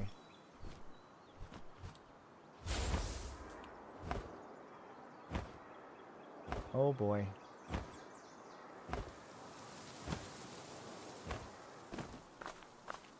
Climb! Oh, that is not as nearly as the ledge that I wanted it to be. Oh, this is about to get bad. Oh no. Please. Please. Yes! Holy crap. Oh man.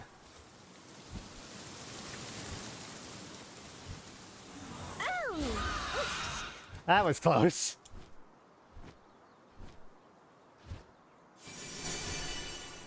All right. Ooh.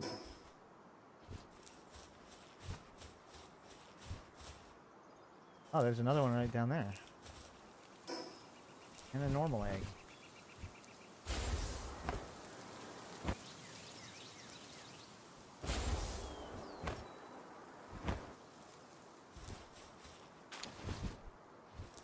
Or common egg, I should say.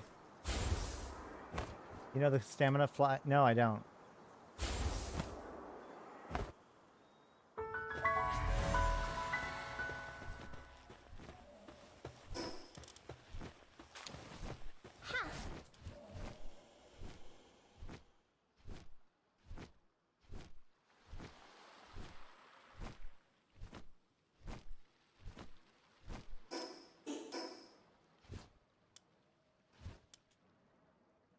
I could take on that.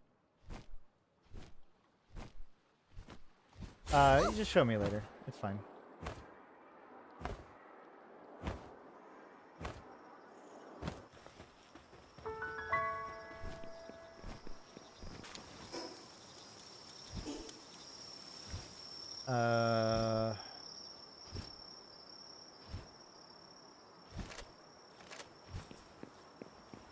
Let's go.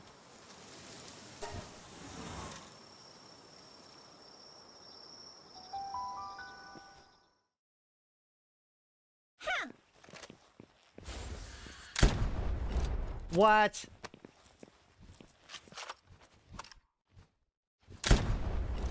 There we go. Wake up! It's fighting time. Wake up, Felbat. Oh, okay. No?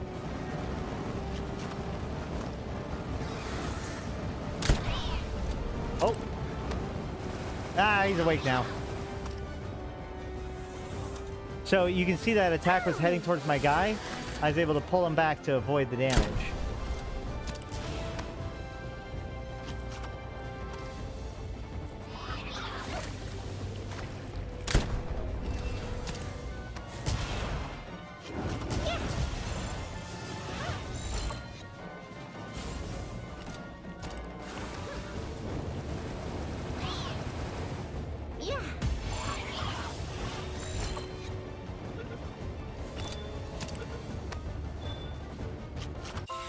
Got him.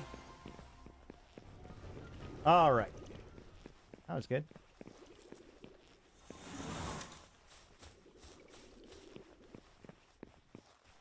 Oh.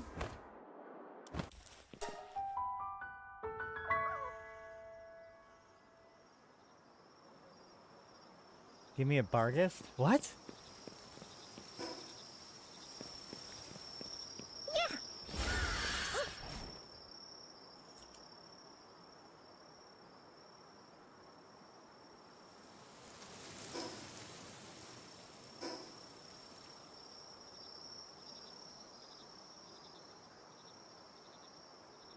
Usually there's a waypoint nearby those places. Oh! Look what I found!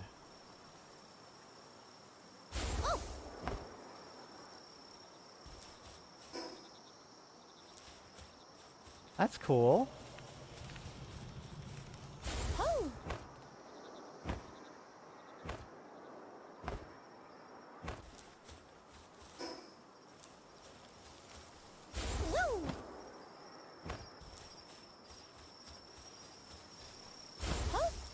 Let's get that waypoint. There it is. Oh, it's a church. Sweet.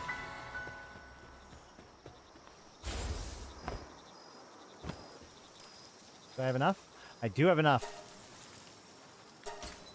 Level 8.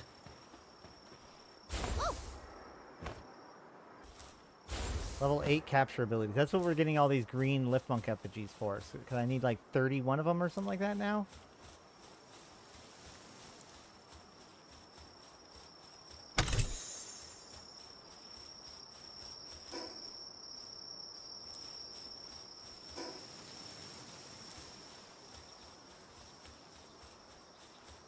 This world is so huge. I'm literally just going places that I haven't been yet.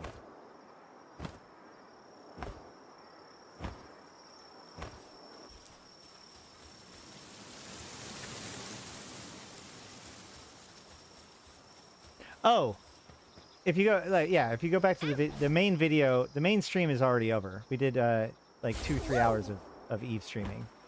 So we do gas huffing as an alpha, which is pretty good.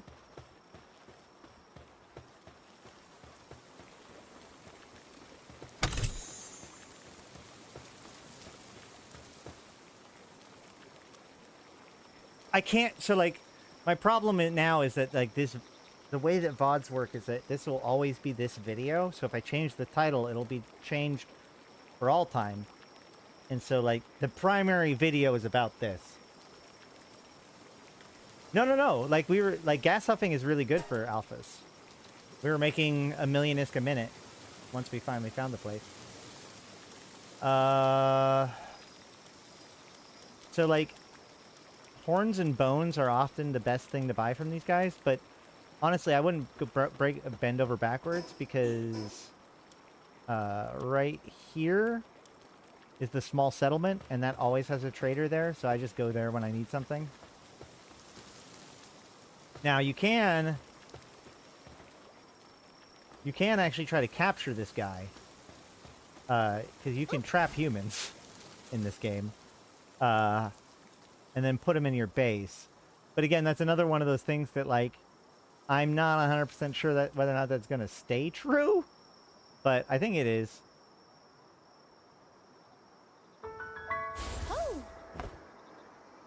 The biggest one is if you capture the black market trader, you can pull him in and out of your base in order to refresh his inventory and just like basically pick any Pokemon you want, or PAL.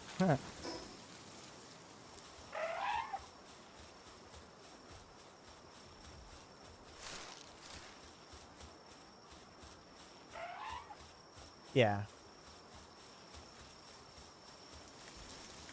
I took Kato Ash, my newbie alpha clone, and we went to Jita, bought a venture, went out to Losec, scanned up far too many systems, finally found a gas site, huffed it till I made enough ISK to pay back the venture, and then packed it up and came and played Pal World.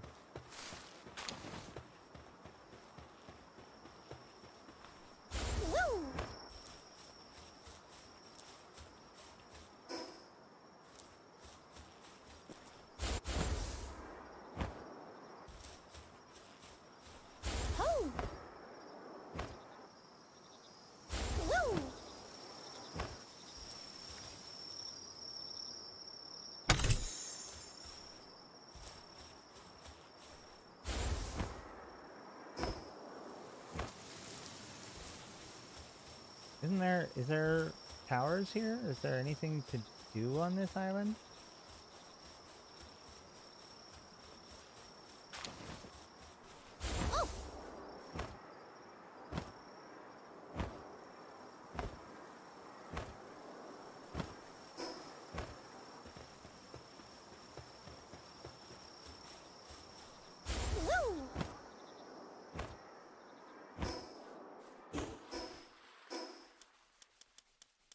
Do I have Journal 1? I do not.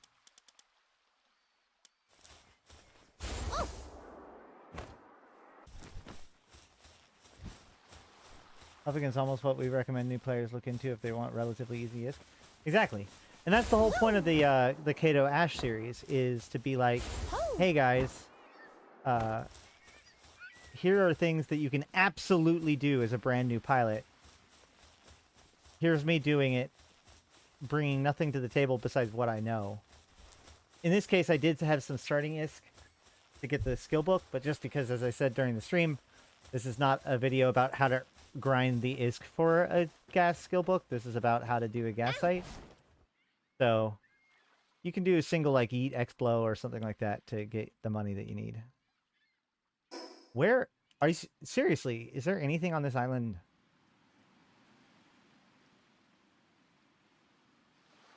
There's an egg up there. But this is like a newbie area, so this egg is going to be shit too.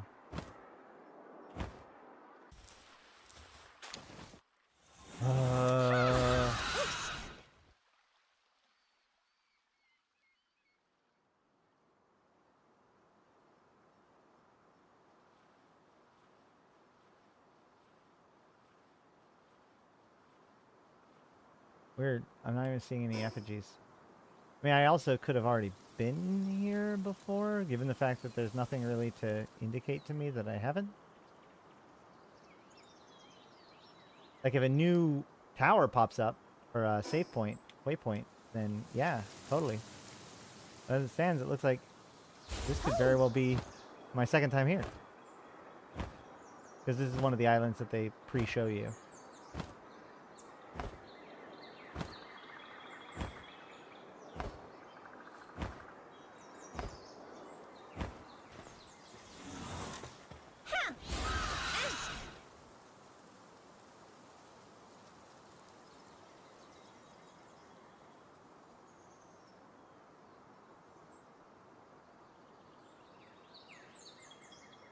Is there going to be something over here?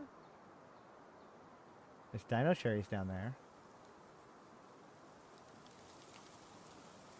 I'm going to need to bail soon. And go.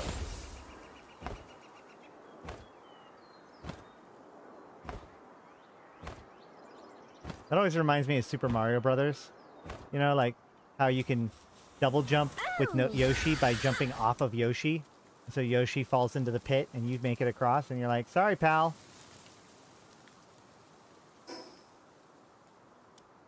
Oh, there is a guy down there. Okay.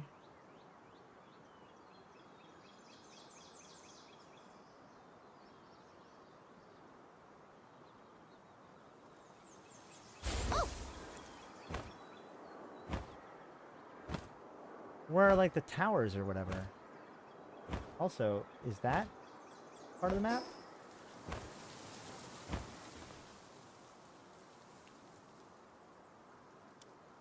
Oh, yeah, it is. Yeah, there it is over there. God, this map is huge.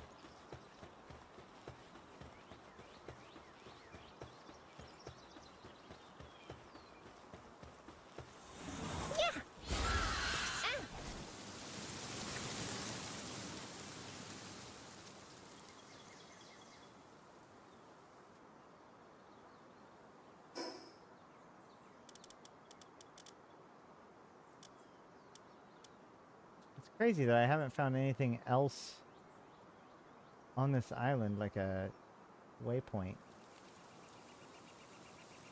Huh. It makes me wonder what, like, some of these islands, some of these areas look like, you know, they're the parts of early access that aren't done yet, you know?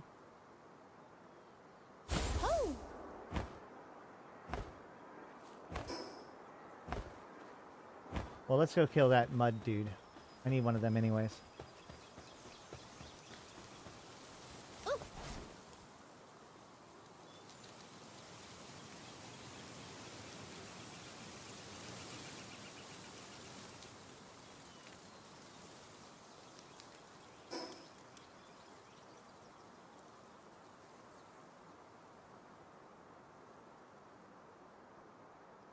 Where are you?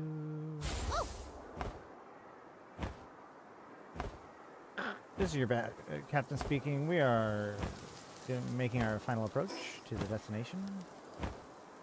Stand by for landing.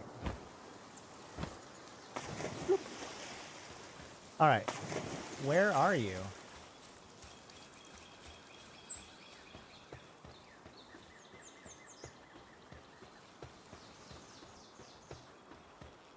I feel like a giant whale should stand out.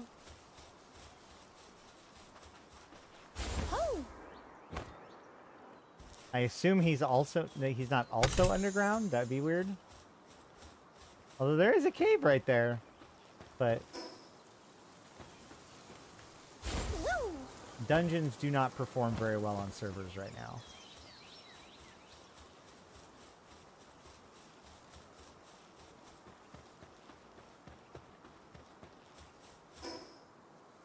No?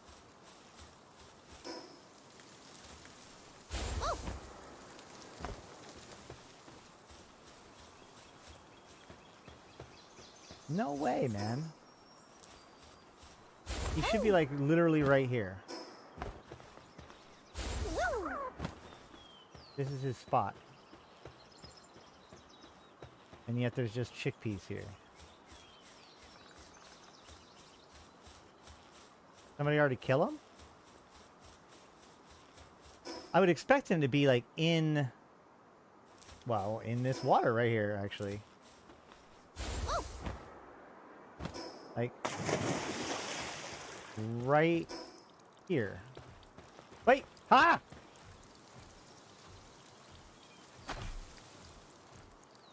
Yeah, right there.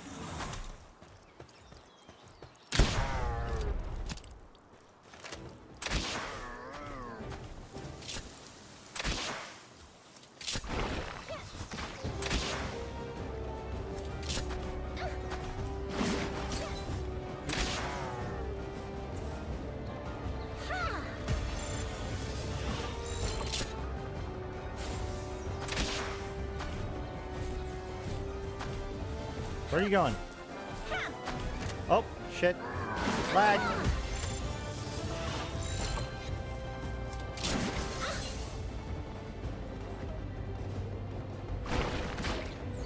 What?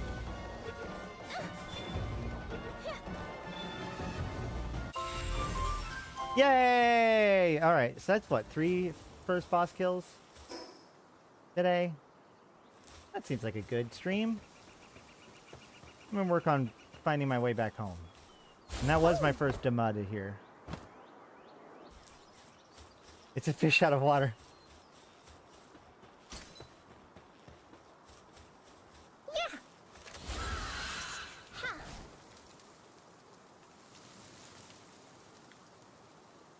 Ooh, dark egg.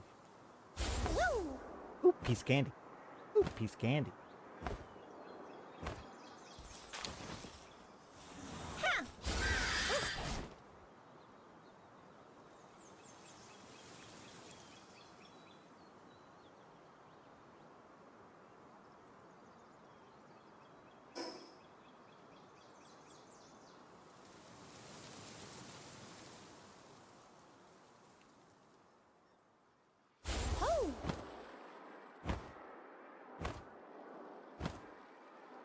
On the road again. So over there should be a teleporter.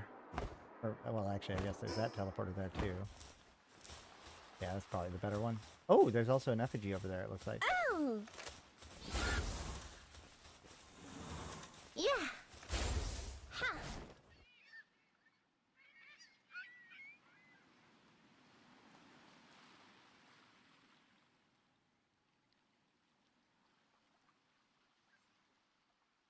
Let me know in chat if you want me to keep going. I can keep going. Oh! Or I can always hop on Discord and we can all play together. Been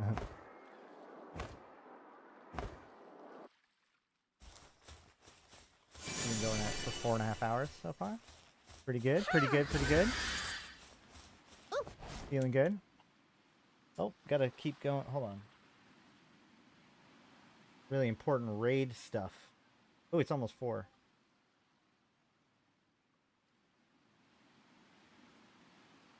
Let me double check my my raid stuff. Yeah, I need to use that.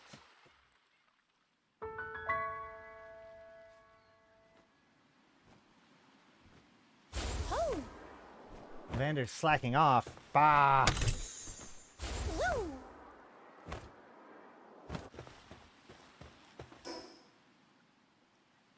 Ooh.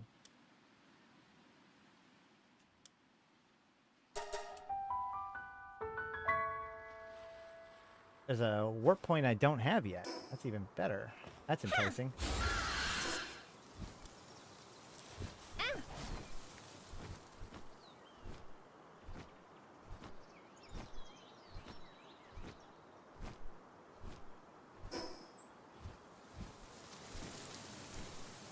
What is you? What is you? Oh! Probably something basic, but we're gonna go for it. Ha!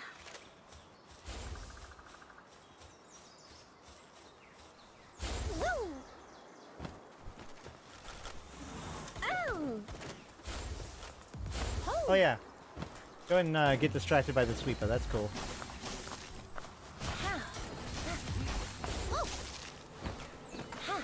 Oh, it's another one of these guys.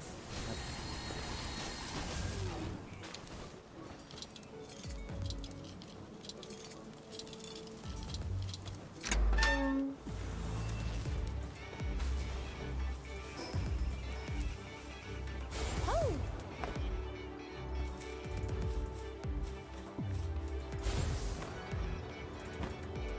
Moving out. I do like those daisies because you can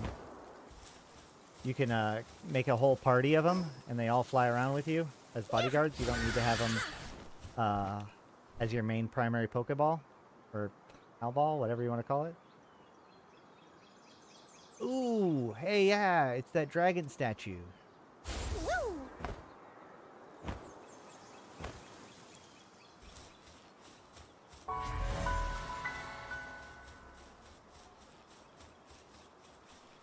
Oh! What is this? Oh, it's a level 23 Quiverant. Let's go for it. Oh! One more thing, one more thing, one more thing, one more thing, right?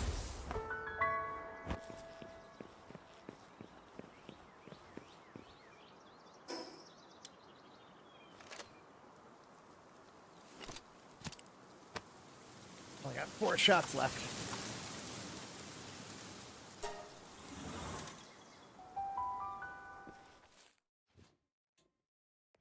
Oh, this thing.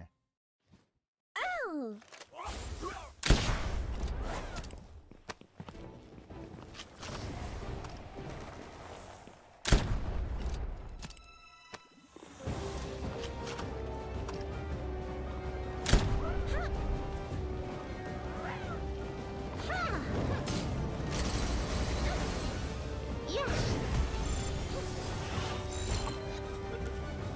Itty chance, 6 more Pokeballs.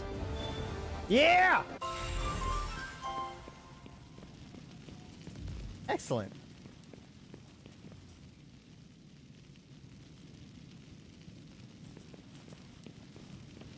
Oh, I didn't get my loot.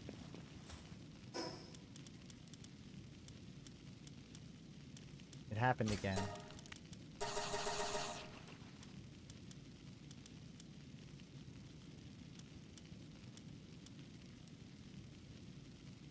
Oh no, my inventory's full of good things, except for the old bow schematic. Fuck the old bow schematic.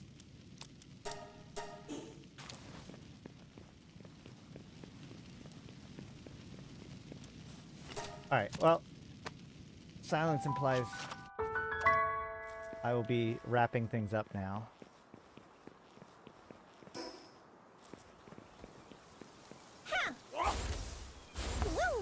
Oh.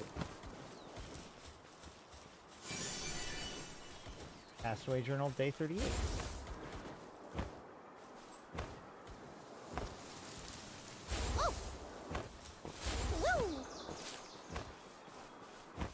And back to the base.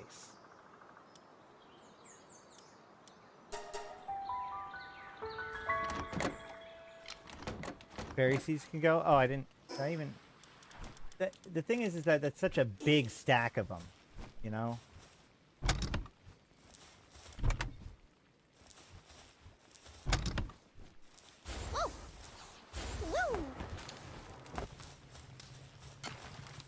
Oh, the seeds. You're right. You're right.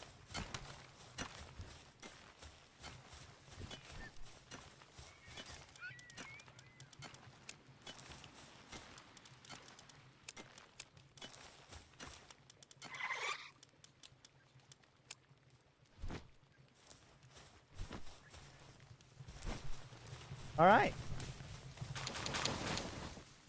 Well, that was Pal World, and this is my stream. And thank you for the after show. For those of you who hung out, if you're still here, make sure to comment on the video with your favorite color. That way I know you made it this far. And I can be like, aw, that dude's awesome. Or that chick's awesome, depending. Alright, guys. But I've been Ashtarothi. This has been several things. But yeah, it's been a good time. I should see you... Yeah, I had like 3. I should be back tomorrow. All things, you know, nothing going wrong. So I look forward to that. You got to figure out what I want to do. I think I'll probably still do the Yeet exploration tomorrow if we do something with Kato like that, unless somebody gives me a better idea between now and then. Please come on and hang out on the Discord with us if you want to chat or, you know, get information, whatever, or join the convocation. Also, if you haven't gotten your free million SP for Eve, make sure to get that link. I got nothing for you for Pal World. So, all that said, I've been Ashtarothi, the voice of New Eden. And until next time, I'll see you in space.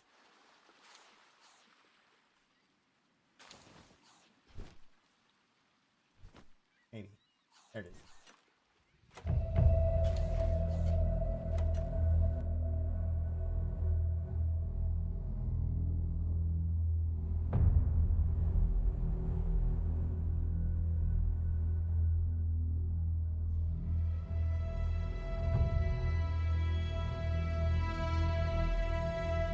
Bring on the wrecking machine.